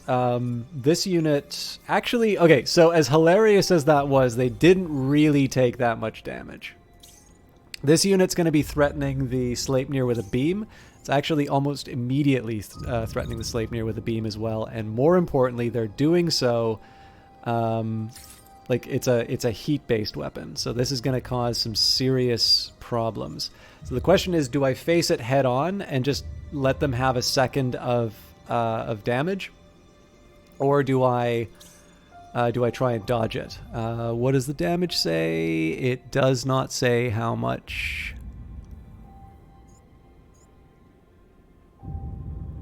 Increases the longer the target spends in the beam. Okay, so if I did a dash instead, then they just get a full shot on me. Alright, there's only one answer. Violence.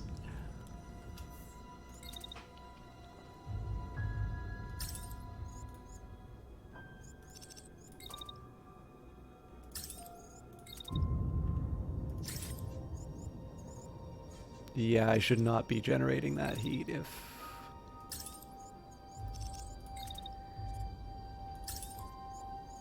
Don't get me wrong, I'm gonna wallop this guy. I'm gonna wallop them at the right time.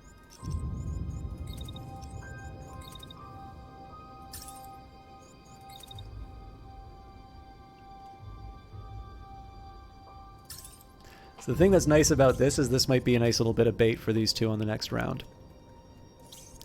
Okay, so what I'd like to do is try and avoid the sniper fire when it comes, while still maximizing the damage that I'm doing with my assault rifle.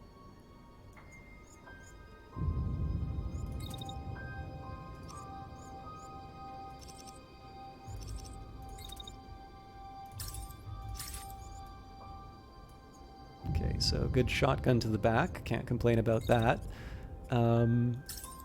So if I just run around the corner like this. It's dicey, but it's one that I'm going to try.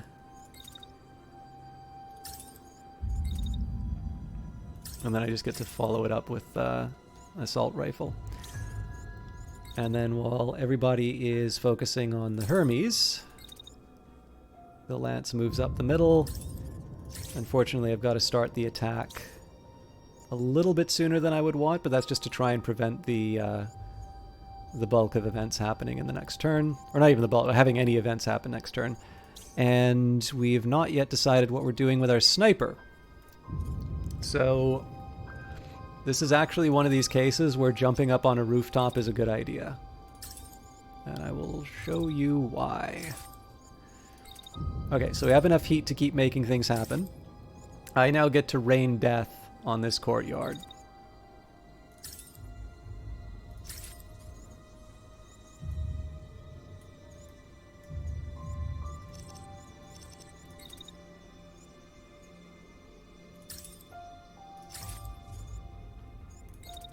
There's a side of me that wants to do missiles, but let's focus on... Now the other factor behind this too is that my...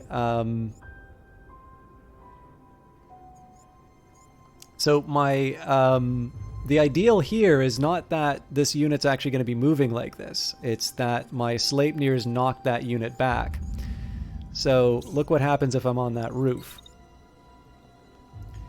This little area here is still a good kill spot. Now, they might go even further back, in which case, unlucky me, but this is obviously the hero shot, so... Let's see the damage.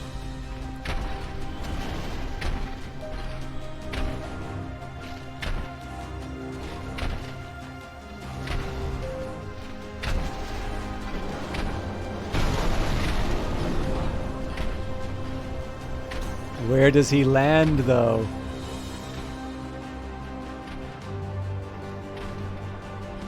Okay, it's a little bit outside of the ideal slot, but not...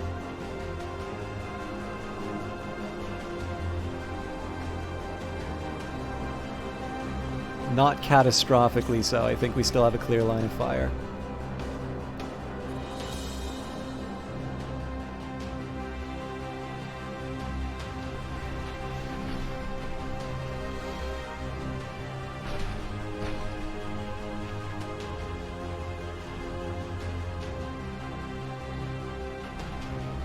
Beam's still going. I just want to see this shot miss. Oh, that looks so good. That looks good because you planned it that way, obviously, not because it's... Okay. I'm a little disappointed at the delivery, but the rooftop plan did turn out. I probably could have been more aggressive with the axe, but I didn't know what my heat would be like after the beam shot. And the finale.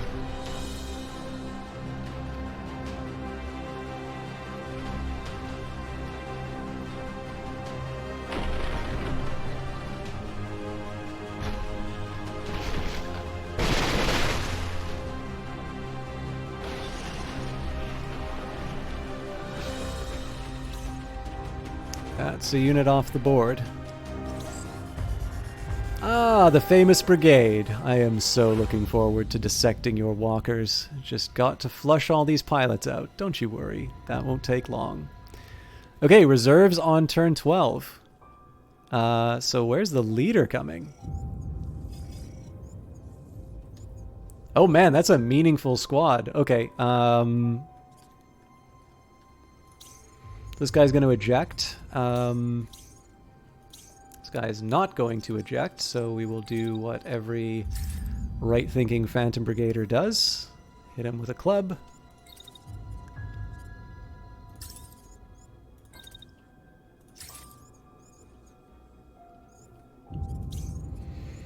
I'm actually going to give them... This is going to be a welcoming party that I'm going to do. So control-click for the... target the ground.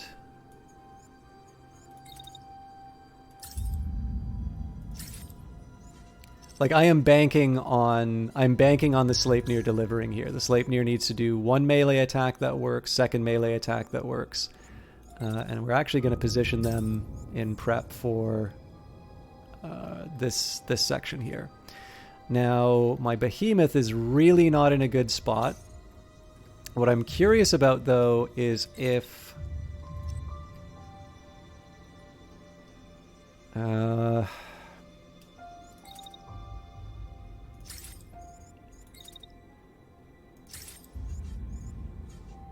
it's not pretty, but I think it'll work.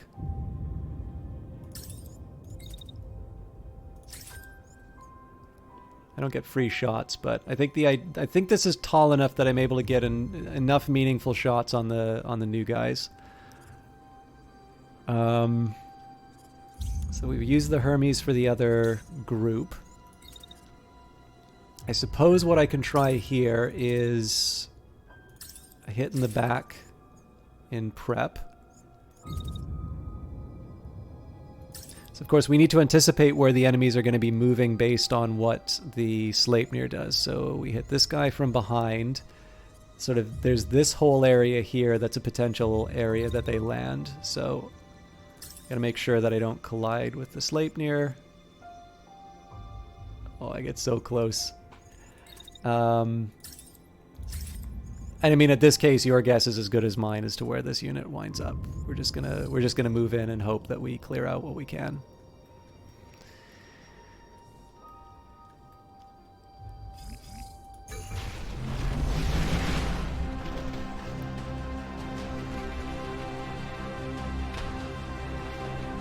I had no idea that they were opening up that soon. Fortunately, it's all barrier damage. Nope, nope.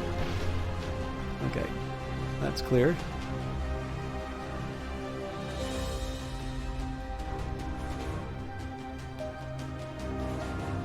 wasn't a bad prediction.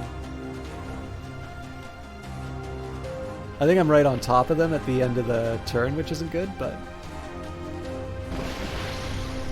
Okay, so they're gonna... Nope, they have a handgun, so they're probably not gonna eject.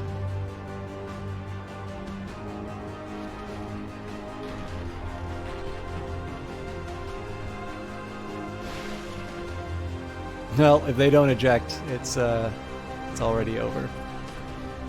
Oh, interesting. So that does no damage to them. That puts me in a really tough spot then.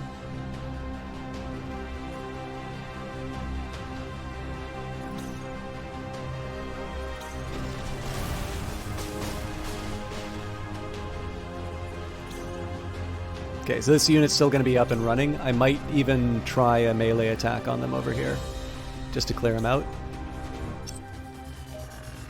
But first things first, we're finishing a move. So am I actually able to get a sniping shot in? No. I don't have enough clearance, and it looks like they actually want to target the behemoth. So I'm gonna chalk this up to a not very good idea. Let's see what's actually happening. So we have the striker, shotgun, and a shield, which is really dangerous for my Hermes right now. They've got a sidearm launcher, so 405 damage is a one-shot. It's not the sort of thing you want to take lightly, but it is something that's not going to take out my unit in one shot. 456 for this other launcher sidearm. God, it's rockets everywhere. And a medium machine gun, so I'm actually most interested in whoever this unit's targeting. Okay, so the good news is that they're really clustered up in this spot, and that can work wonders if I do my melee right.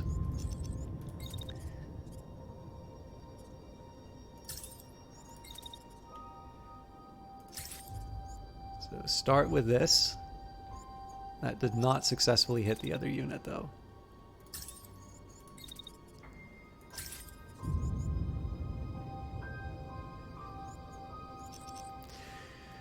Ugh. Oh, you know what? Betcha I can make it work this way, though. Oh, really? Oh, yeah, and if I do that, then okay. Nope, that's not a good idea.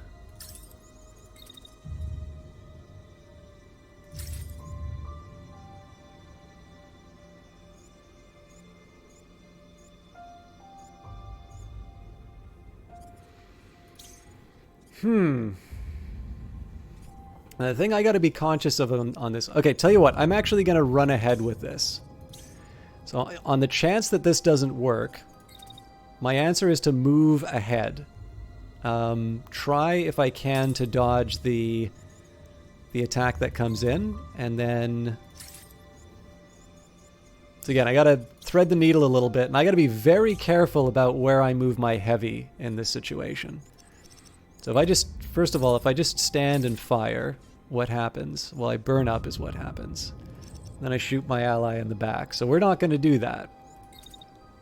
What I am going to do is walk and then dash to the side. So all of this is designed to protect the Sleipnir. But that also invites an important question. If it's to protect the Sleipnir, why can't I just go hard to the left?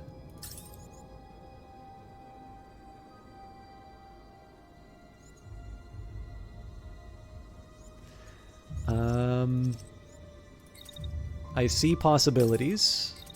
Let's see if we can get as close as we can get to the...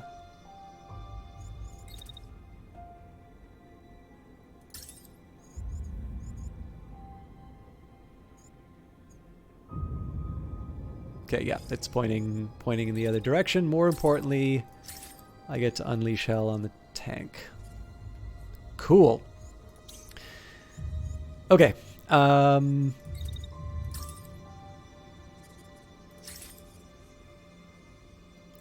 This is something of... This is really more wishful thinking. There's almost no situation in which this unit actually continues on its attack. But the question is, what else am I going to do, right? So we'll stand in position, we'll take the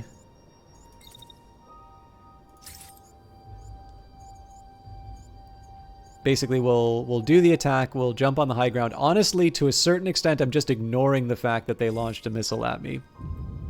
I'll have to figure out what to do about it later, but I'm trying to get on some high ground so that I can get some better shots on people. Okay, the Hermes is the last one, and the Hermes is the one that's actually in the most danger. So let's just get a read in terms of when people start attacking them, pretty much instantaneously, and it really doesn't let up. So if I just book it, okay, we get behind the building. The great news is that I also get to fire my weapon while running away.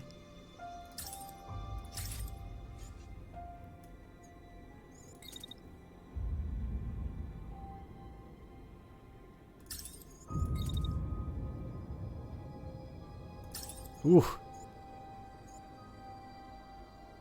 That is a beautifully tight window. That is going to be like ballet when we watch that happen. Okay, so there's going to be two hero moments. The one is the Sleipnir coming in and, you know, showing them they're not to be trifled with. And then the next one is just going to be the Hermes threading the needle with a fighting retreat.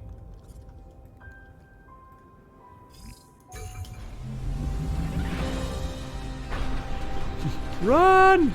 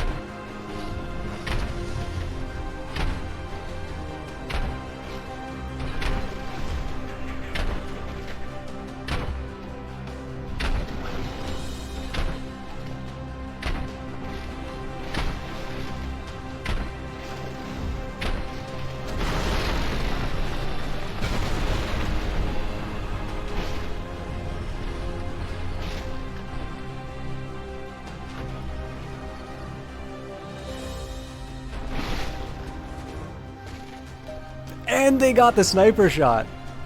All right, here it comes. Oh, it already got blown up. Okay, that's the one. That would have looked a lot cooler if they traded places and it was the shotgun that did the finale. All right, so second hero moment.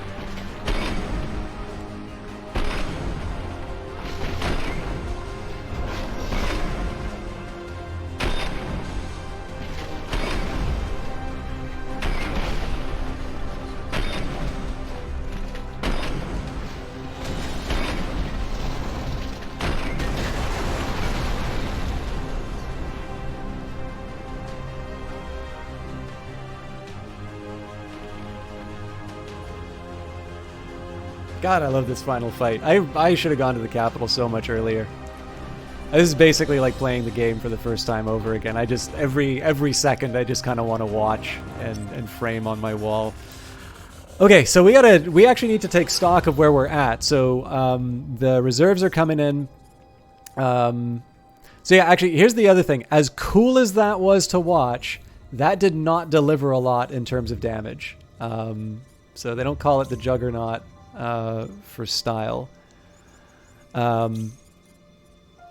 Also, the Vanguard is... So the Vanguard is immobilized, but it is not... it's not... like, I still need to take... I still need to take it into account.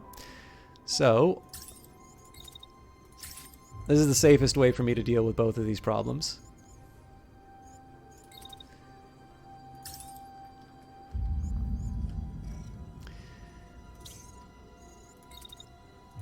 So the question is, can I get a good shot on the Juggernaut? Oh, that's a beauty. All right.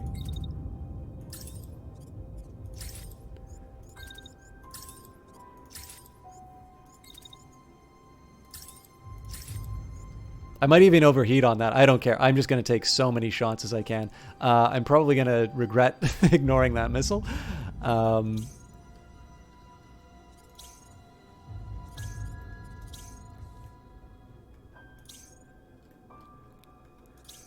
Okay, what do we do with our...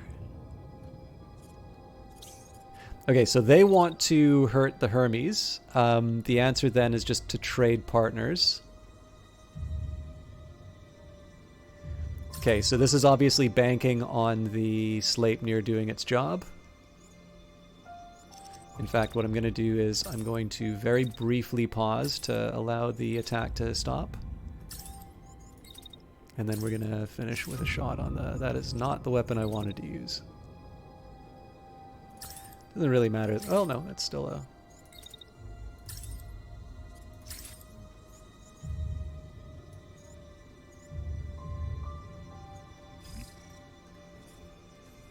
Okay, so the idea is going to be that the Sleipnir is going to run around the edge. Presumably, they are not just going to stand there and take it.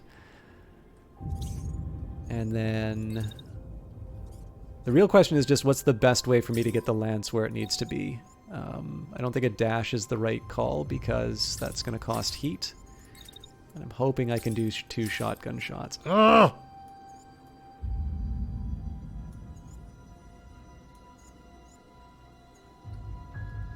I don't think I'm actually going to deliver on that, but we'll try. And I really want to see this thing play out in high speed. There's a lot going on, but I think I can do a nice big wide shot of the mayhem.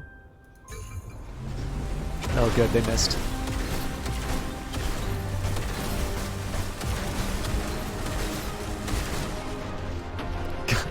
That was so great, just seeing him pound away. Where are reinforcements? Local garrison is almost out. What's taking our squads on the ground so long? All right. So that's 1,200 damage we did just with the sniper. That's actually almost taken out his shotgun, which is great. Looks like... I don't even know what they're targeting. Oh, they're targeting the Sleip. Oh man, they are mad at that, that melee unit.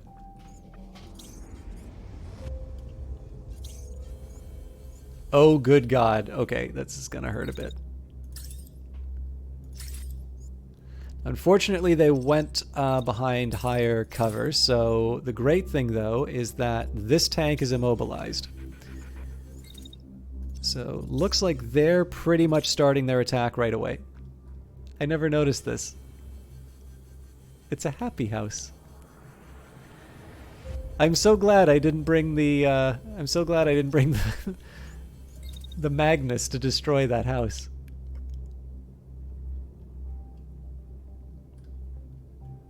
Okay, let's get an idea of where the reinforcements are. Oh wow, they're pulling me all over the map.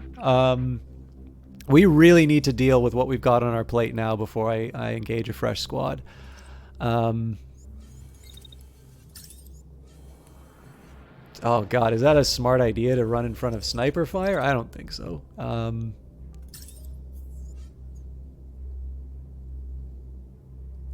Okay, so I can't do anything about with the Hermes this turn. But their decision to focus so obsessively on the Hermes is going to mean that I get sort of free reign with my lance.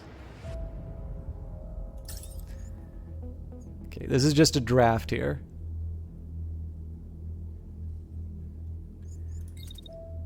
Okay, I am actually liking a possibility that's emerging.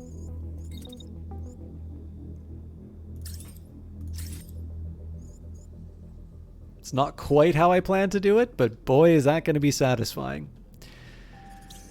So I don't think we're going to be able to take out this tank. Okay, so if I just sit and wait... I get freed up here, so I can run around the edge. This isn't exactly where I want to be, though.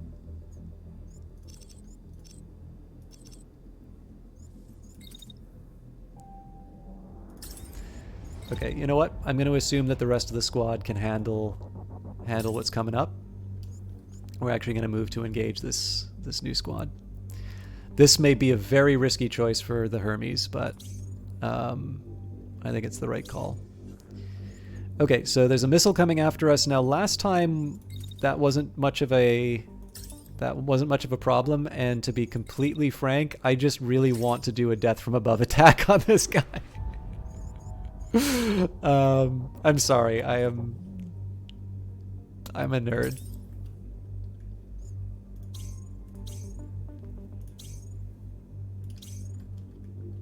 So we'll start it in fast motion until the moment of truth.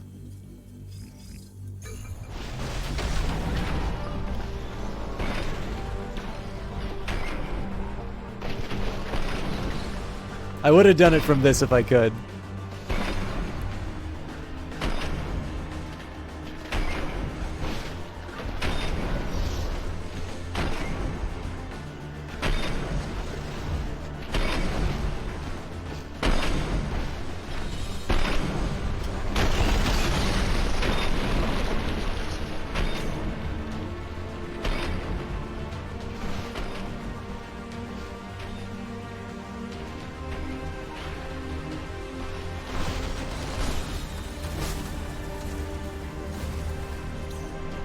I thought so.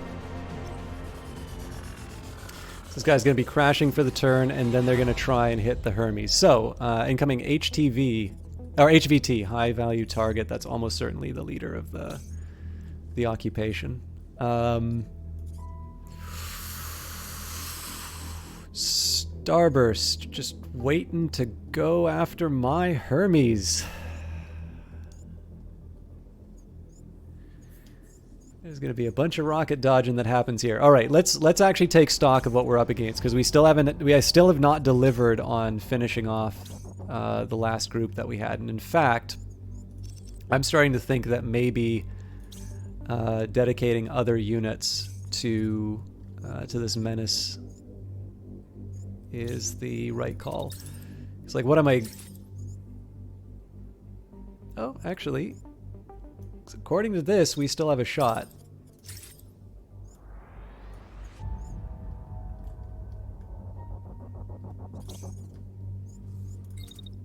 So I'm going to start with a dash. That's partly because of the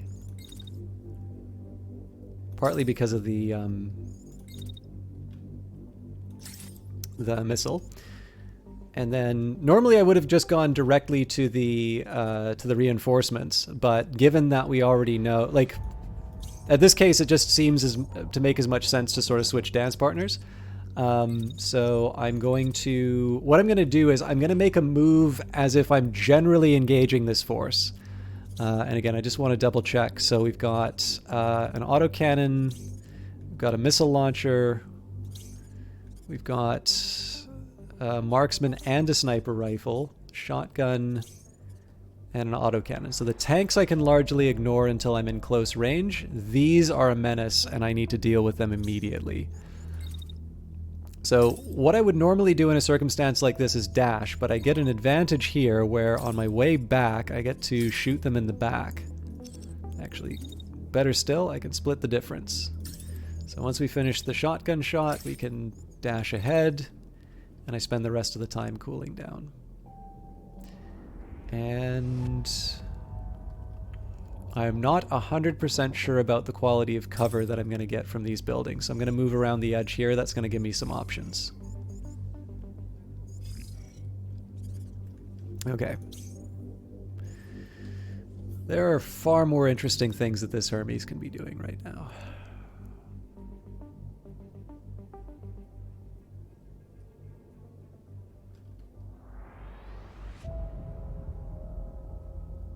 Ooh, here's an interesting idea. So if I just start with a dash. Two dashes? Yes. Okay, so here's the idea. I'm going to run. What I want to do is I want to make them point as... I want to be as close to the wall of this thing as I can to try and make the enemy unit fire their missiles into the wall. It's entirely possible this isn't gonna deliver, but I honestly think it's worth the risk here. Now this guy is it's primarily a launcher, so they're not really gonna like engaging me at close range. The autocannon is though, so I need to reconsider that choice. I'm not saying I won't dash. I'm just saying I'm not going to dash into a point where they can immediately open fire on me. Okay, looking good. It's a little bit of a builder turn in the sense that I don't know if I'm delivering the coup de grace on that many things.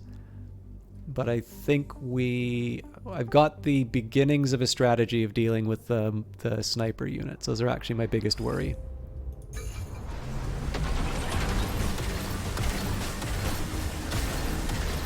Oh man, he's still up. We missed out on the... That was a really great shot, by the way. Like, hit him here and just straight into the building. They're out of the game. Okay, so turns out that the autocannon is targeting my Sleipnir, so that paid off. Everybody's ignoring the Hermes, so I'm just gonna take advantage of the opportunity and hit him in the back.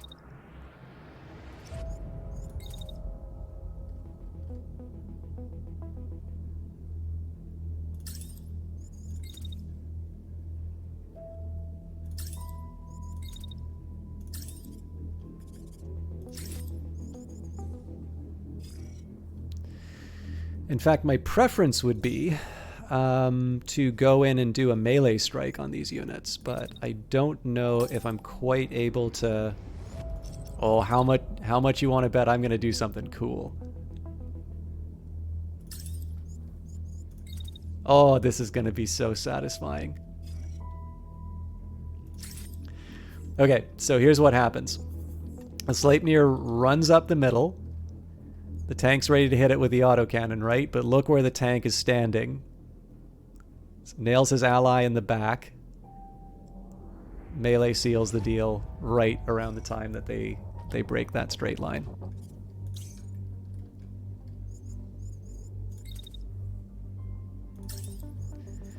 Okay, so again, this is a really good harassing unit. I can also do concussive damage with it, so man, there is a legitimate question as to whether or not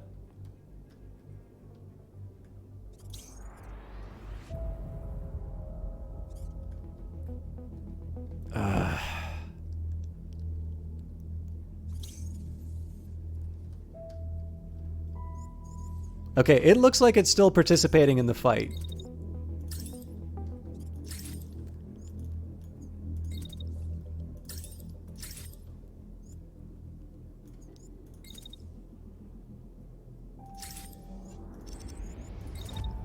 I think we just gotta wait it out here.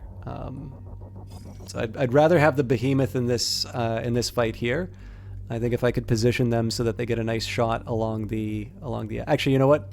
Nobody's going to cross on this edge because the lance is going to come in and then the Hermes is going to be harassing. The lance is actually severely outnumbered here, but for those of you who've been watching this from the beginning, you will also know that this lance and this pilot single-handedly took out an entire army. Damn them. Okay. It's a sniper rifle, though, so I bet you it's not going to be able to do anything at close range. So we'll run around the corner, throw the shield up.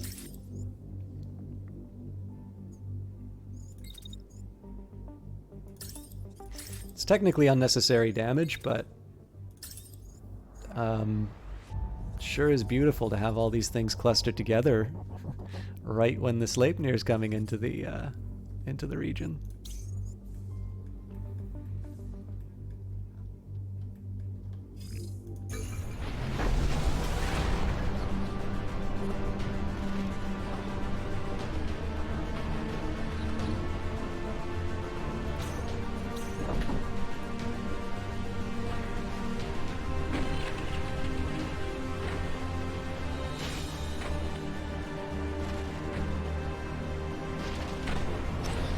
Okay, he's down.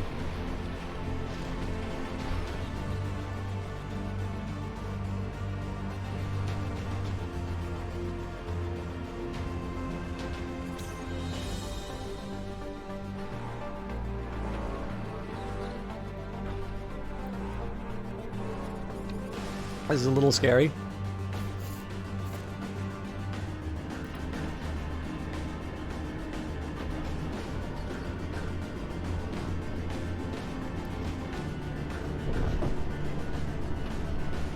Oh, we screwed it up. They're inactive. Alright, that's fine though. We'll go in. God, that would have been... I should have focused on that. That would have been really cool to see the trail of explosions as they run through.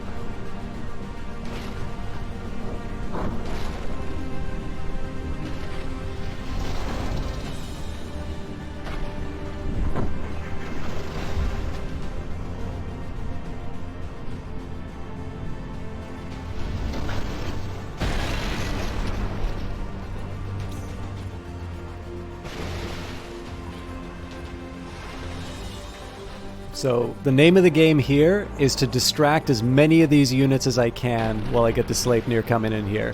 If I can get like 4 of these units stuck together the way that they are right now and hit them with an axe, that is the game. This has gone on long enough. Take a good last look at what you've done to this city and pray. Okay. Oh, good. Okay, so I was like, wait a minute. Do they literally surround you in the final phase? So this is like basically, as far as I'm concerned, I'm assuming that this is going to be like the hardest group that I've ever come up against, and they are in a position where, like, they're going to be ready to sort of flank me if I don't do anything about this movement. So this is the time when I need to make it happen and start clearing some of these people off the board. So move number 1, let's try and sweep as many of these up into melee attacks as we can. So that should be 2.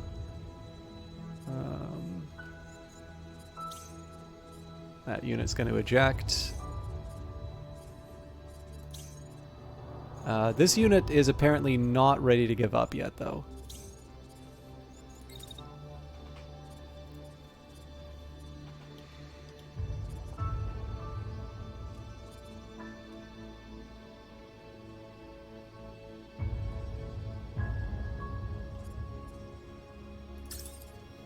Okay, it's not quite as dramatic as I was hoping, but it's going to do the trick. And now we got to think about how we bring the Hermes in.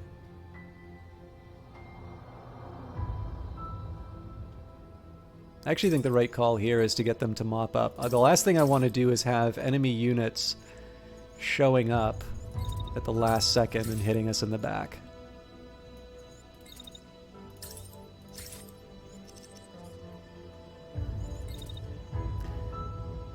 So I'm not going to completely ignore, like, so the thing is that I'm not going to pretend like I don't have anything else to do. Once that's done, I'm going to move the Hermes up. But at the very least, I can sort of start getting some of that chip damage in. Okay, so the Lance is going to have to deliver a little bit more than I thought on some of the stuff that I thought the Sleipnir might do. So it looks like they're coming after me with a submachine gun as a starter. What's this unit up to? Oh, hang on. Okay, here's how I think I'm going to handle this. Move around this... okay. Okay, that doesn't do it, so we'll throw up the shield here.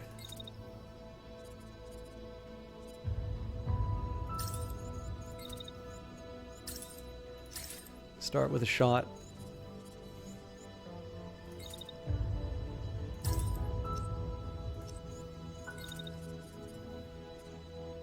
Man, we are really not going to close on a lot of these things.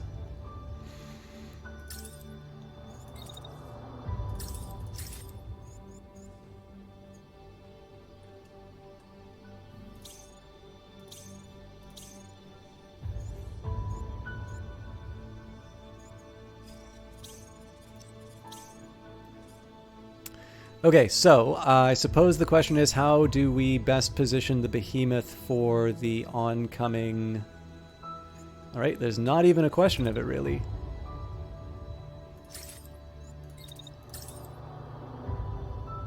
It's a little far.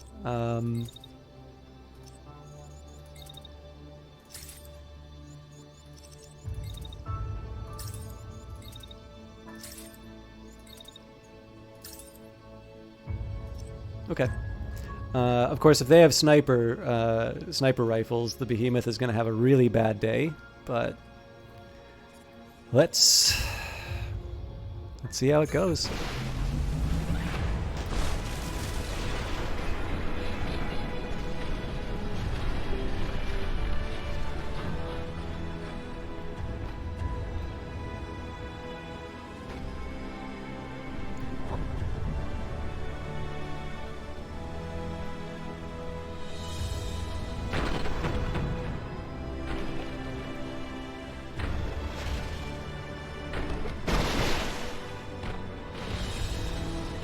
Okay, right arm down. That may not be enough to take him out, but... Okay, so we missed this unit. That's a bit of a shame.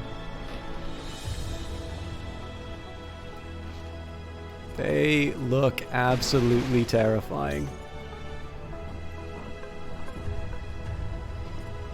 Hey, the Eyes of Sin, we're on the last battle and possibly the last wave of enemies on Phantom Brigade. The score for this has been really good. And there's been some pretty... I've been pretty happy with some of the plays. But you actually chose a perfect time to come in.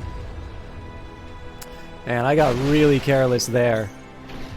I gave him a clear sniper shot on me. I really should have been paying closer attention on that. And the really important thing, none of these tanks are actually off the table.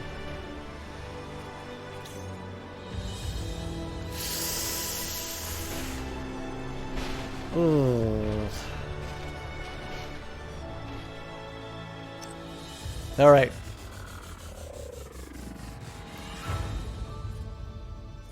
We are up against shotgun that does 928 damage per volley, a sniper rifle that does 1749. That's an insta-kill on pretty much everybody on my squad.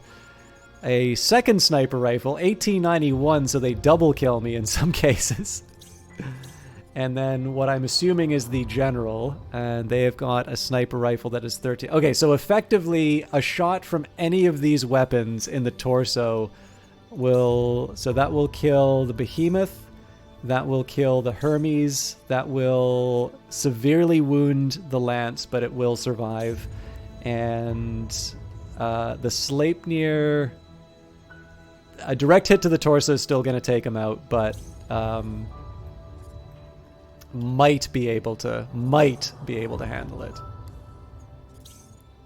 Okay, good thing this pilot ejects.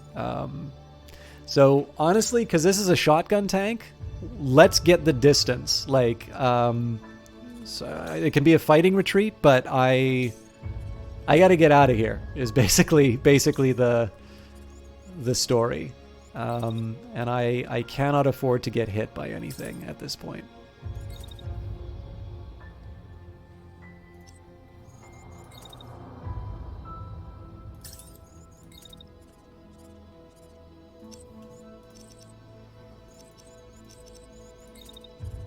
Okay, so if I stay here...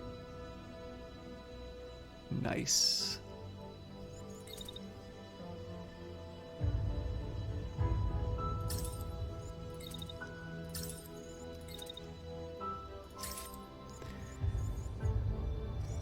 Okay, we'll finish that at the end of the... finish that at the start of the next turn, but...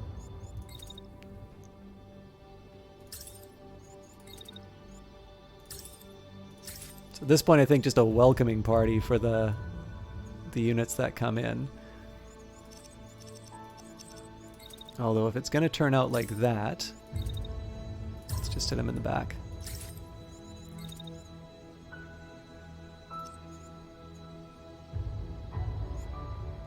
Okay, now it looks like the behemoth is being ignored. So with that in mind, can I rain death on anybody? Oh, that's a real shame. We set up for it, and then the execution leaves something to be... Well, that's not true, actually.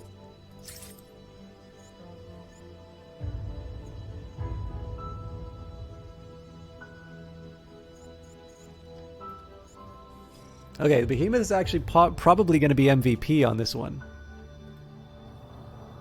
Look at that. Oh, Eyes of Sin, I figured you might like this house that I found.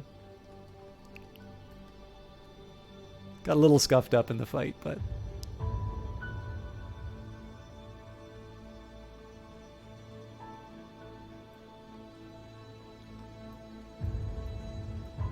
That's gotta be intentional. Okay, so the Hermes. First of all, is the Hermes targeted by anything? Yes, the tank. But I have a solution to that. So because we're going to be hitting this guy in the back, I want to do as much concussive damage as I can.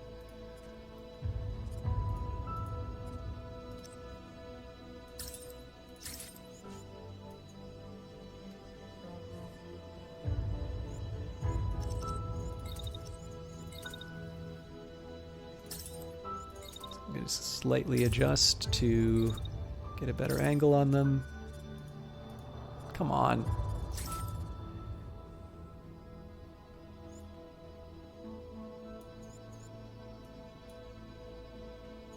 I missed the last tiny little bit of that, but... And the other important thing is once I'm done the shot, I gotta take cover, because they sort of own this area right now. If I can get the Sleipnir in here to start hitting things with the axe, golden. The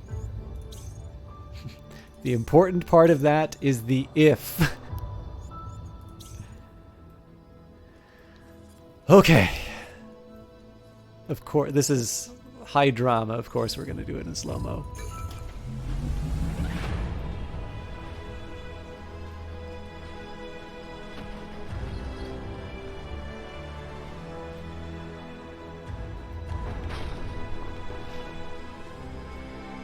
Can't get a good angle on it, sorry.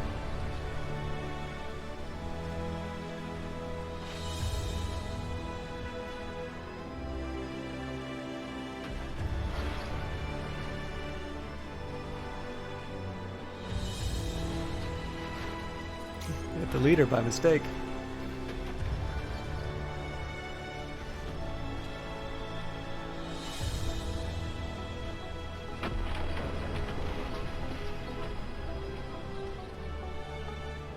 Could you imagine what this would have been like if we brought the mag? What? Okay.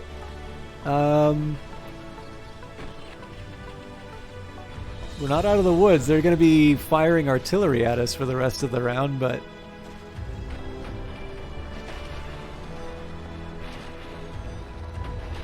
No way!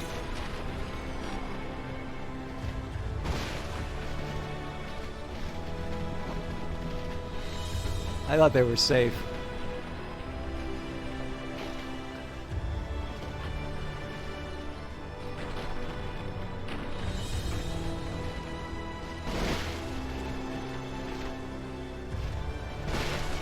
Oof.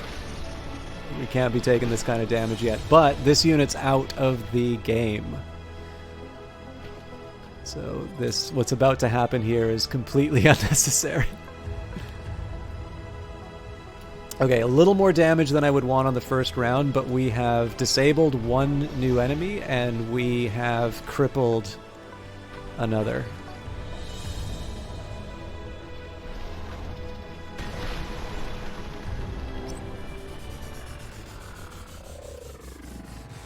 So, first question is the behemoth going to be targeted by anything? No. Pick your targets wisely. I'm really surprised this is actually a valid attack. Now I'm going to guess that this is probably... Oh, really?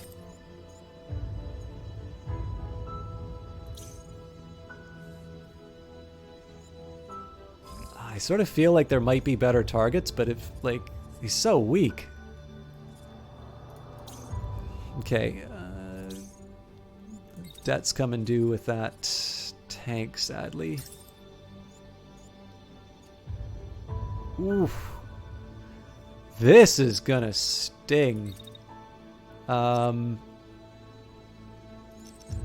if I just go straight for the meat. Like, what are they hitting me with here?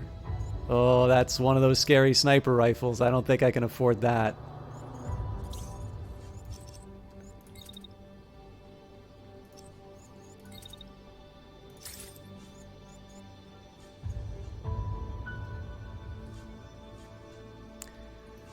It's the best I can do with a weak hand, I think.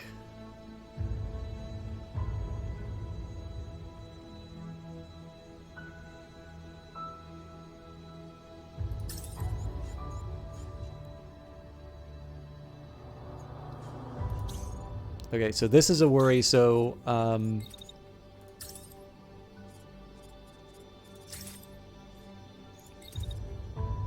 wait a minute. Yeah.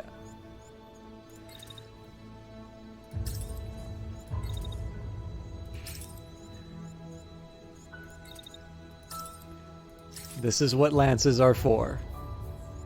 Cleaning out the trash.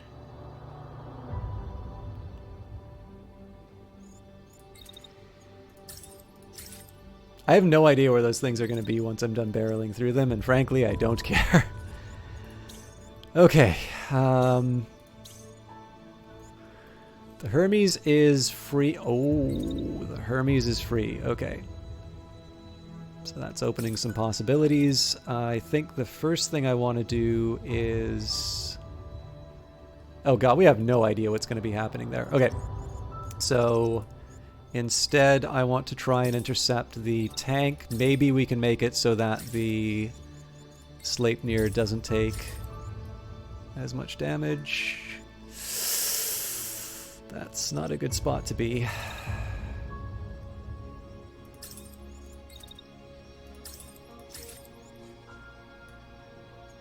Anybody else who feel like the soundtrack's turned against me? Okay, again, I got no idea what's going to be on the field at this point. Okay, we don't, it actually doesn't matter what's on the field at this point because we're past our heat capacity. So I'm going to keep the Hermes in the center just because it's actually, I am a little bit at a loss in terms of how to crowd control this. They're all in one group, which is great for the Sleipnir. Unfortunately, the Sleipnir is the target of everything, and it's also taken some damage. So first order of business is to see whether or not Kilo survives.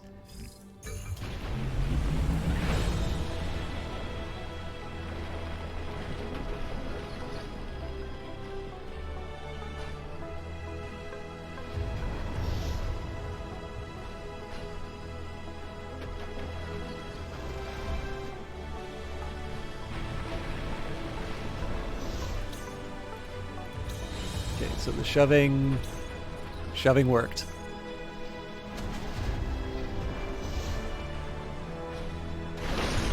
Oh god, that's so good. That's a right arm kill. Well, not a kill, but the right arm's down.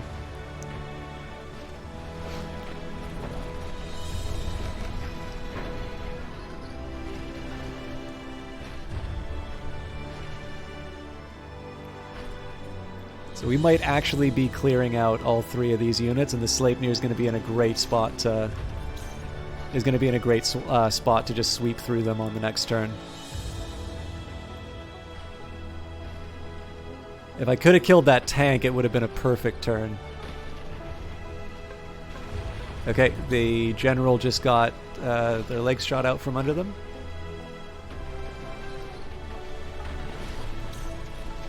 Yeah, all these guys just crashed into each other. Oh, the Sleipnir is going to feast next turn.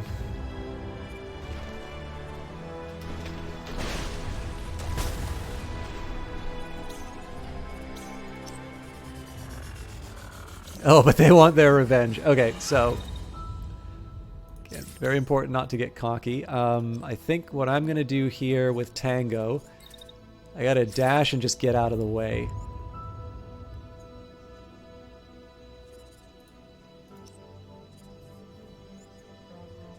The other important thing is I don't think this unit is going to be... Okay, so if I just walk forward and bash into this unit, what happens? Cool. Unfortunately, it looks like the general's all ready to go. Man! I thought we had it in the bag there. Alright.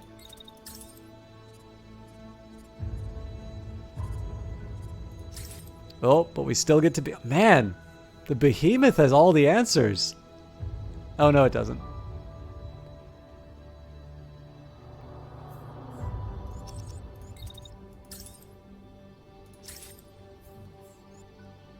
Oh, maybe it does.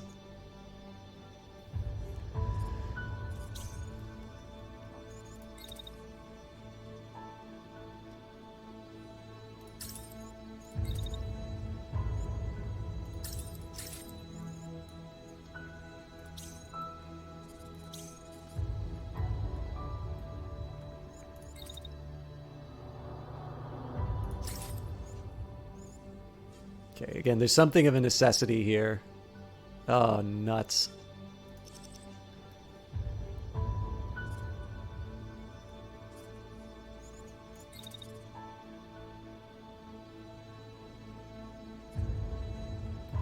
There's only so many of these things I can afford to do while taking the heat damage. I also don't think this actually successfully takes out the enemy.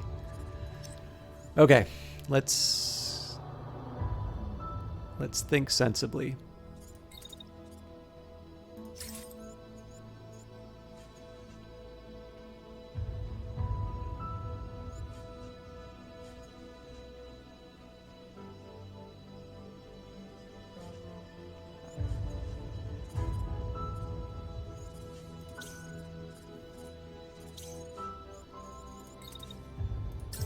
Okay, let's just hope Kilo is able to survive some of this retaliation. At least some of the units that are attacking her will get hit in those melee strikes.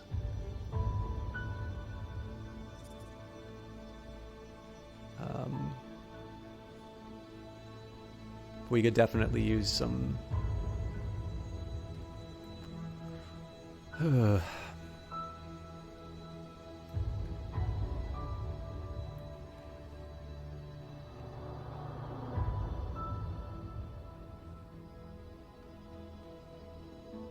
Okay, let's get a realistic assessment of what we're up against here. So,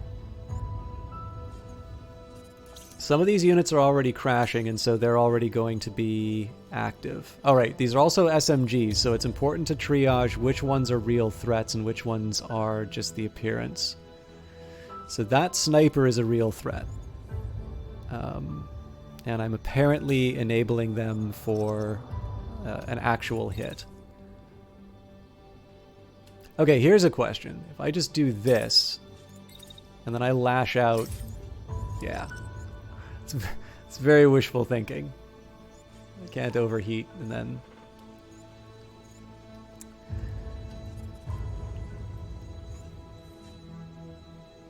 Okay, honestly, with the SMG is going to do... What?! Okay, I gotta rethink this whole turn. Anything that's coming after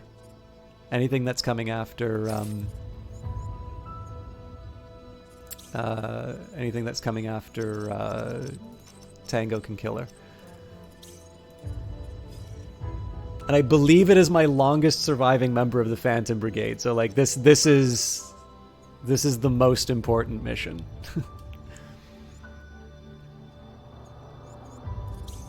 Okay, so this thing's crashing. I'm not going to be able to crash it. This thing's crashing. I'm not going to be able to crash it. This is public enemy number 1. So once we deal with that, go around the corner.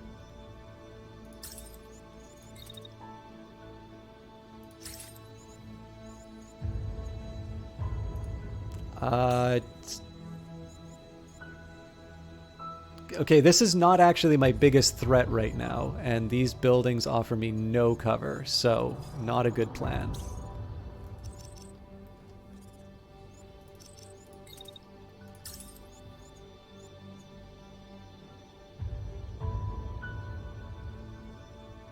Okay, so that's kind of a full run of fire on me. Okay, I've got the answer to this.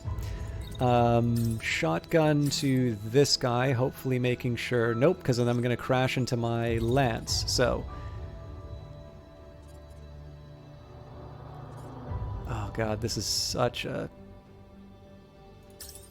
tricky needle to thread. Am I really not going to crash into my own unit here?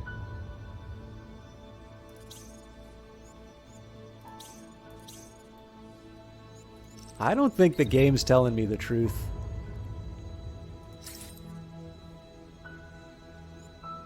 It could work.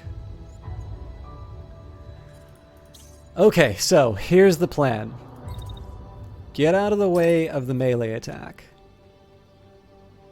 Okay.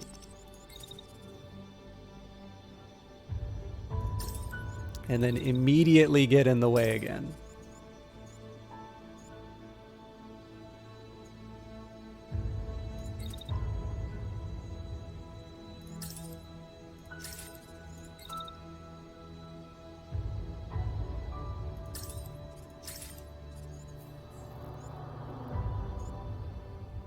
Okay, that's finishing just around the time the melee attack finishes, so that could be blue on blue, but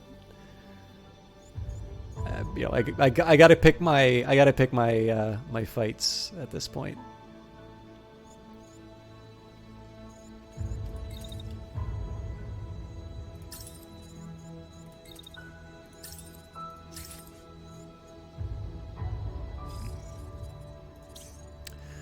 Okay, so we've moved in here. What do we do next?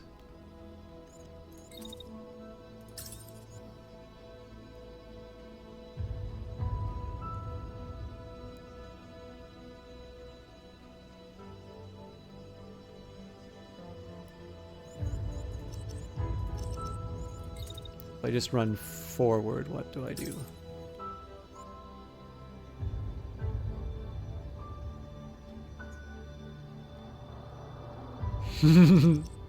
I've never seen Gundam, so I can't. I believe at that point the Brace Yourself team will disown me for not having seen it. But actually, you might disown me for not having seen it. But sadly, that is a gap in my understanding. It's not pretty.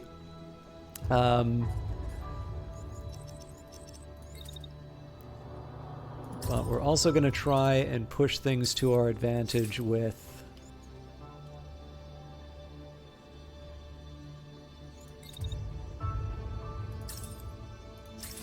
I mean, the thing is, for the most part, these attacks that I'm doing are going to, like, either we're going to save the unit or we're not.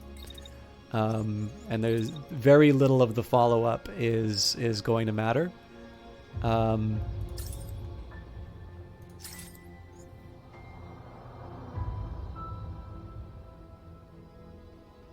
Doesn't mean it's not worth, you know, it doesn't mean it's not worth trying, but I am really curious to see what happens with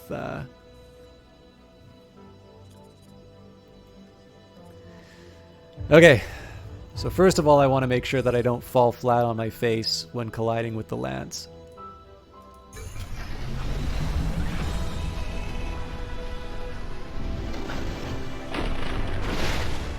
Okay, that wasn't enough to deliver.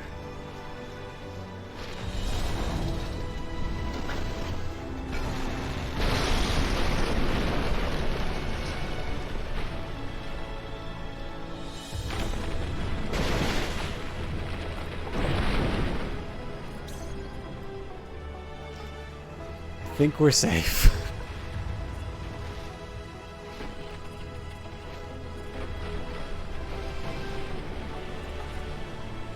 Oh my god, look at that. That was a great little swell of the orchestra too.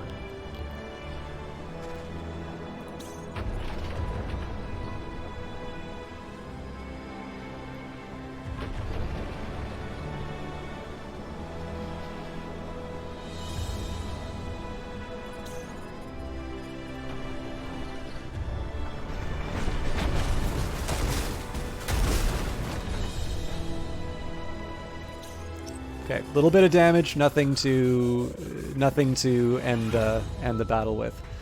Oh man, General's not looking good. I have to make the coup de grace, like it. I cannot take out the enemy general until the very end. Like those there are rules about that sort of thing.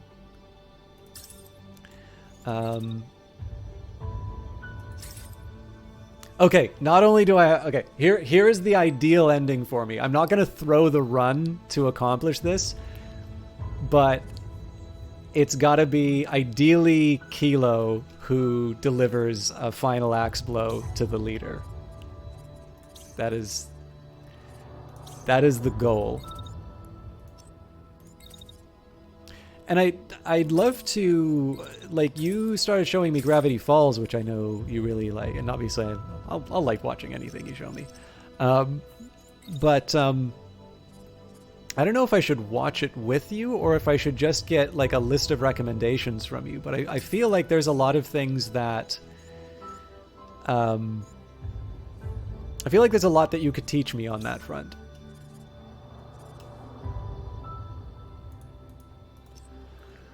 Okay, there's a lot going on here. So this unit's actually doing a pretty smart dash because that's going to limit the effectiveness of my long-range shots. However, that's really the only thing I can target. Okay, so this unit taken care of. This unit is a threat, as is this unit. Okay, let's again one part at a time. So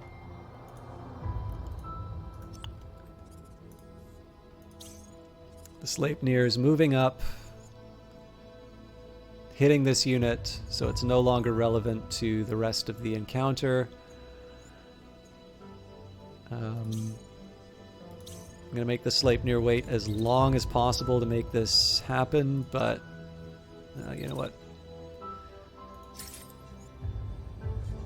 I'm getting way too used to overheating.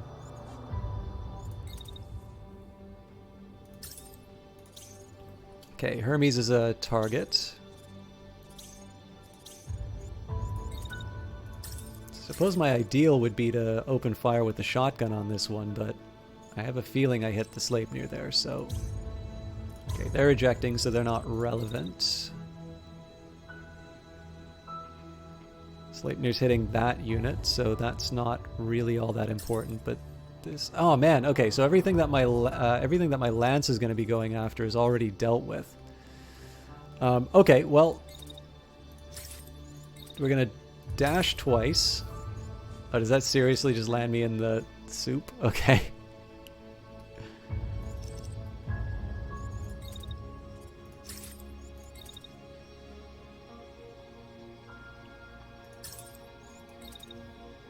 I think they're on whatever cleanup duty.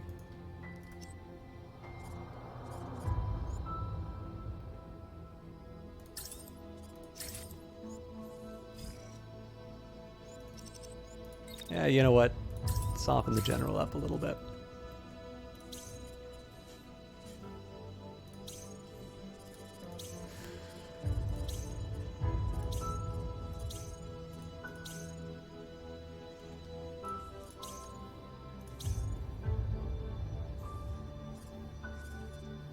Okay, seems to me like this unit's being totally ignored. Oh no, it's not. It's being hit by the... Okay, so for warm-up, fire on that guy.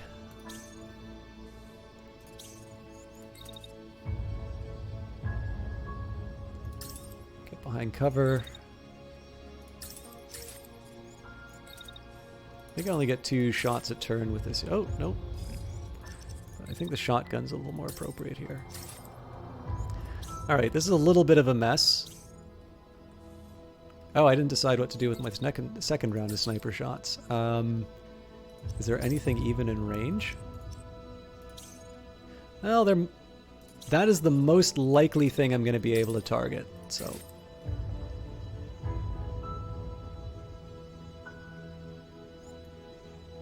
I'll save it sort of for the end, just so that the action's taken. Alright, let's see how this turns out.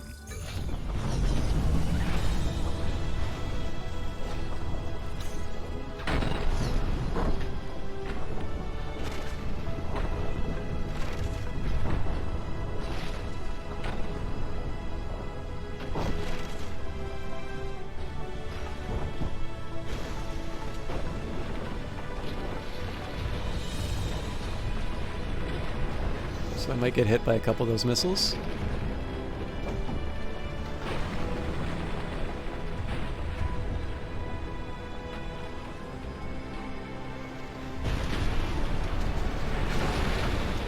Good.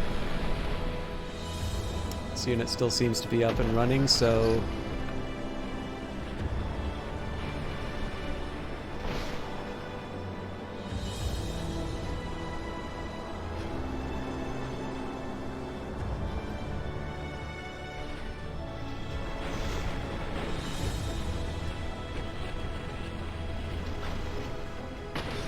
Yeah, right arm's gone. They might just eject.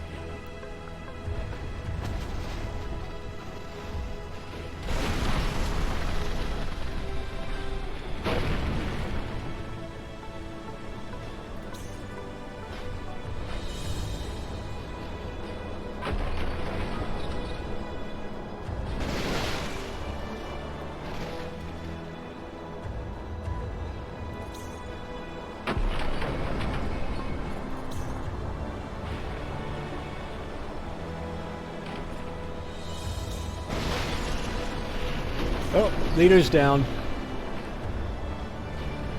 That's a pity.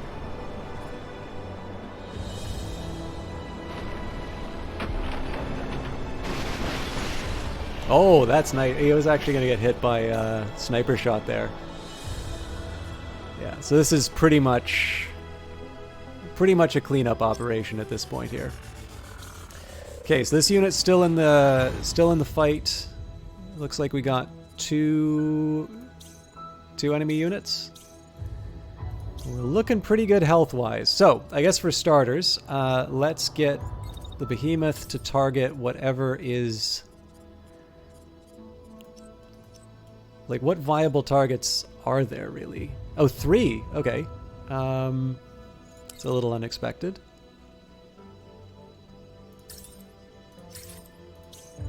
Oh, it's dashing. That's not good. Well, not good for sniping. Like, it's not like I'm... Oh no, the dash! It's all over now. Okay, so this thing's still going to want to fire its sidearm, and that sidearm fires missiles. Frightfully inconvenient. So...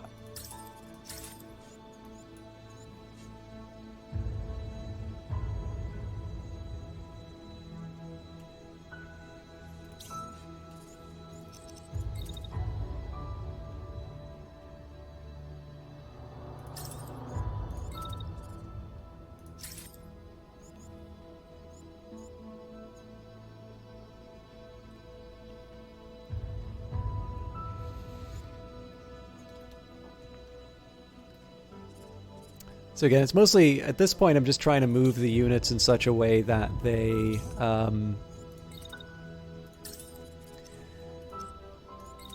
Actually... This is so mean.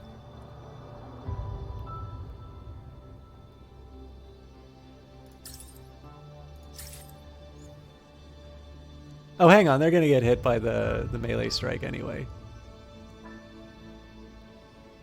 I was just going to say, I was going to wait for him to dash and just have him bounce off the shield.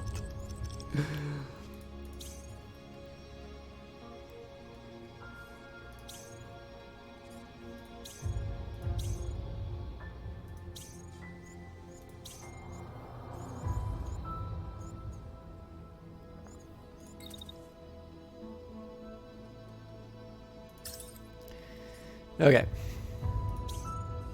So it's really this this unit here that's a bit of a pain.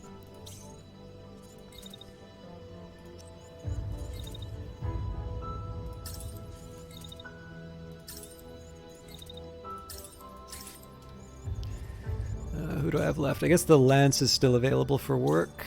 Oh, actually, that times out pretty nicely. So I know I gotta wait a little while between shotgun blasts. Perfect. Alright, we'll watch this one in full motion. Full speed.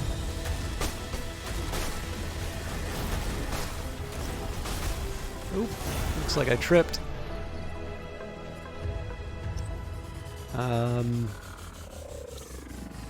Okay, so that's down. That doesn't have any weapons, so they're going to run. I believe that is Phantom Brigade.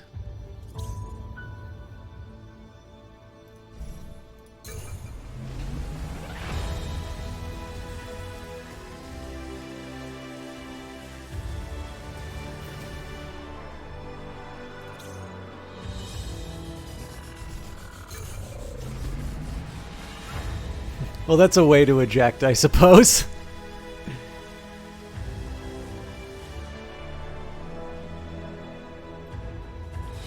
Victory! All hostiles eliminated, site under control.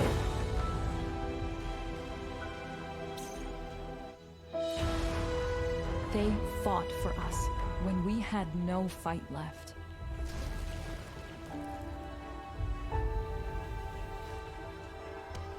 They kept hope alive when we were all but lost.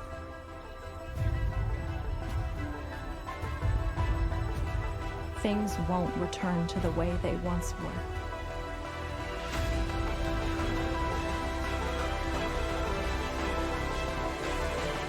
But we will build something great from the ashes.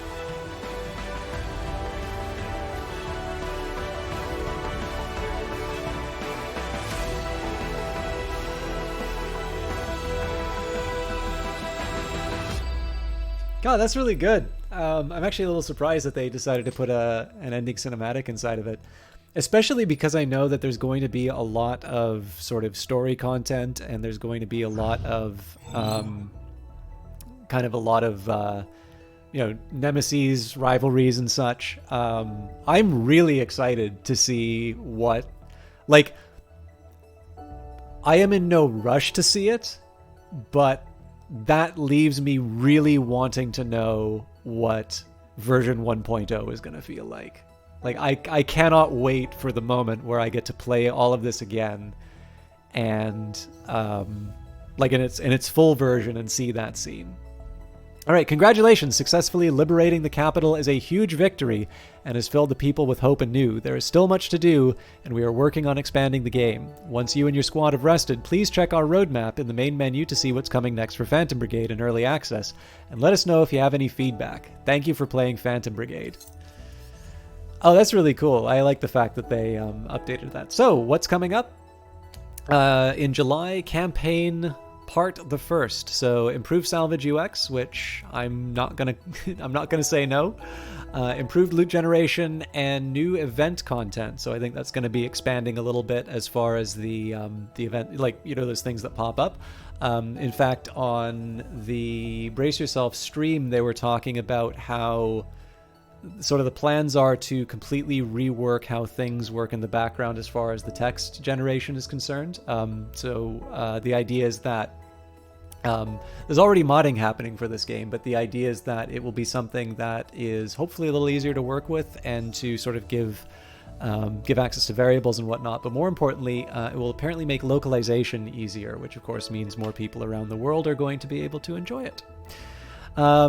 Future events, forecasted features, and I know this came up a little bit. For combat replay is probably one of the most requested. I'm certainly looking forward to that. Pilot progression, rival pilots, localization support, gamepad support, dynamic weather, and more. I actually feel that this particular roadmap keeps things close to the chest relative to what they've, talked about. But I don't know, like, honestly, having gone on like this journey, so this has been the same save since Phantom Brigade. I was first given a key to Phantom Brigade. I'm stoked. Like, I'm pretty into this, and I know there is a lot more to do. Like, again, it's worth saying, we're talking about the Steam thing, like, it is worth saying that they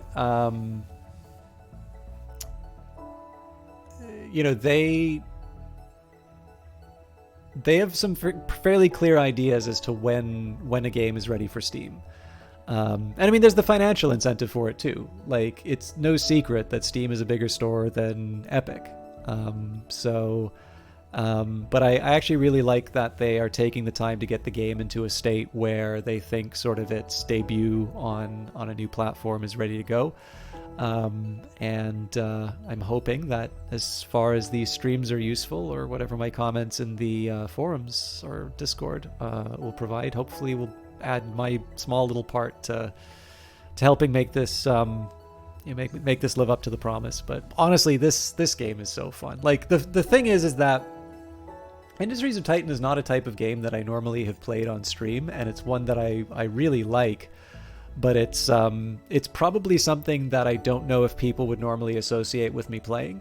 Phantom Brigade is completely in the realm of stuff that I normally play and people sort of expect me to play. And it lives up. Like, this is honestly like I think this is like one of the best games in this genre.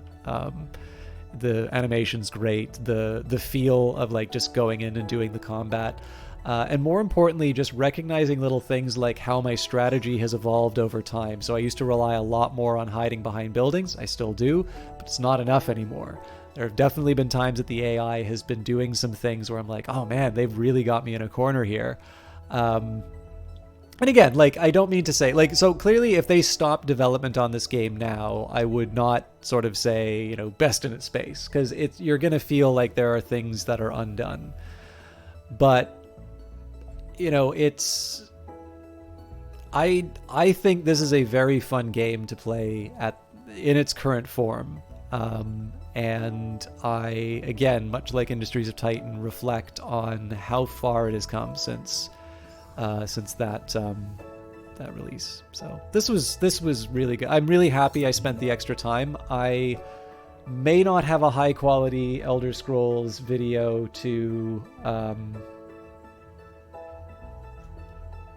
to play or to put up on next Tuesday. I'm gonna do my best to get that in, but I don't think I can afford another late night tonight. So I think I'm gonna have to record that. That means I have to give up Hollow Knight. I don't know. That's something for me to work on my own time. Final battle, 110 seconds. Damage taken, 4,243. Damage inflicted, 66,741. 331 actions planned. 4,446 meters traveled. 13 units destroyed.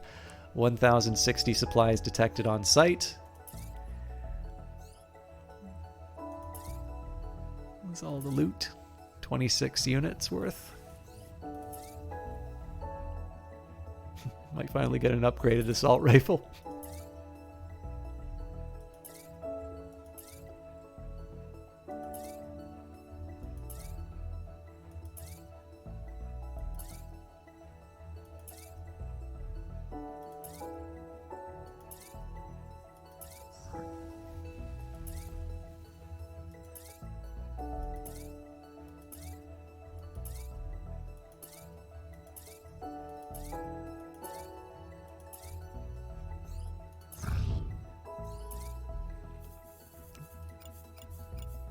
All of it. Give me all of it.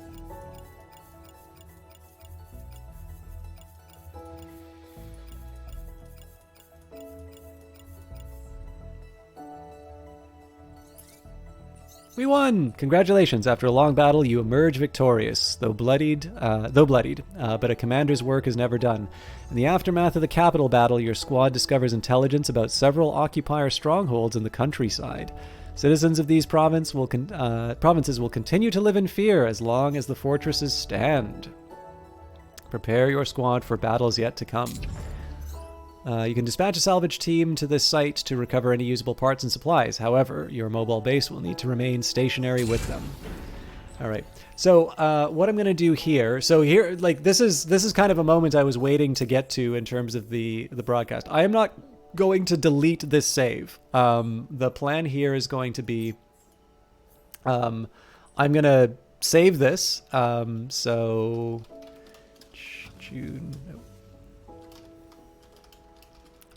24th. I guess it was 23rd. Now it's the 24th. So I might get rid of these like intermediate saves, but I'm gonna keep this. So this is like my developed save, let's say. And then like let's face it, I do not need all of these. There may not even be a delete option. I should probably see how much space these take up. So I'm going to return to this every once in a while. I figured that would not be a bad way of trying out some of the new weapons, but I think there's a really important thing for me to try here, both as a fan of Phantom Brigade, but as well as just an appreciation of what goes into the development of these games. I heard a story about Sunless Sea, where apparently it had a very dedicated player base, and this is like, there are some controversial choices like having a turn-based combat system and turning it into a real-time combat system. You know, lots of different little details like that. And they went through it, and one of the challenges is that people were pretty fanatical about the game, but because over the early access period there were not really as many new players that were coming in, and definitely the ones that were there weren't necessarily giving the feedback. What happened was, it was a game that was very much polished for the mid to end game experience, which is probably why people seem so fanatical about it. People seem really, really, really into it if they get into it. And it took me, I think, 2 or 3 tries to finally get into Sunless Sea. And so this is one thing I want to do. Like, again, I can't unlearn what I've done inside of this game, but I'm interested in seeing what the start of the game is like now, and what it's like to kind of get on board and see where see where everything goes. But I am done for tonight. It has been 5.5 hours, an incredibly enjoyable time. I do regret starting late, but I really feel it was worth it to go later. Lovely, awesome, freaking amazing place to work. I am also going to say something really quick, because I didn't say so earlier. The Eyes of Sin is a wonderful broadcaster and very good friend, and I know there aren't a lot of you here right now, but I would like to let you know that I am still a huge fan of their work. I think their work needs to be seen by more people, and they are available for commissions. So if you'd like to check out or hire them, that is their Twitter account. If you'd just like to see some lovely art, there's the Ko-fi page. And if you would like to support that art, you can support at, I think the starting value is $5. I don't know if you can do, yeah, it's 5. You can of course make it as high as you want. But obviously not everybody needs to do that. But if you'd like to see some lovely pictures of flowers, if you'd like to see some drawing, if you'd like to see somebody who did my emotes, that is Eyes of Sin. I am sorry that I didn't talk about her earlier, but I'm really happy every time I get to see them come into the stream. On this triumphant note, let's find out who is streaming.